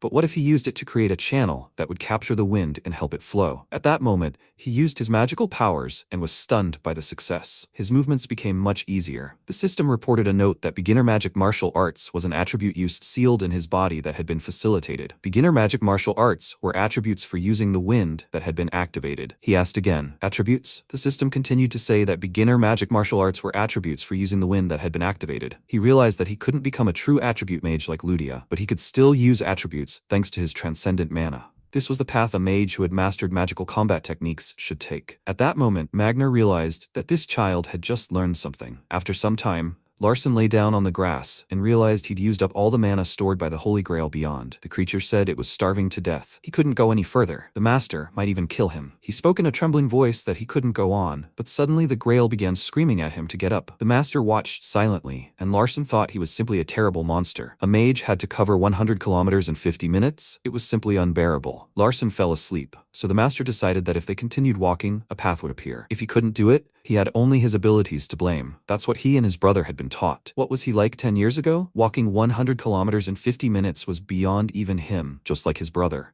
the current patriarch. In any case, the more he strained himself, the lighter his body would become. Suddenly, Larson woke up and froze, then began screaming when the master grabbed his leg and dragged him along. He cried out, "Teacher, what are you doing?" He replied that he had dragged him up to the dragon's head on his old fragile hands, and he should go back to sleep. Larson asked, "Are those old fragile hands?" Magner replied that he was tired, and now everything depended on him. He was just here for company. Larson clutched his head and thanked him through clenched teeth, then realized that the Dragon's Head mountain was in front of him. He needed to pretend to explore the area and try to spot a well. Larson looked around and said that it looked like an abandoned city. Magner replied that it was probably an agricultural settlement. Larson asked again, "Didn't he say he retained memories of this place?" He replied that he shouldn't know about it. And Larson continued that it didn't look like anyone was here. He wanted to look around a bit. Magner replied that he could do as he pleased, and the system reported the activation of the Celestial Eye. The current location was an old bandit town, a small settlement where bandits lived 30 years ago. Magner was clearing it out when he stumbled upon it by chance.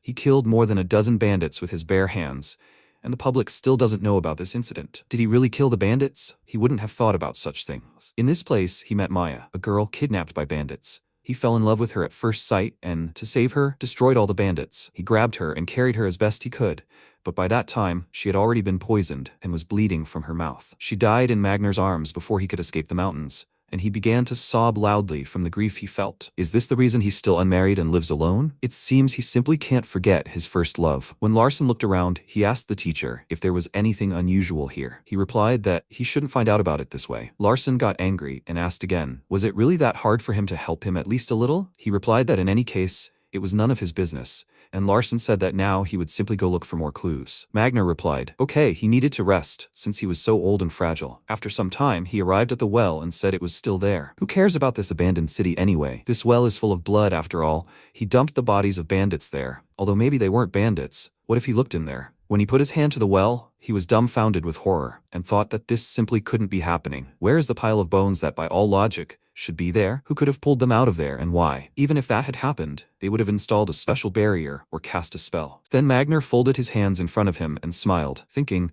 there's a barrier on the well. The bodies must have disappeared too. Could they be sealing the soul like this? He wasn't sure what this barrier was for, but he could easily destroy it. With these thoughts, he clenched his fist and prepared to attack. At that moment, the protagonist asked, teacher, is there anything here? He was surprised to notice it and replied that there wasn't. At that moment, MC smiled and thought, what have you found? A blood well containing the 1,000-year-old dragon's breastplate. At that moment, the system reported that the well contained the willpower of a barrier arts master. The blood well installation is activated by the will of a barrier arts master. He thought, barrier arts master? He had never prescribed anything like this in the barrier for this well. Then he approached the structure, placed his hands on it, and asked, Teacher, does he know anything about barrier arts masters? Magner folded his arms and asked, a master of barrier arts? Why would he need one? He glanced at him slightly and assumed he must already know there was a barrier installed on this well. At that moment, Magner thought, what a scoundrel. He then asked how he thought a martial artist could know about barriers. He replied that it was very strange that a barrier was installed on a well that no one used. He looked inside and added that hiring a master of barrier arts requires a lot of money and time. He said there are many more madmen in the world than he thinks. The protagonist said that this barrier seems to be over 10 years old,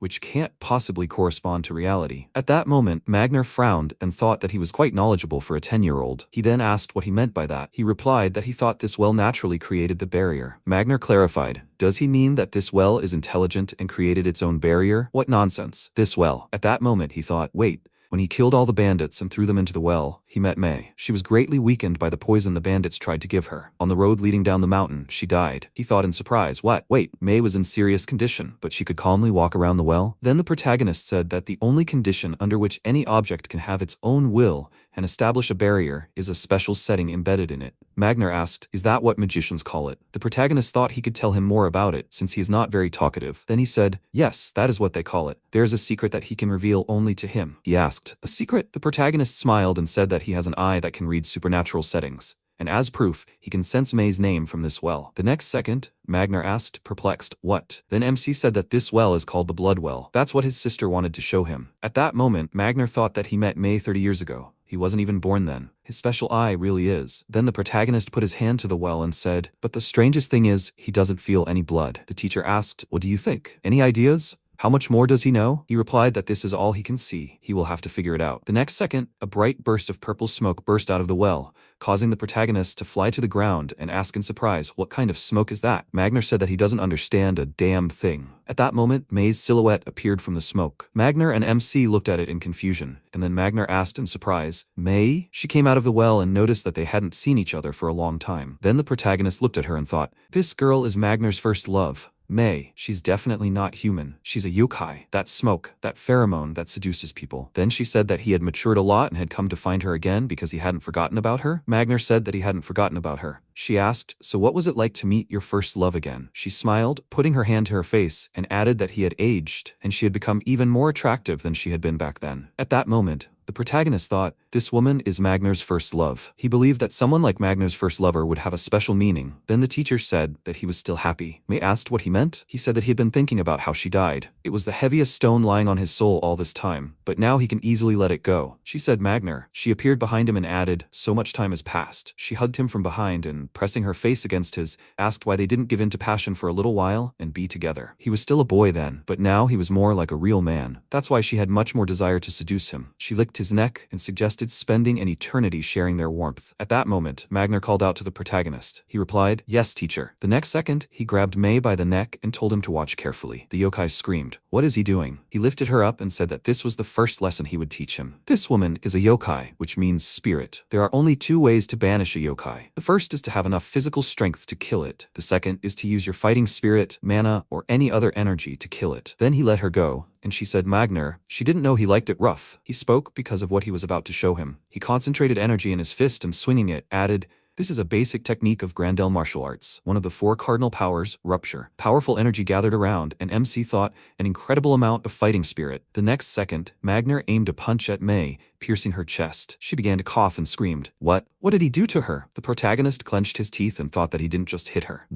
He broke the space where she was. Then Mei screamed, Magner, is he trying to kill her? Really? What about their love? How can he do this to her? He clenched his fist again, concentrating his energy, and shouted for him to watch carefully. This is the first way to kill a yokai. At that moment, the protagonist crouched on the ground and also began to concentrate energy. He thought, destroy the space with colossal force to defeat the spirit. He said he understood, then concentrated his energy in his fist and charging forward thought, now! He delivered a powerful blow, piercing the yokai, and she screamed. How could they do this to the most beautiful girl in the world? What are they, guys? Eunuchs. Then MC stretched his shoulder and thought that he felt a strong pressure in his chest due to the fact that he had thrown out too much mana without preparation. Well, not bad for a first time. Then Mei sighed and, smiling, said it must be just rivalry between two males. He's trying to kill her only because only one of them can possess her. The next second she began to disappear, and Magner said, not bad. The protagonist asked, how could it be otherwise? He has a wonderful teacher. He smiled, looking at him, and asked why he didn't kill her right away. What were they talking about? He's sure that the only reason he didn't destroy her was because he still loved her. The next second, the teacher punched him in the head, and he clutched the bruised area, and thought that he hadn't even had time to activate his iron will. Then Magner folded his arms and thought, this idiot just let his mouth wander. The move he used to kill the yokai was too different from what mages usually use, and it definitely didn't resemble any martial arts move. He simply concentrated all his mana into his fist and unleashed it. It wasn't uncommon for such a move to rob an arm. He honestly couldn't understand how his body could withstand it. Then MC shouted, does he want to kill his student? He said that next time he'll show him another move, and the protagonist looked at him resentfully and asked if he could guess what it was for. And then the teacher sighed and said they should go. The protagonist asked if it was to hide his eyes. He asked why he thought that. He said that his brothers and sisters must be jealous. Then Magner thought, why does he trust him so much? Well, it's not that he doesn't like it. And how did such an outrage appear in the Maiton family? After that, MC sat down on the edge of the well, swinging his legs, and Magner came closer and asked, is this what Yahello prepared for him? He answered, exactly. He thought, despite the fact that he created it. He asked, an artificially created dungeon? The art of dungeon creation refers to a class of virtual spaces created by mages for a specific purpose. He said he thought it was a natural dungeon, but she clearly did something to it. Magner said, it looks like a mage was at work here. Then he yawned and added, whether it was true or not, why did she make it so complicated? She was still a little crazy. Then the protagonist smiled and said that he didn't think Yahello wanted to kill him, but maybe there was a guard or something down there. After that, he jumped into the well. Magner said, yeah, well, he wishes you luck. He then jumped after him and thought, such a deep thought. Right, all those bandits he killed were part of his imagination. It was just a manipulation of his mind. How come he didn't figure it out right away? And how come such a powerful yokai wasn't discovered? If Yahello had come here, she would have left everything as is. At that moment, the system reported that the character who destroys the settings began to doubt the probability of the world. MC thought, a destroyer of the settings? Then he turned around and thought, it was Magner. The system reported, the destroyer of the settings doubts the missing probability of the world. The probability is partially destroyed. He widened his eyes in surprise and thought, destroyed? The settings again? This time, after Magner had been in the blood well, no one had been able to find the well for 30 years. The reason they couldn't find it was, he thought, right, in the original it was written that Kassen had found it before researchers and yokai hunters. He needed to fill in the line to stop guessing anymore. It said that only those with the celestial eye could see the well's true nature. Then the system reported that the missing probability had been partially filled. He thought, and he got another line? This time, he flew further and thought, nothing is happening. Isn't this the perfect answer? And if this happens again several times, the world could collapse. He must be careful. After that, he landed, and the system reported the current location. A 1,000-year-old abandoned dragon nest. He thought, this is it. A 1,000-year-old dragon nest. After that, Magner folded his arms and said, his student. The protagonist asked, right? He asked why he didn't use magic. He was surprised. Magic? He said yes. He couldn't use study or reconnaissance or any other technique. After all, he was only in the second circle. Then Magner asked what level he had to be at to use it. He asked, third, right? He thought his mana was enough for the third circle. How was he still alive then? What a strange guy. Then Magner walked forward and said, before they went on their way, shouldn't they check if there were any traps here? The protagonist said that he didn't think she would use him beyond his capabilities. The teacher noted that this was true, but could he at least light the way? Anyone in the first circle could do that.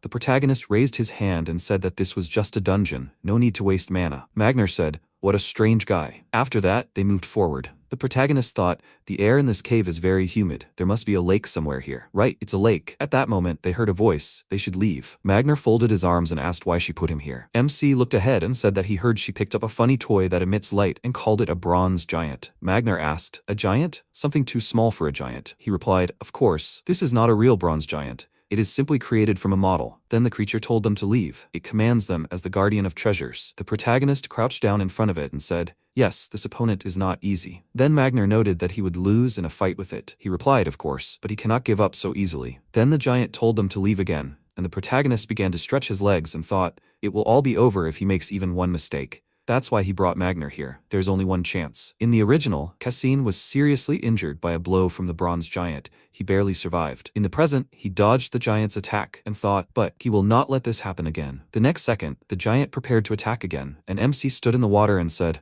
Okay, they must fight. He will finish him with one blow. With these words, he walked forward, rolling up his sleeves. He offered to fight, and he will finish him with one blow. Then he noticed how the giant was concentrating energy in his weapon and thought, now they are going to have fun. The next second, the enemy's weapon burst into bright flames, and the protagonist thought, fire. He jumped to the side, but a flash of fire grazed his back, burning through his clothes. He began to pull down his t-shirt and shouted, hot. He thought, he's a speck of dust compared to Casson in the original story. Casson swung his sword like that, despite his grievous injury in the original novel. And this is his only option. Casson lunged at the bronze giant's chest, but he couldn't defeat him by simply charging at him. Then he'd have to circle around a bit. The next second, he activated self-defense and leaped forward, thinking, that's it. With a sword, it was hot, but he could wait a few seconds. His hand turned red from the fire, and he thought, now he just needs to reach the giant's hinge. Then the giant swung his weapon. He thought they were flying into the wall. Then, fragments of stone flew in all directions, and Magner frowned as he watched, thinking, not bad. At that moment, the protagonist had already climbed onto his opponent's head, and thought, if only he could move, then the opportune moment had arrived. Cassim cut the giant's hinge with his sword. A rusty hinge, the bronze giant's fatal weakness. This was his Achilles heel. Well, maybe he should try the skill Magner had taught him, making just one strike at the hinge. The next second, he concentrated his energy in his fist. But at that moment, a poison-coated arrow flew past him, grazing his back. He began to fall and thought, poison arrow. How could he have forgotten? It had grazed his burn. He had programmed it in his settings, but ultimately didn't use it in the novel. He had been too focused on the Guardian alone. Then he looked ahead in surprise, seeing a huge explosion. He flew into the wall, and shaking in pain, said, damn, it's not as simple as he thought. At that moment,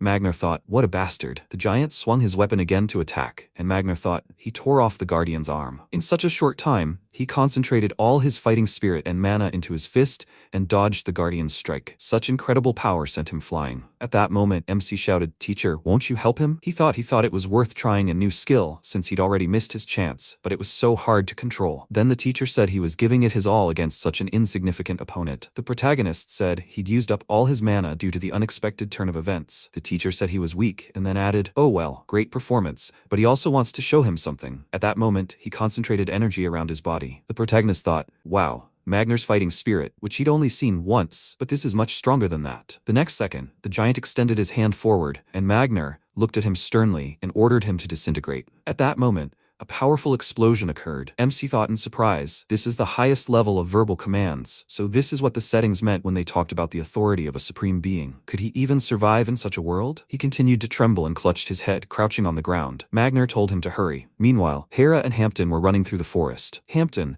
holding onto the straps of his backpack, suggested they rest for a while, but Hera, turning around, said how could he even be called the young master's shadow, being such a weakling? He replied that it was not he who was weakling, but she who was impossibly strong. She asked if maybe he wasn't tired at all, since he was talking so much. She stopped abruptly and told him to stop as well. She looked at the well and thought about the night before last. She remembered MC lying in bed and telling Hera that she should leave 2 days after him. The destination was Dragon's Head Mountain. The well would serve as the entrance to the dungeon. She had to find it. Currently, she thought, the well, traces of the battle. They must be there. The entrance to the dungeon. At that moment, the protagonist rose to his feet and reflected that he was immune to poison thanks to that transcendental grail and Seiken, but it still stung. He said he should have helped him sooner. His mana was gone. At that moment, Magner stretched his back and said that he was old and weak. It had been very difficult for him too. Did he understand? He looked at him in surprise and asked, what? Old and weak? Magner asked. So what now? He said thoughtfully that if there was a guardian here, then he had something to guard. Magner added that he didn't even know how to act when he said such obvious things seriously. The protagonist said, so, he must find the treasure. He must follow it. By the way, isn't that strange? He placed his hand on his shoulder and asked, what?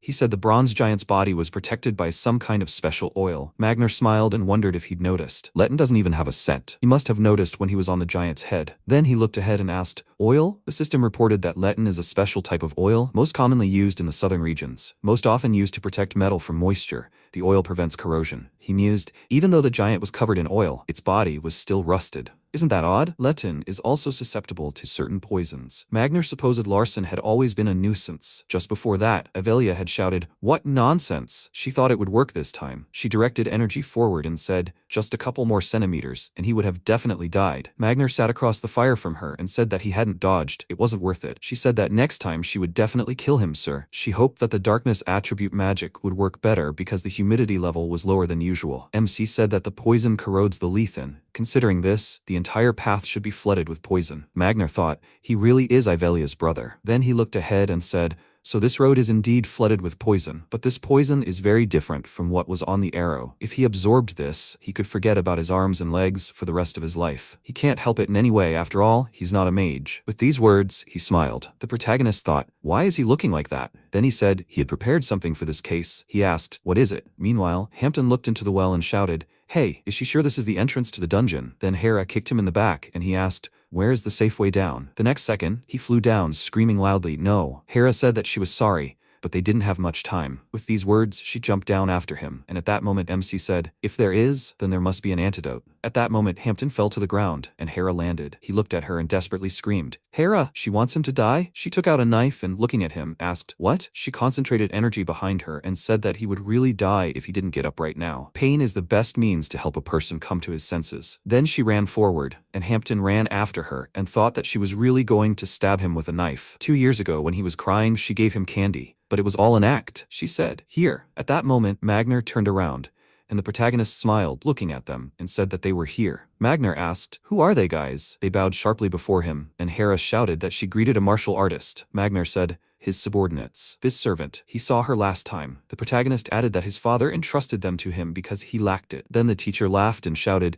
did his father really do that? Magner thought, a normal person has an aura that indicates whether they are strong or weak. A person with a strong aura is nothing surprising, but a person with absolutely no aura, only those with the highest level of skill are capable of such a thing. Then Magner looked at Hera and said that she was the best assassin he had ever seen. She said that she assumed that the assassins he had met were no longer with them, so she really was the best. He folded his arms and noticed that she was modest. But it didn't matter, because assassins with huge egos were doomed to die. She said she would take note. After that, she looked at Hampton and asked if he had any poison with him. He replied, yes, he did. At that moment, Magner said, it must be his shadow. Hampton clicked. Yes, sir, he said. Okay, but how does he plan to protect his master if he is such a coward? Then he added, so this is their plan. So where does he get such confidence that the boy can get rid of the poison? At that moment, Hampton began preparing and said that he could not destroy all the poison, but he could prepare an antidote that could temporarily protect the young master's body. At that moment, MC approached him and, patting his head, said, Hampton. He replied, young master. The protagonist looked at him and, smiling, thanked him. He did well on this journey. Hampton looked at him happily and shouted, yes, sir, young master. He thought that he was not afraid of anything as long as he was by his side, master. Then Hampton put the item down and told them to listen. If he put this thing in his mouth, his body would be able to resist almost any poison. MC took it and asked if the effect would stop if he ingested it. Hampton said worriedly, yes, this can't be swallowed. The protagonist thought, the main character, Casson, has been sick for 3 days because of this poison. Now, knowing the story, it's easier to understand what exactly needs to be done, he thought. After all, he was the one who wrote this. Then he said that he would be right back. They should wait here. Hampton said okay. Magner smiled and said, what a lot of fuss over this weak poison. The protagonist thought it was better not to answer them. They walked forward, and then he looked ahead, and noticing the dragon, thought that they had arrived, the place where the 1,000-year-old dragon breastplate is. The next second, he thought in surprise, over there, a bright light struck the ground, and a system window appeared in front of him, saying, 1,000-year dragon breastplate. He thought, 1,000-year dragon breastplate. This piece of cloth acts like armor and will protect his heart at least once, something like an extra life. Then he looked to the side, surprised, and wondered what this was. The text said that only the one claiming to be the successor would be able to read it. He thought there was writing on the ground. Since Magner hadn't said anything, he thought only he could see it thanks to the celestial eye. Then the teacher asked, so this is what Yahello wanted to give him? He wondered if this writing hadn't been made by him. There might be hidden things in this world that even he, as the creator, didn't know about. In any case, now he just needed to take it. The 1,000-year dragon breastplate.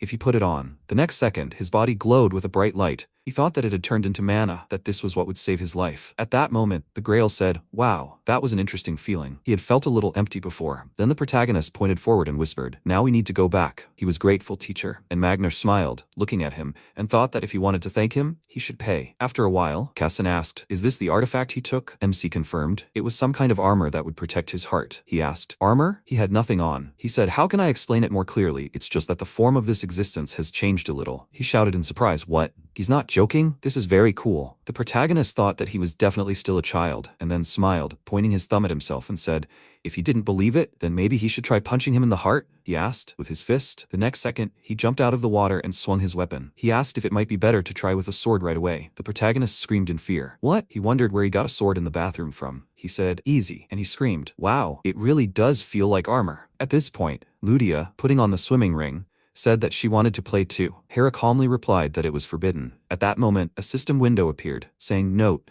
the durability of the 1000-year dragon breastplate is 32 out of 100. The artifact will be destroyed once the durability reaches 0. The durability of the 1000-year dragon breastplate can be restored with mana." MC thought the durability had decreased because Cassin liked the breastplate so much that he wanted to try out all its capabilities. After that, he asked, "Can he stand guard?" He was about to use some mana-infusing techniques. He smiled and replied, "Okay." He thought that today he had stabbed his friend in the heart with a sword. This is what his father meant when he spoke of heroic friendship. Then MC sat down in a meditative pose and began concentrating his energy. The system reported that the durability of the 1000-year dragon breastplate had increased by 1, and the durability of the 1000-year dragon breastplate was currently 33 out of 100. He thought that durability increased by 1 every minute, so in total it would take an hour. The system reported that the durability of the 1000-year dragon breastplate was currently 100 out of 100. Then the protagonist looked at Cassin and said that he was grateful to him. "Good work." He replied, "No need, it's nothing difficult." "Well, they will see each other tomorrow, Larson." MC thought the main character he wrote. He said, "Of course." Then he called Hira. She appeared and said, "Yes, young master." He said, "His heart. Does she want to try to really hit it?" She closed her eyes and said, "If she uses all her strength when she hits him, then he will definitely die.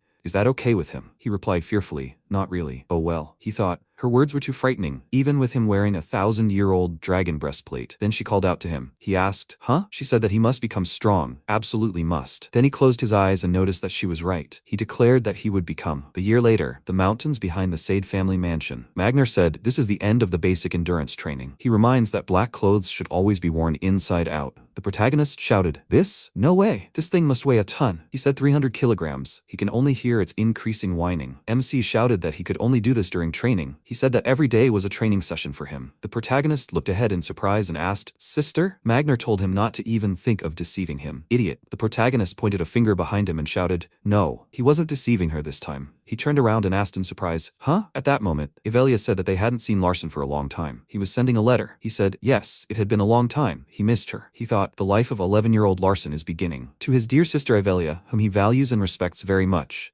This is how the letter began, in which he wrote everything he wanted from Yahello. She said that she wished it had written love instead of respect. They were sitting on a bench, and MC asked, "Sorry?" She said that it would have been better if he had written love too. He said, "I understand." Then she covered her mouth with her hand, laughed slightly, and said she was just joking. So he wanted to leave Ludia with her? He confirmed it. Just before, the monkey was holding a banana and looking ahead with annoyance. The protagonist said, as he wrote in the letter, "Ludia can't grow here anymore." She fought with the monkey over the banana and shouted that she would fry it to a crisp. Yahello said, "So he wanted her to raise a girl who didn't even have Mytone blood in her?" He replied that that wasn't true. She was bound to him by a special contract. She simply served him. She asked, and he said that he might as well obey her. She blushed with embarrassment, looking at him, and said that he meant that he would work under her. He replied, "Only if she took him." She said, then she needed to ask him something. He asked, "What?" She asked, "What had he been doing all last year?" He looked at her and thought, it's true. He hasn't developed as a mage at all. He frowned and thought that the quality and quantity of his mana had plateaued at the same level as a year ago. But he rose from his seat,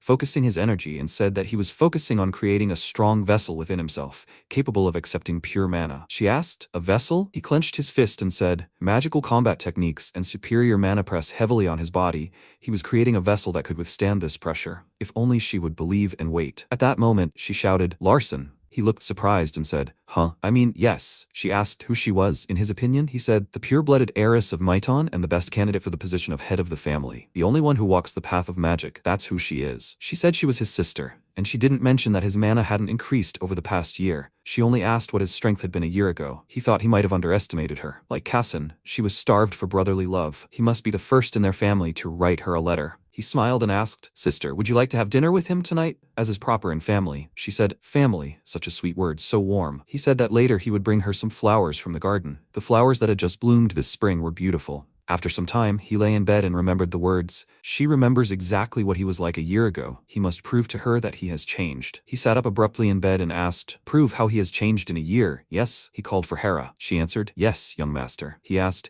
"She heard their conversation, right?" She answered in the affirmative, and added that she would wake him up tomorrow morning so he could leave by 6. They weren't sure how long his journey would last, so she'd also prepared a supply of food and water. He then asked what she thought his prepared for him. She replied that she believed it would be something he'd never encountered before. He asked, really? He figured she'd definitely recognize Larson's younger brother, but they'd have to see how much Larson had changed. After a while, the protagonist stretched, walking forward, and asked if she'd slept well. Yahello replied, yes, he seemed in good spirits. Had he already figured out what he had to do? He replied, yeah, that's part of the test too. Yahello spoke, and he must have spent the night pondering. He confirmed this and added that he had to prove he'd become stronger, despite the fact that his mana hadn't increased at all. Then he added thoughtfully, and a test that could be completed in a few days without disturbing the sade leaves, leaving only one option. She looked at him and asked what he thought the test she had prepared for him was. He replied, to drive out the poisonous goblins in the Byronstone Mountains. That's what he thought. The next second, she created a magical symbol behind herself, and holding out her hand said, yes, he's right. So can they go there right now? He took her hand and said, yes, sister. He came closer and added, okay,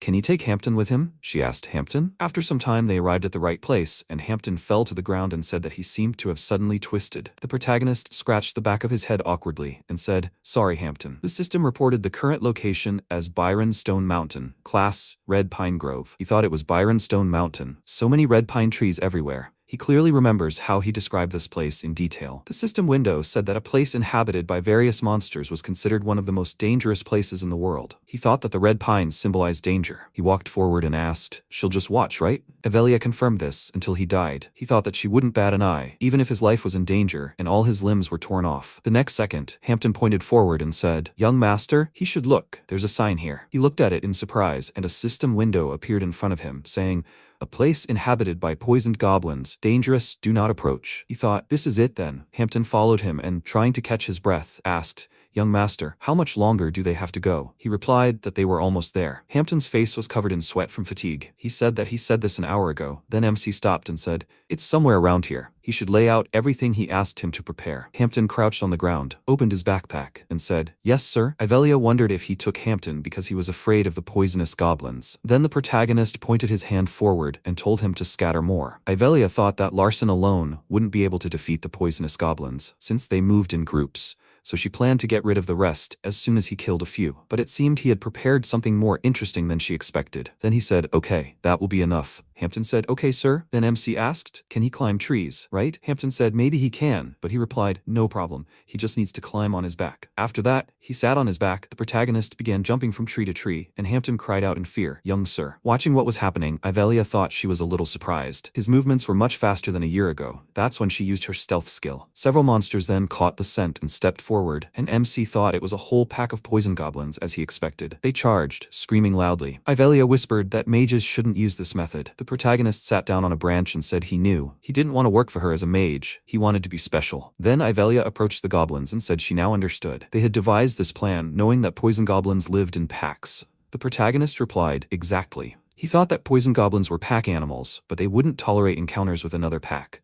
Once they lured them with meat, another pack would want to feast on them, and a massacre would begin. The next second, the goblin swarms met and began attacking each other. The protagonist looked at this and thought, it worked. Now all we can do is watch. The next second, the goblin swung his weapon and rushed forward, dispatching everyone in his path. At that moment, Yahello watched the scene unfold and thought, 1, 2, 3, 4. She noticed a smiling goblin with a weapon stuck in his back. She thought the only survivor. Then the goblin began to laugh and turned his gaze to the protagonist. And at that moment, he concentrated energy in his fist, then attacked the monster. Meanwhile, Hampton grabbed a tree trunk and shouted, young master! He climbed down, and careful not to step on the liquid, asked, how many are there? Yahello thought 24 in total.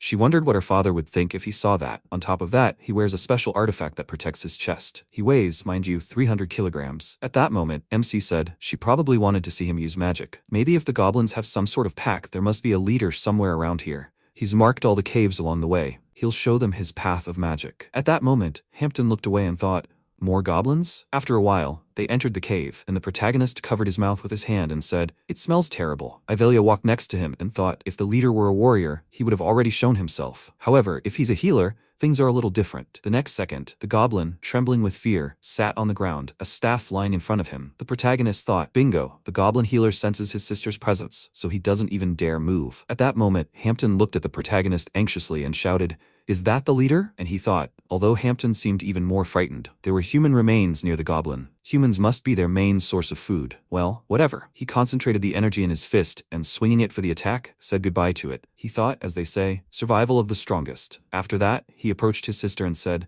"Here is the magical combat technique he learned." She replied that she could see he was trying so hard. He was able to approach the goblin healer with such confidence because she was nearby. He answered in the affirmative. He felt protected by her. She said that having such a weak mind and will was not very becoming. He looked at her in surprise and asked, "Really?" Then she laughed and added, "But this answer will be fine with her." He said, "Sister." She said that she was testing him that time, but next time she will bring him gifts in return. "Brother." The next second, she disappeared into a magical symbol, and the protagonist thought, is she in a good mood? At that moment, Hampton called out to him. He turned around and asked, "What do you want?" He hesitantly asked, "Isn't it time for them to go home?" After that, they left the cave, and the protagonist said that they would stay in the mountains for a couple more days. Hampton was surprised. "Right here?" The protagonist said. "Does he hope he has packed lunch?" He answered, "Of course." The MC asked, he wants to know why they can't go home right now. He hesitantly shouted, "Oh, no." The protagonist said, "Because he left Ludia with his sister." He was surprised. "What do you mean?" He said that she would do what he said, and Hera would find out everything when Ludia left. He smiled and said, "That's it? He wants to go back, Hera." He replied, "You just have to wait for her here. This place will be safe, since they got rid of all the goblins." Then Hampton called him and said, he came here to perhaps save all the people, even though he himself lives in an unprotected area. "Why?" he asked. "An unprotected area?" He said those who live in those areas are unprotected. Most people live in areas like that. His parents died in one of those areas too. He began wiping the tears from his face and added that he believed he knew about the goblin's love of human flesh,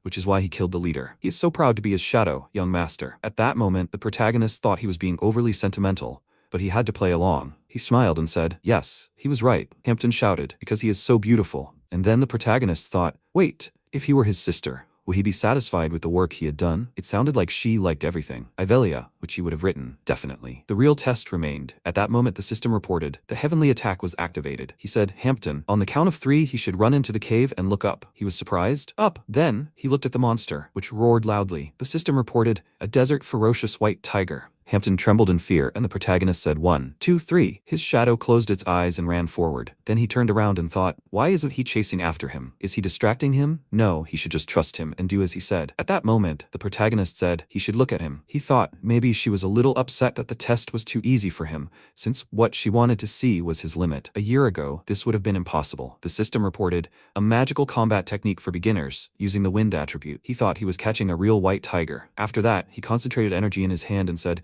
the wind is so pleasant. Then he clenched his fist and said, her test, he will pass this with ease. Then he looked at the monster and smiling asked, was he so confident in his speed? Well, he should try not to slow down. The next second, he rushed forward, while the monster moved after him, its toothy maw wide open. The next second, MC jumped aside and said that he apologized, but now he was finished. The system reported that proper weight distribution was being used. He concentrated energy in his fist, then delivered a powerful punch. It flew to the side and, looking at this, asked, how was he? Still alive, huh? The next second, the tiger roared loudly, and the protagonist thought it was about to strike again. He crossed his arms in front of himself. The system reported, using magical combat technique for beginners, self-defense. The next second, he flew to the ground, and the system reported, the 1,000-year dragon armor blocks all external attacks. The armor's durability is 62 out of 100. The protagonist sat on the ground, clutching his wounded body and gritting his teeth. He defended himself with all his might, but he still broke his left arm and rib. If he hadn't been wearing the 1,000-year dragon armor, he would have died on the spot an hour ago. Then he used self-healing and thought, even though he was faster, the tiger was superior in both attack power and defense. He should hide in the cave where Hampton was now and come up with a plan. After some time, Hampton placed a crushed plant on the protagonist's wound and shouted, I apologize, young master. He asked him to kill him. He wondered why he should kill him. He thought, self-healing uses a lot of mana. He should conserve some mana while he wasn't in critical condition. At that moment,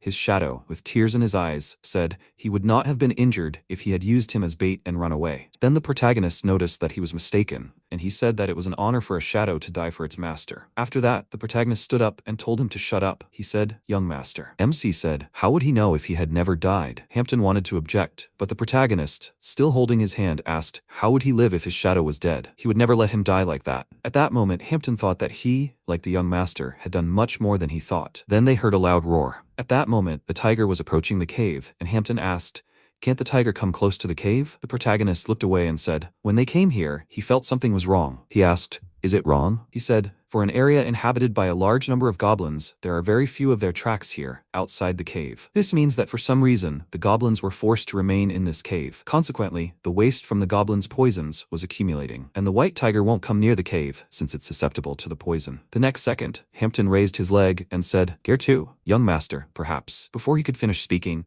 the protagonist said, "That's right, Avelia imprisoned the goblins here." He smiled and said, "And she did this to make this place safe from the white tiger." He slammed his fist into his palm and added, "Like this. Now they just need to wait for Hera to arrive here?" The protagonist replied that wasn't true. Hampton looked surprised. "No?" MC then folded his arms and said, "Of course, that's the safest option, but not the best. They'll kill the tiger before Hera gets here." Hampton cried out in surprise. "A white tiger?" He asked if he could make a paralyzing potion now, right? He replied that he could, but how much potion would he need to paralyze such a huge tiger? He said he didn't need to completely paralyze it. Hampton asked, "Then how much?" He replied, "The same amount, to calm him down." He thought that if he passed this test, Avelia would reward him in full. After some time, Hampton said, "It's done." The protagonist ordered to smear the goblin's body with it. Hampton, looking at the body, asked, "A goblin's body?" The protagonist added, he should also cut it into pieces and smear it. He was surprised. "Cut it?" The next second, MC threw several parts of the body covered in the substance forward and looked further. He began to think, 58, 59. It must have been 30 minutes already. That's right, the sultry hour of the day has arrived. The white tiger is exhausted. It is impossible for an 11-year-old mage to catch this very white tiger in the world he created. This applies to everyone in this crazy world, not just mages. He is sure Avelia understands everything perfectly well too. That's why she gave him this impossible test. She would like to see how far he has gone. He concentrated his energy in his fist and thought, now he must properly show her everything he'd learned over the past year. 2 years had already passed since he possessed Larson's body. Now Larson had 7 years left to live. His death was predetermined. He must change this world, no matter how, to become stronger than Avelia, Decatra, and the main character Casson. The next second, he walked forward and said, "Well, they'll begin the second round." He thought he'd come back alive. At that moment, a system window appeared in front of him, saying, "Note, Larson's character has shown firm determination. Counterattack tactic unlocked," he thought in surprise. Counterattack tactic? Then the system announced, "Counterattack tactic in use." He saw a bright light ahead, and Hampton thought in surprise, "The young master's mana has increased to the the fourth circle." At that moment, the system reported that he could maintain the counterattack tactic for up to 3 seconds with his mana. Automatic activation of slow flow. He thought of the counterattack tactic as a skill that released all his mana in the blink of an eye, the basic law of fighting spirit that Magner taught him. Not long before, he said, "Strength, destruction, severing, and death." Strength is needed for the strength of his body and spirit. Destruction is for the destruction of his body and spirit. Severing is for creating lines on the surface. Death is for creating points from lines. This is the basic law of fighting spirit. Then the protagonist sat on the ground, holding a bucket of water on his head, and said that he didn't understand at all what he had just said. Magner said, in other words, mastery of will. The protagonist caught a butterfly in his hand and asked, "Will, what's so important about that?" He said the 4 basic laws will affect will. Instead of talking, it's better to show him once. MC smiled and remarked that this was a great idea. What about him? Before he could finish speaking,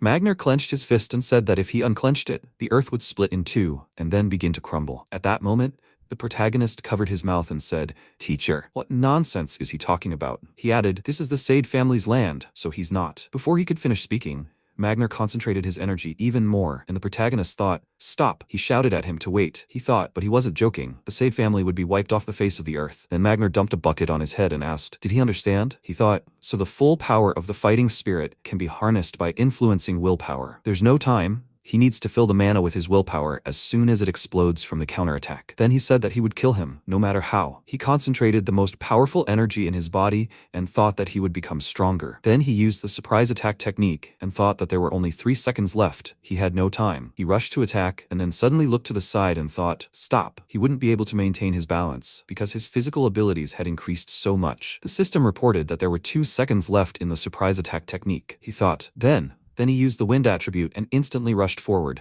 leaving bright flashes of light in his wake. The system reported that there was 1 second left in the surprise attack technique. He said that he needed to be prepared to kill. He thought, this is how to use fighting spirit. He thought that he must kill the white tiger. The next second, he concentrated his energy even more and delivered a powerful blow, causing a huge explosion. At this moment, Hampton, observing what was happening, placed his hand on his chest and said, "Young master." The next second, the system reported that he had completely expended all his mana. Surprise attack technique completed. Heavenly Eye completed. MC said he was grateful for the reward. The next second, he fell to the ground, and Hampton ran up to him in alarm and shouted, "Young master, is he okay?" Then the Grail spoke desperately. His body felt very strange. He was completely exhausted. He had felt better before. The protagonist thought that not only could he not move, he barely even had enough strength to say anything. This skill has very serious consequences. It will take a long time before he gains the necessary dexterity. The next second, Hampton heard loud sounds, looked ahead, and cried out in fear. Another white tiger? MC raised his head and thought, another one? Just as he thought. At that moment, Hera walked forward. He thought, she's here, Hera. She approached the monster's body and said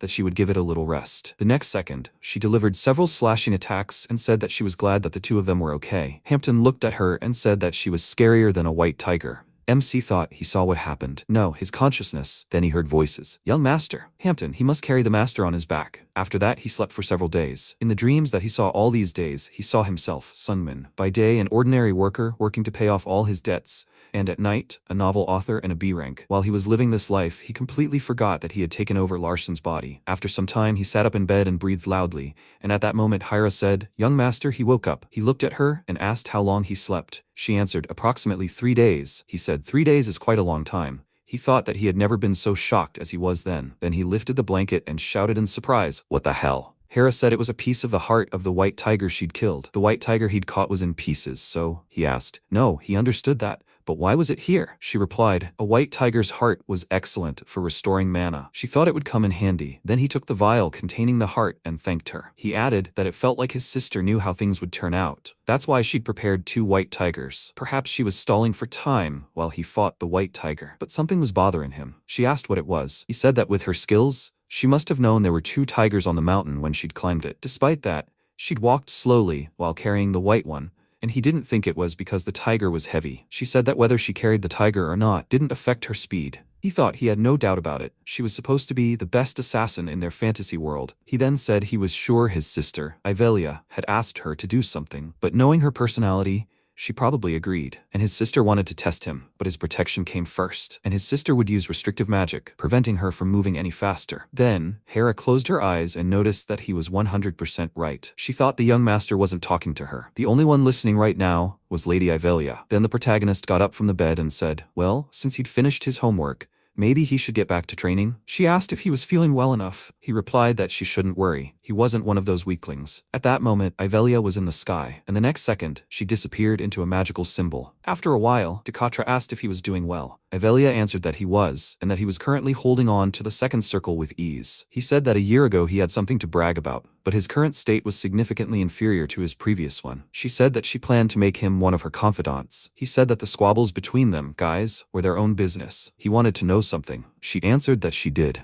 He asked what it was about their youngest that pleased her, that she cared about him so much. She said that she loved him very much. He was far from a true mage, but he was much smarter than the children she had met, and he had a healthy dose of selfishness, and she actually liked that. If he allowed her, she wouldn't mind making him one of her men. He looked at her, then turned and said that it was up to her to decide. She closed her eyes and thanked him. A long time had passed since that day, even a very long time. Finally, January 1st, 223, according to the Hyponian calendar, arrived. In other worlds, 3 years had already passed. After some time, Hera approached the clearing where the protagonist lay. She said, young master. He looked at her and asked, what is it, Hera? He thought that he had turned 14. She said that he had received a letter from the patriarch. He thought, finally, it has happened. Then he approached her and said, Hera. She answered, yes, young master. He said that she could cut his hair as usual. After some time, she began cutting it and asked if he had read the letter. He answered in the affirmative and added that he was returning to the main residence. All members of the Might family between the ages of 14 and 16 must participate in the pilgrimage ritual. She said that she understood that he definitely wanted to participate.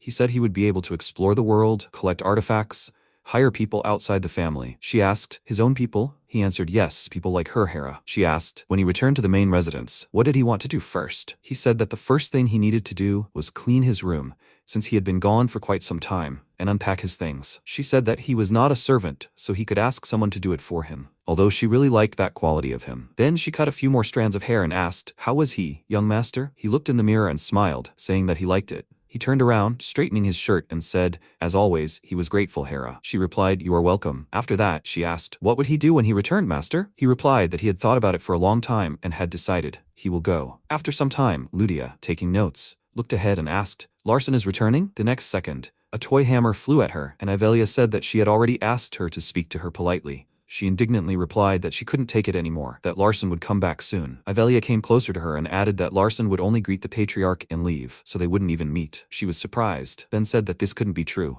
Yahello asked why not. She replied that Larson had told her so. Yahello smiled and said that nothing is more precious than family. She said so, but she had signed a fiery contract with Larson. She replied that that didn't mean anything yet. Ludia smiled and added that then they would start a family. She was surprised. What? She said that if she married Larson, she would become his family. Then, a toy hammer hit her on the head, and she screamed indignantly. What's going on? Yahello said that she had already asked to be more polite. After some time, Persia folded her arms across her chest and, looking at Sando, asked, "So, is the younger one on a pilgrimage now?" She answered, "Yes, Lady Persia." She said that when she heard rumors that he wouldn't leave her sister alone, she wanted to cut off all his fingers, but he was lucky. At that moment, the enemy asked, "What is she talking about?" He drew his sword and shouted, "They not only burned their things but also took away their Selphilia wings and the ancient stone. By Henker, he will kill her." Then the robber approached Persia and asked where she hid the stone. Her shadow held a sword in front of him and said, "Lady Persia, she." Then she looked at her in surprise and thought, "Persia?" She smiled, looking at the robber, and he shouted, "It seems she wants to die. She mustn't forget to leave a will." She said, "His hands are so beautiful." He was indignant and shouted, "And these were her last words?" She said that now this hand no longer belongs to him. The next second, he grabbed her face with his hand and shouted, "Damn." He threw her aside, and one of the bandits said, "Maiton is not such a special family." Their leader shouted for them not to let their guard down. "Maiton are not that simple." His subordinate told him not to worry, Commander. The next second, the bandit screamed desperately, "His hand! His hand! No!" At that moment, Persia, holding his hand, appeared from behind the smoke and smiling said,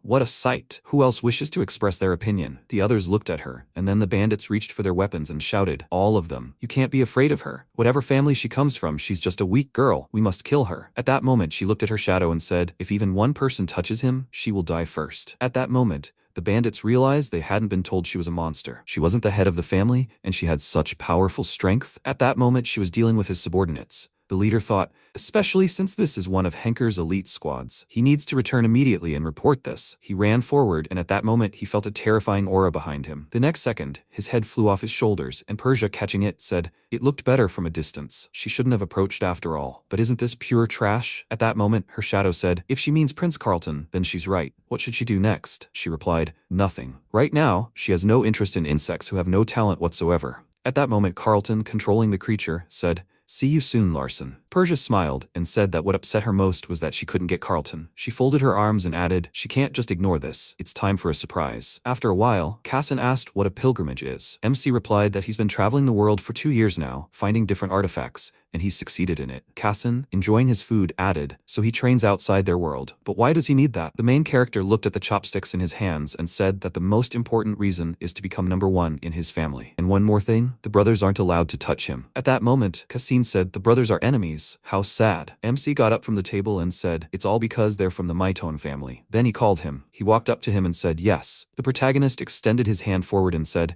"Even when he returns home, they'll remain friends, right?" He shook his hand and said, "Of course." After a while, Hera said that she would help her. Soso shook her head and said she would do everything herself. Hera sat opposite her and said that in that case she would have nothing to do. She replied that Hera was not her maid. She shouted, then she was asking her to let her be her maid. She answered negatively and Hera was indignant, asking why. She replied, "It's because she does it better than Hera." She blushed with embarrassment and noticed that this was true. Then Soso said, "Still, if they return to their hometown, would they still be so close?" Well, she didn't know either. "It's all right, Hera. There's nothing wrong with that, right?" And then Hera rose to her feet, and she asked, "Will Larson come?" She confirmed it. Then she looked away and said, "She's sure Larson likes Hera very much." She said, "The master shouldn't relax for her sake and for his own sake, and even for his own." The next second, she disappeared. And at that moment, the protagonist approached the door and asked, "Mom, does she know that they are returning to the city tomorrow?" She replied that she knew. He said that he would like to visit his father first. She replied, "Yes, of course." He added that he would like his mother to go there with him. She was surprised. If she meets him. She cried out in fear. He said that everything was fine. He would protect her. And there was one more thing. She began to cry, and he said that he wanted to ask her. At that moment, a system window appeared in front of him, which said, "Note, there was a plot change." After a while, Soso smiled and said that she was here. Hera appeared next to the stairs and asked how she knew. She said that she simply felt her presence. She thought, her presence? And then Soso looked at her and, smiling, added that she was glad that she came there with her. She replied, not worth it. Soso added that he told Larson to find a room together. Hera said so, but since she says so, she added that he doesn't want her to continue hiding, really. She herself doesn't know what's right and what's wrong. Until now, she thought everything was fine. Since she doesn't have a very good past, she can't be a strong support for Larson. Whatever she does, it opens a huge gap between them, and this gap will become a problem for Larson. But he tells her not to worry. If she follows her heart and does what she wants, then everything will be fine in the future. So she decided. Hera asked what. She replied that she will be a support for Larson. Hera was surprised. Madam? She said that of course she has no experience in this, but she will try. Until now, she lived in hiding, always thinking that Larson could suffer because of her. After all, they were persecuting him back then. Now she understands that Larson is old enough to do things his own way. There's no point in hiding anymore. Hera looked at her and thought, amazing. A person without power, no ability to kill or extensive knowledge, yes, and doesn't even know the family. And where does she get such willpower? She said she understood. The patriarch loves her more than anyone else. The next second, she disappeared. Soso looked around and was surprised. What? At that moment, Hera covered her mouth with her hand and thought, how dare she discuss such things with her? What did she even say? If they found out about this, she could die. Why did she blurt that out? The next day, MC said, the master is returning. He replied, yes, he must be careful and should not write letters. They have enough problems as it is. He replied that he remembered. Then Magner folded his arms across his chest and added that they should not even mention that he was their teacher, otherwise they should expect consequences. The protagonist replied, yes. And then they walked to the carriage, and he, turning around, added, master, he will definitely write to him when he arrives. He said he wasn't listening to him at all. The next second they set off, and MC thought he'd be back in Maiton town. Looking after the carriage, Magner said he was willing to bet there wouldn't be any letter. At that moment, the protagonist thought, this is what he was thinking. There should be a mage from the residence standing at the teleporter. Who could he be? After a while, everyone got out of the carriage and MC said, Hira. She replied, yes, sir. He approached the gate and said, there should be a mage from the residence here, since they crossed the Black Sea. And who could it be? She said, I think it was. The next second, Evian emerged from the portal and the protagonist shouted in surprise, Evian. She said, the librarian of the Star Library, Evian, greets them. He thought, the Ice Witch. That must be the one with the bounty. He smiled awkwardly and said, they haven't seen each other for a long time, Evian. He thought that her arrival here meant that everything was very strict here. Then she said, it's been a long time. Would he like a cup of black tea, sir? He thought, black tea? Then he answered, okay. At that moment, Hera thought that the sir didn't like black tea. Why? The next second, the protagonist held the cup in his hand and noticed that the tea had cooled slightly. Evian said, is that so? She's glad he's back. He should visit the Star Library more often. He replied that they agreed. Now that the tea party is over, can they enter? She answered, yes, of course. He thought, is that it? Is she letting them in? Then they walked to the portal, and he said that in that case, they were off. They headed forward in the barrier, and then Evian said that they were almost there. MC began to squint and thought, such a bright light. After that, they arrived at the right place, he said. Home sweet home. He thought they arrived very quickly. Then Evian bowed and said that the carriage was ready. They could leave. The protagonist thanked her, then looked at Soso and asked,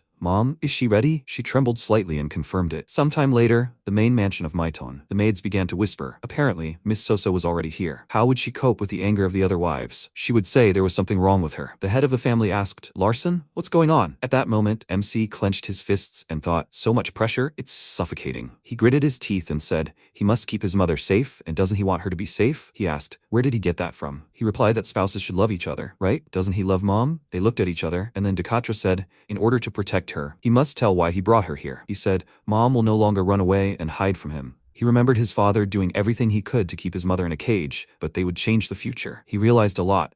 The world they lived in wasn't a world. Using power to subjugate people was normal for them. Decatra noticed that he was right. Humility is for the weak. He thought, he's so protective of Soso. He remembers him being a coward. Then the protagonist added that since he's no longer a helpless child, he has no choice but to humble himself. His father noticed that he was right. The protagonist was surprised, thinking how easily he admitted it. At that moment, Soso said she wanted more power. The protagonist looked at her in surprise, and she said she didn't have the power to protect Larson. The only power she had was him. The protagonist asked, isn't that enough? Father is the strongest man in the world. After a while, Decatra asked what he thought. Senkan replied that he never thought the head of the family would be so worried. Decatra came closer and asked what advice he would give him as a friend. He answered when he told him not to look to the future, but to the present. Decatra put his hand to his head and asked, did he say that? He said, because he has always tried to live in the present. His life is real. That's why he is here now. After that, he bowed and said, Decatra, the friend of his youth, had no sense of fear.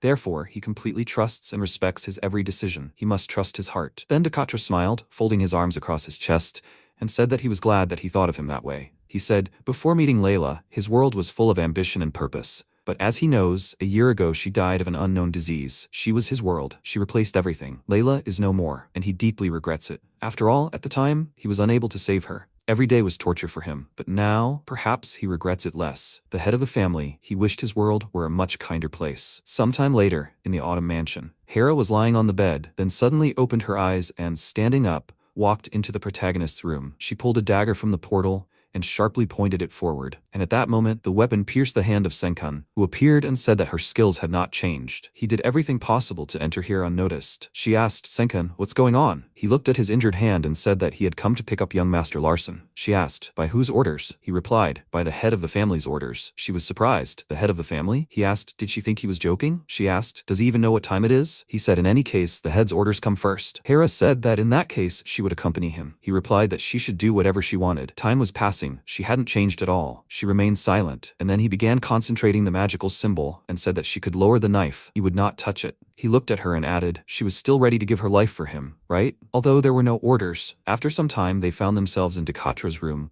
and Hera, kneeling, said that she greeted him, sir. Senkan said that he had brought young Master Larson. He said, "Excellent work, Senkan. And why was Hera here?" Hera said that it was necessary to ensure his safety. He asked, "Isn't Senkan someone who can be trusted?" She answered, "Of course." However, she believed that trust should not influence the way she works. He said, "Right, Hera. She should calm down. He will only perform the magical ritual." She replied that she thanked him, sir. At this point, MC asked, "Can he stand up now?" He thought he had been put under a sleeping spell. He rose to his feet and looked at Dekatra and asked, "Father, what's going on?" He replied that the Maiton family had many magical techniques, including a body-strengthening technique. From now on, he would draw a tattoo on his arm and begin the Dekatra procedure. The protagonist countered that he needed to know what that was. He mused that it must be a very remarkable procedure to have named it after himself. His father replied that usually, other people immediately agreed when he did something like that. He rose from the floor and wondered where he was. MC noted that the time and place were very strange. He tried to analyze the area, but a system window appeared, notifying him that this space could not be analyzed by the celestial eye. The protagonist remarked that he still didn't understand why his father was doing all this secretly, and at such a late hour. Dekatra explained with a smile that it was simply for his convenience. Also, his technique could be poisonous to him. He asked, "Why is he doing this then?" His father replied that he saw potential in him. Suddenly, a magic circle appeared around Larson, completely enveloping his body. He thought he heard something glowing. It was incredibly painful.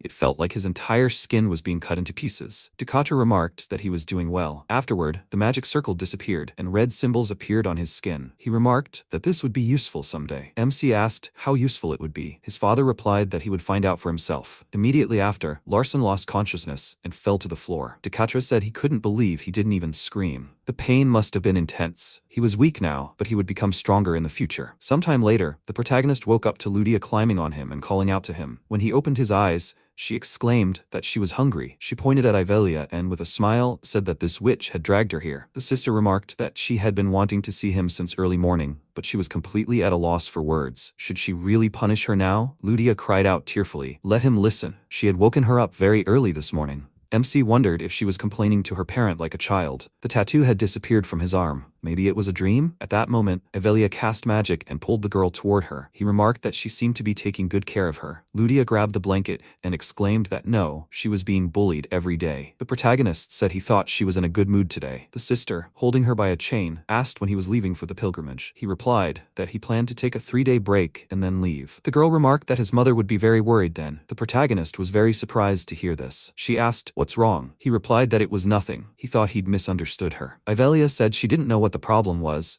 but she hoped it would be resolved. At that moment, Ludia tried to attack her with magic, but the girl calmly created a magical barrier and blocked the blow, then remarked that he'd passed her test with flying colors, and now she would give him the reward. MC happily wondered if she was talking about the white tiger. Ivelia asked if he could get out of bed for a minute. When he stood up, she used magic and put on the robe, then said it was her gift. A system window appeared, stating that the robe was called White Dragon's Scale. It was a masterpiece created by Utali, a legend among all blacksmiths and the leader of the dwarves. Utali had put everything he could into it. The robe was imbued with a strange magical power. The protagonist, surprised, said that if this was a robe made of white dragon scale, she must have worn it before. Ivelia agreed, noting that she had worn this robe during her pilgrimage. He thought that this was definitely the thing that had saved his sister's life more than once. The protagonist said it was a wonderful gift. The girl warned that it had become weaker since then, because she had repaired it. With the robe, he could kill a mage below the 6th circle once, but only once, so he should keep that in mind. He was shocked to think that 6th circle mages weren't so easy to kill. The day would come when he would have to use it. Afterwards, the MC thanked her with a smile. Yahello replied that as his sister, she hoped he would return safe and sound, and she would say, as the eldest daughter of the Maton family,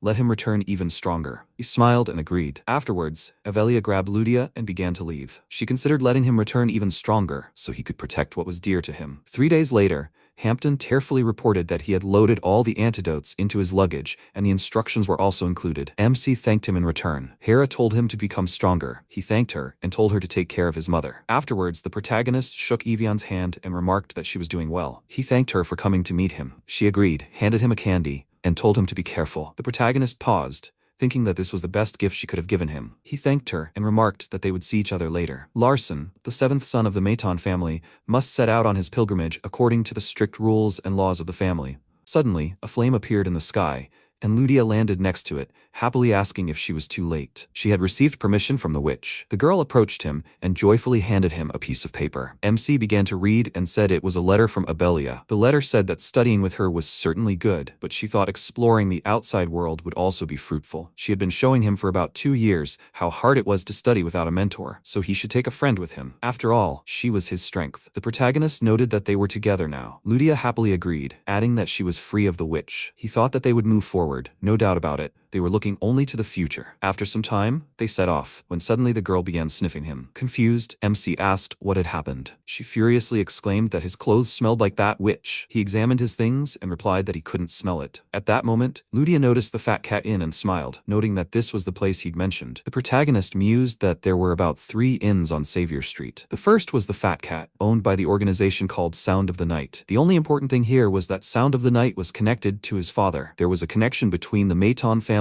and Sound of the Night. When they entered, the protagonist said he was on a pilgrimage. Brig, a member of the organization and an informant, greeted him and noted that the price was 30,000 grains per night. 35,000 if they ate. They had to leave at 12, but if they were late, it was okay. They weren't busy right now. MC approached the counter and asked if he would show them to their rooms. Brig pointed to the stairs and suggested they go up and to the right. Their room was the 3rd, the largest. He wondered, perplexed. Wouldn't he show them? The protagonist asked if it had been quite hot lately, hadn't it? The guy chuckled and replied that he wouldn't say so. Lately, he hadn't been able to sleep from the cold. He asked what he should eat on such a hot day. Brig asked what he would like. The protagonist replied that he wanted a beer and 2 slices of pizza. He chuckled and replied that he would make that for breakfast then. However, wasn't he too young for beer? MC agreed and added that he would just play with the cats then. He wondered if that was the password for the Sound of the Night. On a hot day, you should say you're cold, and on a cold day, you should say you're hot. If you're a child, you should ask for beer, and if you're an adult, you should ask for candy. Such absurd statements are the password to access this place. In exchange for permission to carry out its activities in the Maton family, the Sound of the Night grants certain benefits to the family's students on pilgrimage. Brig noted with a smile that they have 2 cats here. The protagonist thought about how this man already knew he was the 7th son of the Maton family. The boy explained that the cats were named Hobbs and Valve. The former was picky, which is why he was so skinny, but the latter was fatter. He ate too much. Which cat would he like to play with? MC replied that he'd happily play with Valve. Brig, perplexed, said he thought it would be easier for him to take Hobbs. He wondered why the son of the Maton family was asking for money. For this family, any amount of money meant little. Why didn't he ask his family for money? The protagonist wondered if the Maton family could only get financial support from their mother. He felt sorry for the artifact, but he needed the money more. By helping him, the Sound of the Night would end its contract with their family, and the inn would close. Afterwards, he and the girl began to climb up to his room, and Biggs glared at him. After a while, Dekatra asked how Larson knew about this. Senkan replied that he might have found the information in the library. He wondered if he'd found the book he needed in the library himself. The boy explained that maybe Evian had helped him. Dekatra asked that he thought librarians maintained neutrality, didn't they? He said that Evian seemed attached to the youngest. The patriarch remarked that the other children wouldn't stay in some old inn or read such boring books. Senkan wondered if he'd planned all of this. He replied that the odds were equal for everyone. The boy smiled and said he seemed to be enjoying himself. Dekatra explained that he was the only one who had followed his intended path. In that case, today was the last day of the Fat Cat Inn. The next day, the protagonist woke up to find bags of gold in front of him and joyfully asked How did he manage to do that? He didn't even hear anything. He thought about how much gold there was, roughly 3 million grains or 3 billion won. That's enough for 2 years of luxury living. At that moment, Ludia woke up and asked, "What's this? When are they going to have breakfast?" She'd been dreaming about cats that day. MC noticed she was dreaming about cats because she was sleeping in a cat hotel. It suddenly dawned on him,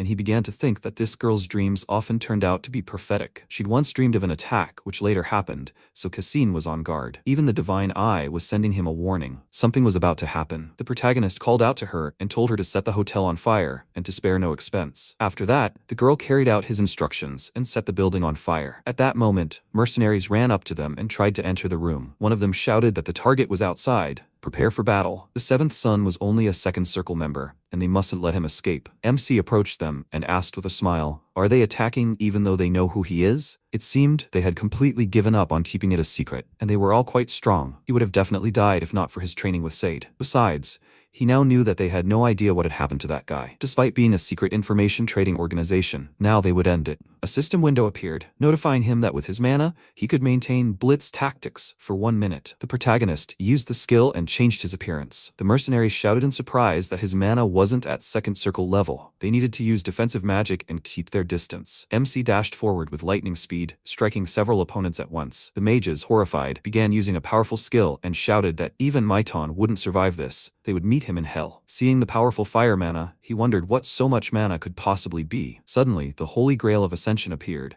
absorbing the fire mana and declaring it delicious. The mercenaries, confused, began asking what had happened. A system window appeared, notifying him that with his mana, he could maintain blitz tactics for 52 seconds. The protagonist thought his entire body was filled with mana. After that, the time increased to 2 minutes. He smiled and said that he wanted to play with Valve, but that wasn't bad either. The protagonist thought he was at his peak. Sometime later, the Patriarch's men captured Brig and took him captive, and then contacted Decatra himself. He instructed them to remove his bandage. Why did he and the Night Sound Squad attack a member of the Maiton family? The information broker replied that they thought they could continue operating. The Patriarch remarked that this was strange. He remembered that he had allowed business to continue. A little earlier, he had approached Senkan and asked, "Today is the last day of the Fat Cat Inn, right?" He had changed his mind. Let the inn continue operating. Currently, Brig said he was an information broker. He thought the Maiton Patriarch wanted to learn more about the seventh son's abilities, how he handled difficult situations. He attacked the seventh son because it was a small favor in return for the Maiton Patriarch's kindness to the Night Sound Squad. A little earlier, the protagonist had defeated everyone,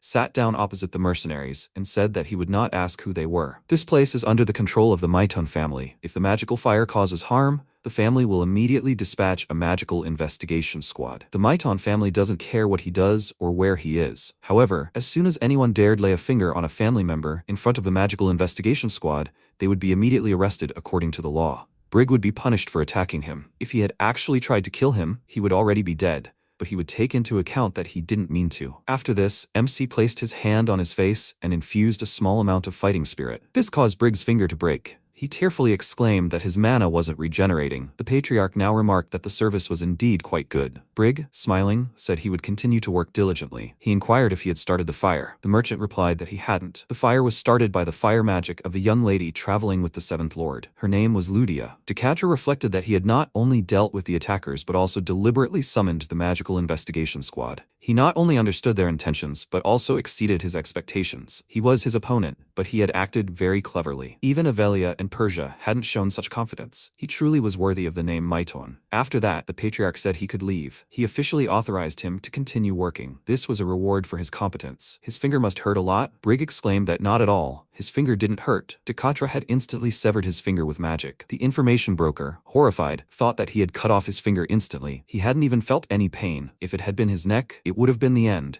He needed to get out of here as soon as possible. After a while, he was released from the basement and went outside, where the rest of the Sound of Night members were waiting. Brig smiled, showing them his missing hand, and mused that he had gotten off easy. Sometime later, while sitting by the fire, Ludia called out to the protagonist and noted that they had been walking for 6 days. Where were they even going? He wondered why she was just now asking. The girl replied that she had forgotten to ask because she was admiring the views. The protagonist explained that they were going to Holland. She asked what he was saying about the Holy Empire. He agreed and asked, "She knows that place, right?" Ludia chuckled and said that she had read about it in the book that grandmother had given her. She even took the test and got a perfect score. MC wondered how hard it must have been for her. She wondered, but why are they going there? Was there really anything interesting there? He replied that there were a lot of things there. The protagonist mused that Holland had many things he had created. It would be good to pick up a few before Casson got there. Afterwards, they ate, and he approached a sign that indicated 3 paths. The protagonist used the Divine Eye skill and thought they needed to get to the Holy Empire, Holland. The other 2 paths led to the Grandel Estate and the Crimson Forest. He saw something else under the 3 arrows. He pointed at the sign and asked if she could see those words. Ludia looked and agreed. MC thought it was obvious, even without the Divine Eye. The girl happily said she already knew how to spell it.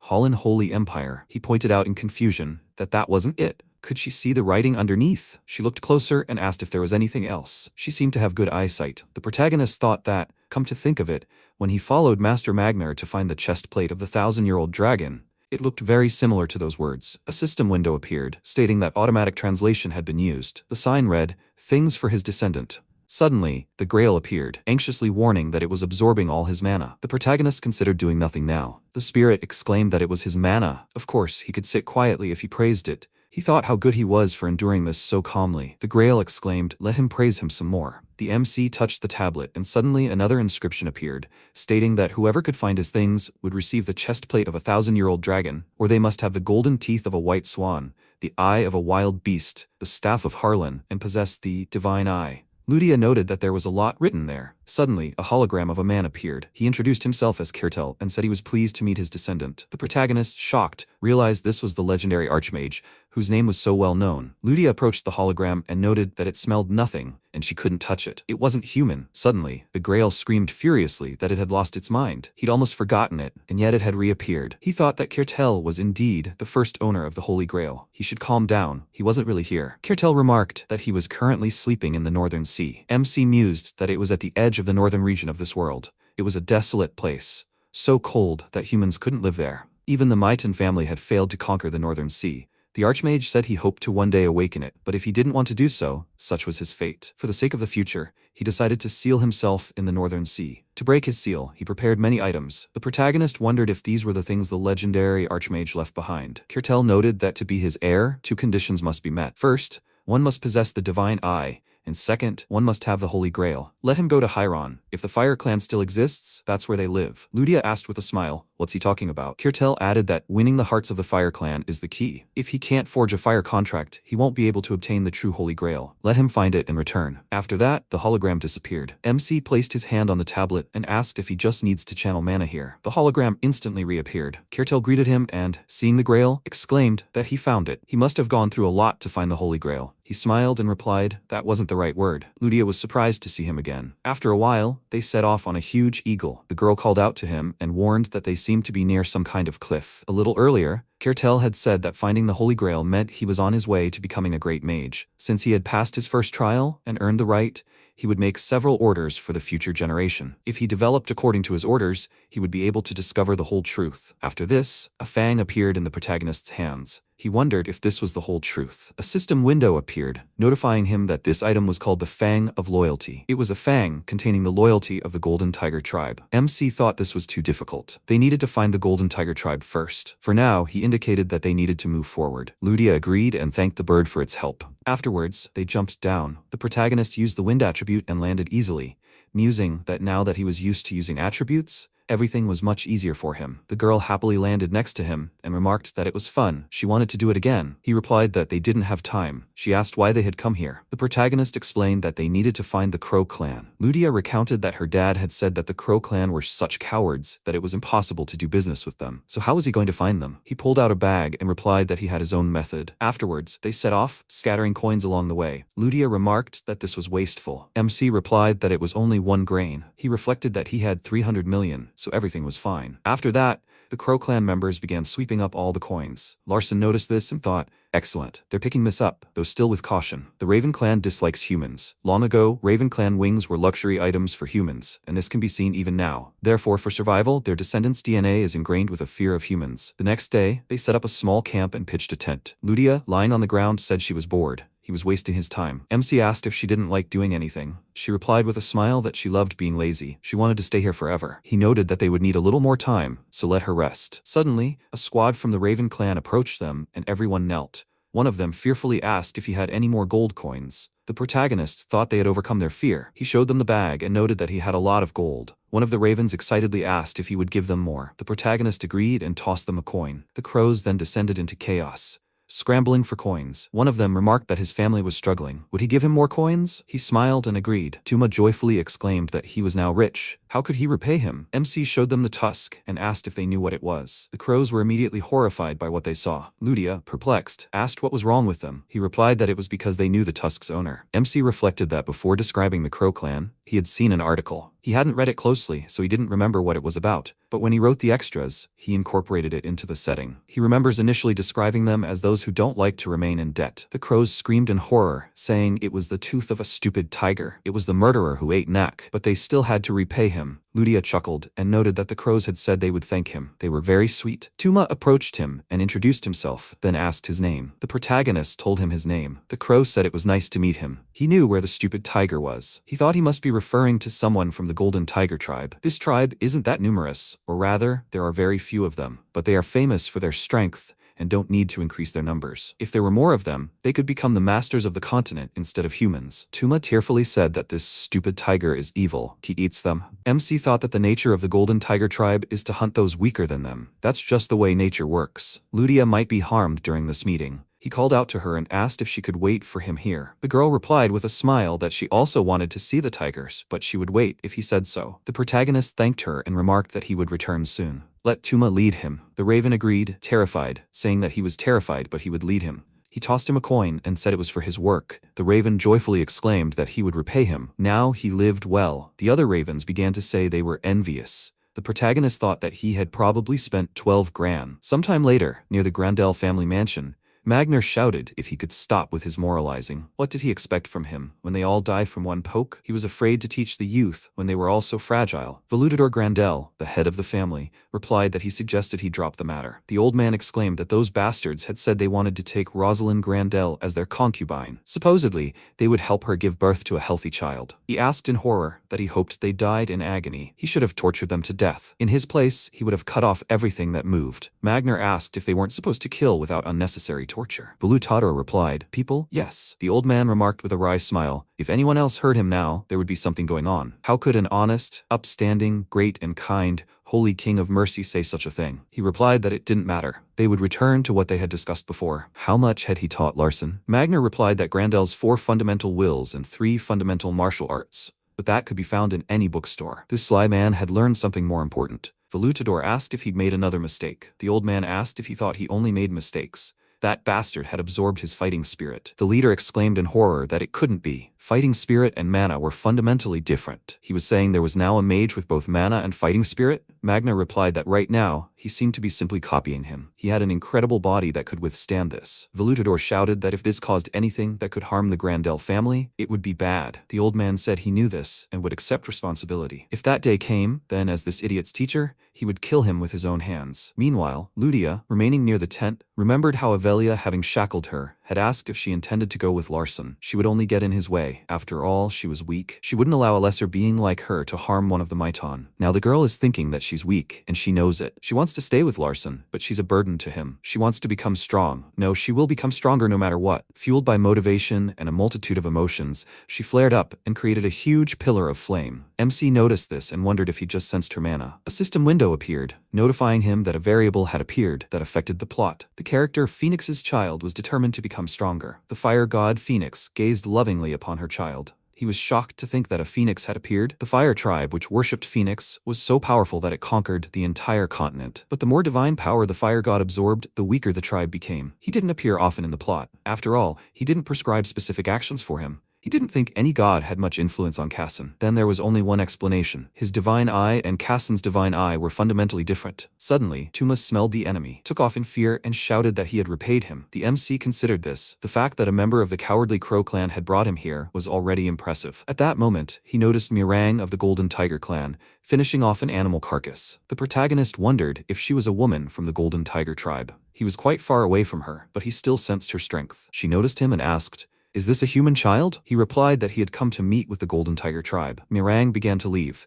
saying she didn't deal with children. This time she would let him go, but next time he should come with adults. The protagonist exclaimed that he had a question. He wondered if he should show her the fang of loyalty. No, members of the Golden Tiger tribe only speak to those they deem worthy. The fang wouldn't help him now. The girl turned around angrily and remarked that she had just given him a chance to save his life, but now she had changed her mind. In an instant, she grew in size and turned into a ferocious tigress, then said she would eat him right then and there. MC nervously thought that he knew this could happen. Well, it looked like he would have to work hard. He activated the slow flow skill and began dodging her blows, and then thought that he could see where she was going to hit. This was nothing compared to his teacher's blows. Mirang remarked that he was not bad, but how long would it last? The protagonist thought that she was right. He would end up losing if this continued. To make her acknowledge him, he had to show her what he could do. The tongue is power. Power nourishes the body and soul. He activated his fighting spirit and delivered a powerful blow, after which he thought that the Golden Tiger tribe was much stronger than he thought. Mirang jumped back in surprise and remarked that his technique was strange. Was he from a family of martial artists? MC wondered if even Kassan wouldn't be able to stay standing if he used his fighting spirit so powerfully. No matter, he'd found her weakness. He activated his wind attribute and smiled, noting that he'd won this fight. Immediately after, the protagonist lunged, and Mirang prepared to meet him with a blow,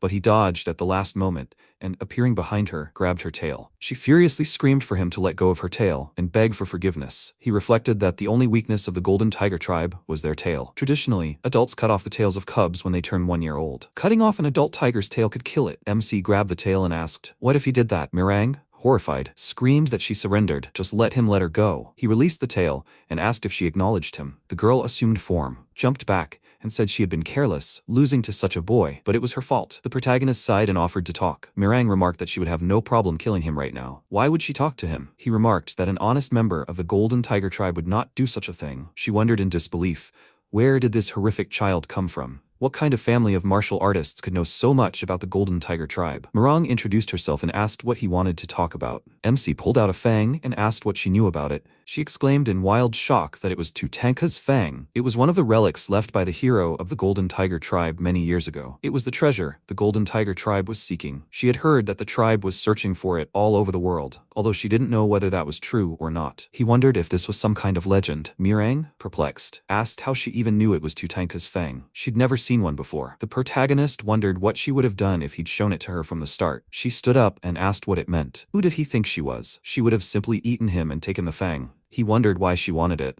Mirang joyfully exclaimed that with this, she could enter the Golden Tiger tribe's village. The MC thought about how they lived alone. What was she even talking about? He asked why the Golden Tiger tribe suddenly decided to gather at the village. The girl replied that at first it was because of the hunter. This woman killed every member of the Golden Tiger tribe she met. The tribe would have been wiped off the face of the earth if they hadn't united, so they all began to live together. The Golden Tiger tribe began to build up their forces to hide from that woman, Yahello. But she wasn't just some crazy person. The elders said they provoked her first, but the woman who appeared afterward, she was crazy. Persia. To confront this mad woman, the elders gathered several villages, but in the end, all the villages except one were destroyed. Mirang remembered Persia approaching her and telling her she didn't need to hate her. Did she know why she would die? Because she was weak. If she wanted revenge, she should seek her out when she was stronger, although she thought she'd still be weaker. In the present, the girl added that all the adults in the village died that day, but she wasn't too angry. MC wondered if that was why no one cut off her tail. Mirang said that all the adults were weak, that's why they died. He asked why she couldn't enter the village without the fang. The girl explained that she was weak. She was born weaker than ordinary golden tigers. The tribe doesn't accept weaklings. The protagonist asked when Yahello hunted golden tigers.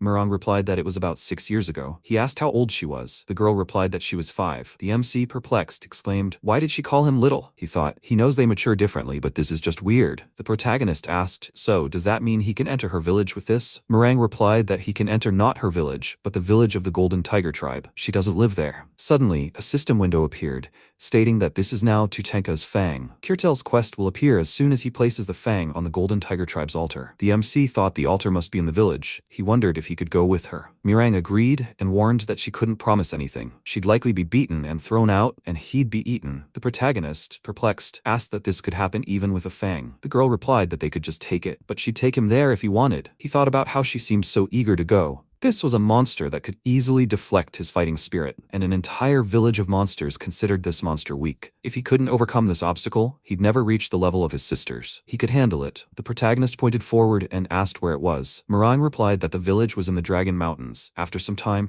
they returned to Ludia. She joyfully exclaimed that they were going home. She would see her dad. He mused that her hometown, Hiron, was located in the Dragon Mountains. The girl cheerfully introduced herself and asked if she could touch her tail. Meringue remarked that she was very noisy. Could she be eaten? MC replied, absolutely not. After some time, they set out on their journey, and when it got dark, they set up camp again. That night, the tigress brought back the carcass of an animal and said that she had grabbed it along the way. Let them eat if they were hungry. The protagonist thought it was a boar. The animal he described was very rare. After that, they began to grill the meat. He mused that Meringue hated portals, so they had been walking for 3 days already, but that wasn't so bad. It seemed they had become close. Ludia tasted the meat and noted that it didn't stink like other boars, and it was very tender, so that's why it melted in her mouth. MC remarked that he'd heard the Golden Tiger tribe weren't picky eaters. Meringue replied that their sense of taste was much more developed than humans, so they were picky. Besides, the food from his pocket dimension smelled strange. He wondered if that food couldn't have spoiled.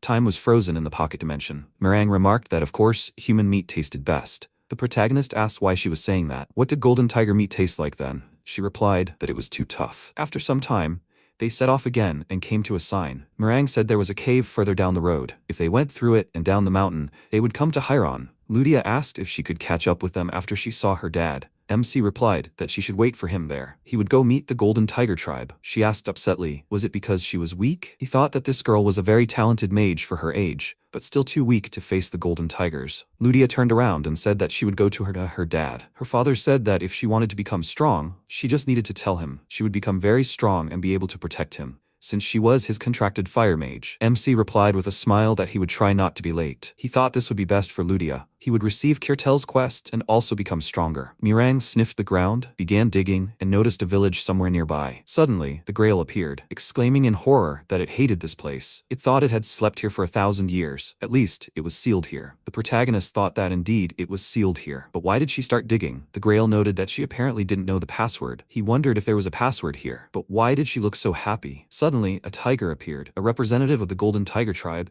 and asked who he was. Meringue sensed its presence and was horrified.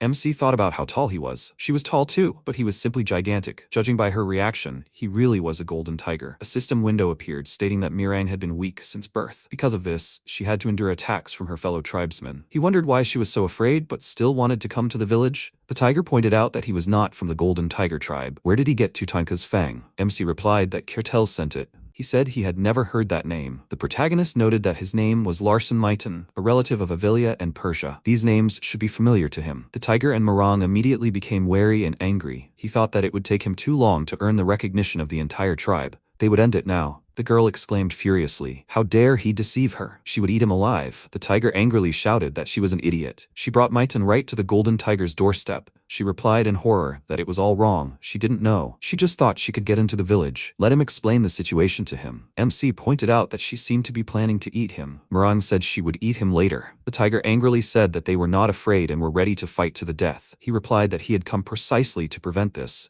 and to make amends for what his sisters had done. The guy furiously transformed into a tiger and shouted, does he really think they would believe this? How could anyone from their monstrous family make up for it? MC replied that he would place Tutanka's fang on the altar and then accept the legacy of Tutanka and Kirtel to end the senseless massacre that Maiton had committed. The tiger asked, is he supposed to believe this? He would condemn him with his paw. The protagonist wondered if they should check if it was the real Tutanka's fang or not. At that moment, the elder Bakuya approached them. He turned around and called out to him. The old man asked in surprise how he knew his name. MC wondered if it was because of the divine eye, of course. He noted that the great prophet and sage Kirtel had told him. Bakuya said he didn't recall such a thing. The protagonist explained that he had seen the future, a future in which Maitan had sowed chaos throughout the world. He had inherited his will and was born with a destiny that commanded him to stop his sisters. He thought he had already fallen for it. He should stop acting up. The elder excitedly said he didn't know anyone named Kirtel, but he knew of the ancient legends of the Golden Tiger tribe. Tiger asked again, ancient legends? He agreed, adding that young warriors like himself weren't particularly interested in such things.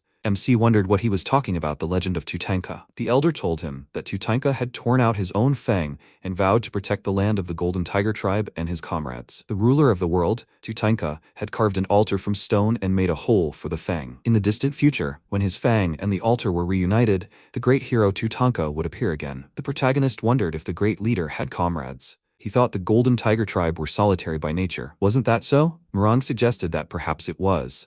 He thought that wasn't the strangest thing. Tutanka and his fang, that's what was strange. The reaction between the fang and the altar could only mean one thing: magic. The Golden Tiger tribe doesn't know how to use magic. How then was the tribe's leader able to cast a spell on the altar? And even stranger, they didn't see anything strange about it. The protagonist remarked that he had been here a long time ago because of the great sage Kertel. Bakuya said he wasn't lying. The scent of this place still lingered on him. He said he was curious about something. Why couldn't Persia find them? She should be able to sense this barrier. The elder trembled and wondered if he was right. How hadn't he noticed this oddity before? MC noted that no one had noticed anything unusual, and the person behind this oddity was none other than the great sage Kertel. Bakuya, surprised, asked what his connection to the Golden Tiger tribe was. He wondered if Tutanka wasn't an incredible strongman and ruler of the world. If you replace his name with Kertel, everything becomes clear. Would they understand if he said that Tutanka was Kertel? The protagonist said that Kertel was the great sage who hypnotized their entire clan. He was also the one who left behind Tutanka's fang. Murang asked why he wanted it. He replied that it was the will of Tutanka, the great leader of a proud tribe. Bakuya extended his hand and said he was quite intelligent, unlike his bloodthirsty sisters. He would take him to the village. The protagonist smiled, thinking that the first level had been completed. He shook his hand and followed. At that moment, Murang, upset, fell behind them. The elder called out to her and motioned for her to keep up. After some time, they arrived at a pond, after which he whispered a spell. This caused time and space to distort. MC nervously thought about how dizzy he felt. This was much worse than going through the portal. If he showed weakness, he would be devoured. Immediately after, the barrier opened, revealing an entrance to the village. Other tribe members immediately ran to them, asking if this was a human. Bakuya agreed, and noted that he had brought Tutanka's fang. He shed tears, thinking that the great leader would finally save them. What had he prepared for their tribe? Everyone knew the scent of Tutanka, though they had never met him. This must be the mass hypnosis of their kind. The elder led him to the altar and pointed out that it was here. There was a hole in the altar at the top. He should insert the fang there. According to legend, if an unworthy person does so, they will be instantly struck by lightning. The protagonist nervously thought that he had never heard of this before. A system window appeared, stating that Kertel had been cautious. He decided to consider the possibility that the fang could have come into the possession of someone who had never met him. The condition was a meeting with Kertel. If someone who had never met the great mage attempted to sacrifice the fang, Kertel's ultimate technique against human enemies would be used: a lightning strike. MC wondered why such a long name. Bakuya asked if he was afraid. He replied with a smile that no, he simply felt a connection with the spirits of Tutanka and Kertel. So, should they begin? The protagonist approached the altar and thought about the magic he sensed there. Since Kertel had given it to him, everything would be fine, right? He inserted his fang into the hole, and a hologram of the great mage appeared. MC wondered if it was young Kertel. He knew they were the same person. The leader himself remarked that he had brought him the Holy Grail. He wondered if it was the same hologram as last time. Kertel said that since he had succeeded, he was giving him this. A precious stone instantly appeared and flew into the Grail's forehead with lightning speed. He exclaimed that he was an idiot. What had he done to his beautiful face? Kertel noticed, suspecting the little one was whining and squealing loudly. Grail furiously shouted at him to shut up. He's not a little one. He's a great one. The mage added that he was sure he was whining about how great he was, the Holy Grail of superiority. If he was right, then the heir was likely pursuing more than just the path of a mage. MC wondered if he was talking about magical combat techniques. Kertel noted that no matter how talented a person was, the body's capabilities were limited, and no one could possess infinite power. That's why he thought of the Holy Grail. Storing an attribute somewhere other than the body, that's the role of the Holy Grail. The protagonist mused that Kassan had received the Grail in the original novel, but it didn't function as a container for attributes. Perhaps it would be more useful to him than to Kassan. He wondered if his attribute was fire then. The Grail replied with a smile that he had guessed wrong. It was so great that it contained all attributes. He looked in the mirror and said with displeasure that he couldn't stand it. It looked ugly, but with this attribute stone, he could synchronize any of his attributes with it. Kertel smiled and said, I think it's clear. The first attribute should be fire. He was confident that he could use this to learn elemental attribute magic. The most important thing was that since the attribute had merged with the Grail, others would not know about it. This was a very useful ability. After some time, he would learn many new things if he followed its path. If he can, it would be great if he could also follow in his dear friend's footsteps. After these words, the hologram disappeared. MC wondered, "Who is this, dear friend?" He looked at the grail and noticed that it looked disappointed. It exclaimed that it was the great holy grail. "Don't treat him like a baby. It infuriates him." Suddenly, a powerful earthquake began. The protagonist thought, no, it was the altar collapsing. He began to fall, but he used the wind attribute and landed on the ground, and then thought how scary it was. At that moment, the entire Golden Tiger tribe gathered around him. Bakuya noted that when the altar shattered, their shackles broke as well. The protagonist, perplexed, wondered why he was suddenly speaking so formally. The elder remarked that the Golden Tiger tribe was so powerful that they could take over the world. But when the great leader Tutanka disappeared, the god's chains began to tighten. But now the god's chains were gone. Suddenly, the barrier began to fade, and time changed. Bakuya said that even with the god's chains gone, the Golden Tiger tribe was not perfect. MC inquired why that was. The elder explained that they had no tails. He mused that tails were their greatest weakness, so they cut them off in childhood. Mirang remarked that without the god's chains, they needed their tails. Bakuya was surprised and explained that since ancient times, their tribe had had a ruler. Of course, it was purely symbolic. But with the exception of the great leader Tutanka, all their rulers had been women. After all, the Golden Tiger tribe is matriarchal. She was suited for this role. It seemed the god's chains weighed on her more than the others. The girl agreed and remarked that she felt a sense of relief. The protagonist mused that she was weak because of the divine shackles. Because all the adults in her village had been killed, there was no one to cut off her tail, and she was not allowed into the village. She was forced to live on her own. That's how she met him. Was all this a coincidence? It was too obvious. It seemed deliberately orchestrated. Was it Kirtel? He must be controlling all of this. Bakuya said with a smile that he, an elder from the Golden Tiger tribe, pledged allegiance to the savior who freed them from the divine shackles. After this, all the other tigers began to pledge their allegiance as well. MC was surprised to think that the Golden Tiger tribe was swearing allegiance to him. Mirang, smiling, also pledged allegiance to the savior. A system window appeared, notifying him that he had received the oath of allegiance from the entire Golden Tiger tribe. He was surprised to think that the Golden Tiger tribe were now his allies. That's what Kirtel wanted to give him. Without the divine bonds, they were incredibly powerful. After the feast and other celebrations, the Golden Tiger tribe disbanded. They no longer needed to live together. Without the divine bonds, they might not be able to defeat his sisters, but they could easily escape. After some time, the protagonist called out to Mirang and asked why she didn't leave. She replied that she was coming here. He was probably bored alone, wasn't he? He thought in confusion that tigers were supposedly solitary creatures. What was wrong with her? MC replied, let her do what she wants. Suddenly, he noticed a powerful pillar of fire in the nearby forest and wondered if there was a fire in Hairan. It was a village. Wait, that fire reminded him of Persia. Ludia was already in Hairan. If they met, it would be bad. He abruptly activated his wind attribute and, setting off, thought that he had to get there as soon as possible. He hoped nothing had happened yet. Mirang thought it was a familiar and terrifying feeling. After some time, the protagonist arrived at the village and began to look around. Suddenly, a local woman ran up to him, exclaiming that Persia was there. After these words, she instantly burned to death. At that moment, the sister herself was standing next to Ludia, who was lying unconscious on the ground. She noticed him and noted where her brother was. She saw the Avelia doll, so she decided to have a little fun. It was his toy too, right? MC, with a serious face, asked why she was there. Persia, smiling, asked,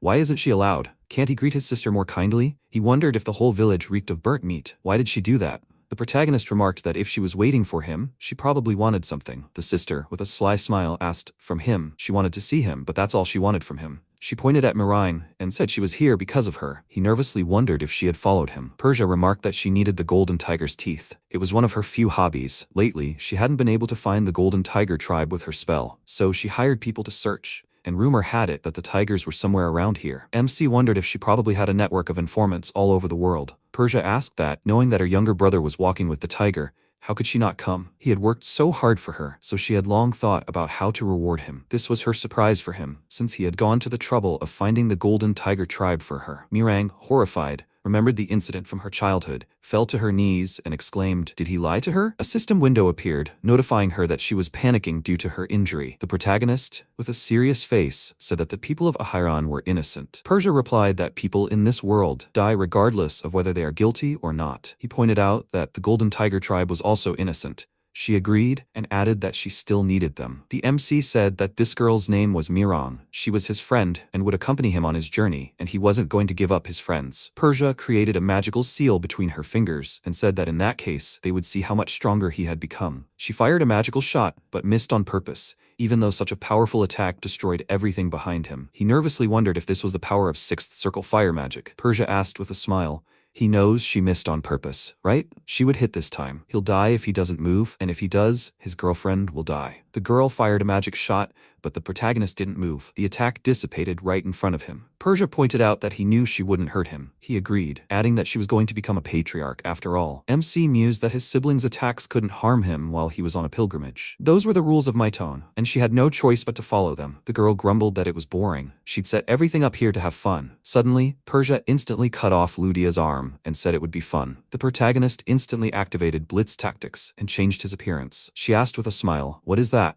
Was it a magic attack skill?" His mana had grown significantly, but it wouldn't help him in any way. Why don't they play their favorite game? They hadn't done that in a while. If he made her retreat even one step, he won. If he won, she would let him keep the tiger and the toy. He assumed a fighting stance and replied that she better keep her word. The protagonist lunged toward her, and she responded by creating a flame barrier and saying they would see how much stronger he had become. If he touched her, he would burn to ashes. What would he do? MC coated his hand in fire mana and broke through the barrier, then grabbed her. Persia wondered what he had absorbed into his body. How had he managed to do it in such a short time? She thought that he was never boring. He had definitely passed the first level. In that case, it was time to move on to the next one. The protagonist began to press on her body and thought he would break her ribs. After a failed attempt, he thought her ribs were like stone. She wasn't moving at all. His sister smiled and remarked that he must have missed her very much, hugging her so tightly. She thought his ability to resist fire was impressive. A normal second circle mage would have died on the spot. Was it all because of his robe? Where did he get such an artifact? It reminded her of the face she hated. Persia instantly lifted him into the air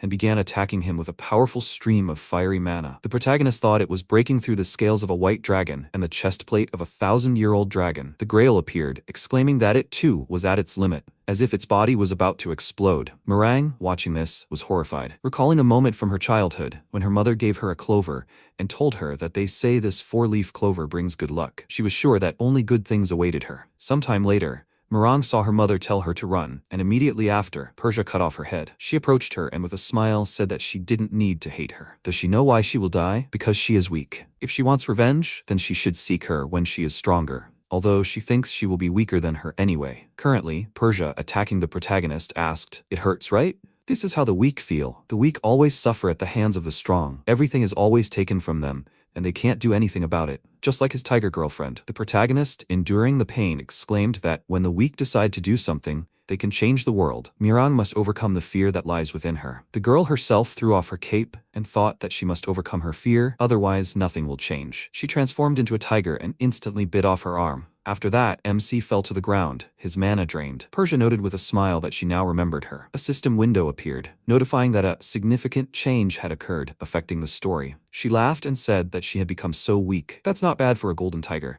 She was much stronger than last time, but she said she would still be weaker than her. Persia instantly created a circle of fire directly beneath her, causing Meringue to fall to the ground. The protagonist wondered if it was fake fire, illusion magic. The girl remarked that she had cast this illusion with the intent to kill, but she was still alive. He thought that Meringue had lost with just one attack, even with the god attacks removed. Persia said that she recognized her potential. She was fit to be his toy. After all, she had even torn off her arm. She tossed him her arm and noted that it was a gift. The MC was perplexed, wondering if the gift was her own arm. For a mage, arms are the most important thing after their heart. It's what allows them to cast spells. He wondered why she was giving it to him. The sister replied that he made her laugh. The protagonist remarked that she could have put the arm back. She replied with a smile that it wouldn't have been so much fun then. He wondered if she was up to something. Wait, in the novel, Ludia was called a mage killer and a one-armed mage. How could she have achieved the title of mage killer with only one arm? There must be some limitations. Suddenly a system window appeared, notifying him that he had found a plot hole. The character Larson would receive creator privileges. MC thought that the last time this had happened was several years ago. Time had stopped. This was a new plot hole.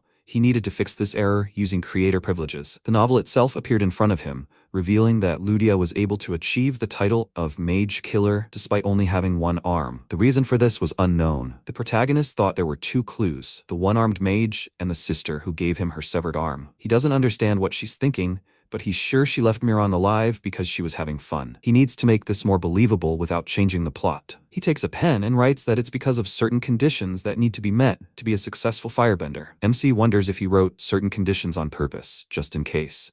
It can't be mandatory. He could have written physical superiority that makes her stronger as a firebender, but that would have affected the other firebenders. A system window appears, notifying him that the plot hole has been fixed. He thinks the world is returning to normal. It's good that he found the right answer. After that, time begins to tick again. Persia remarked that today was fun, Much more fun than she expected. He's so cute when he's angry. She's always ready for a fight. She hopes he gets stronger. Let him not forget the rage she felt today. His sister approached him, kissed him on the cheek, and said she hoped he would formally challenge her one day. But when that happened, he should be prepared to die. She wouldn't give in like she had today. They would see each other again. After that, the girl instantly disappeared. When she returned to her room, Sando pointed at her hand in surprise. Persia explained that she had given it to her brother. She replied that everything was clear to her. The residents of Hairan had safely transported to Van Pernion. Perhaps it was rude of her, but why had she created the illusion of burning townspeople? Persia replied with a smile, just for fun. It would be even funnier if she actually killed them. But then her brother would truly hate her. She didn't like that thought. Sometime later, the protagonist and the two girls came to Ludia's house.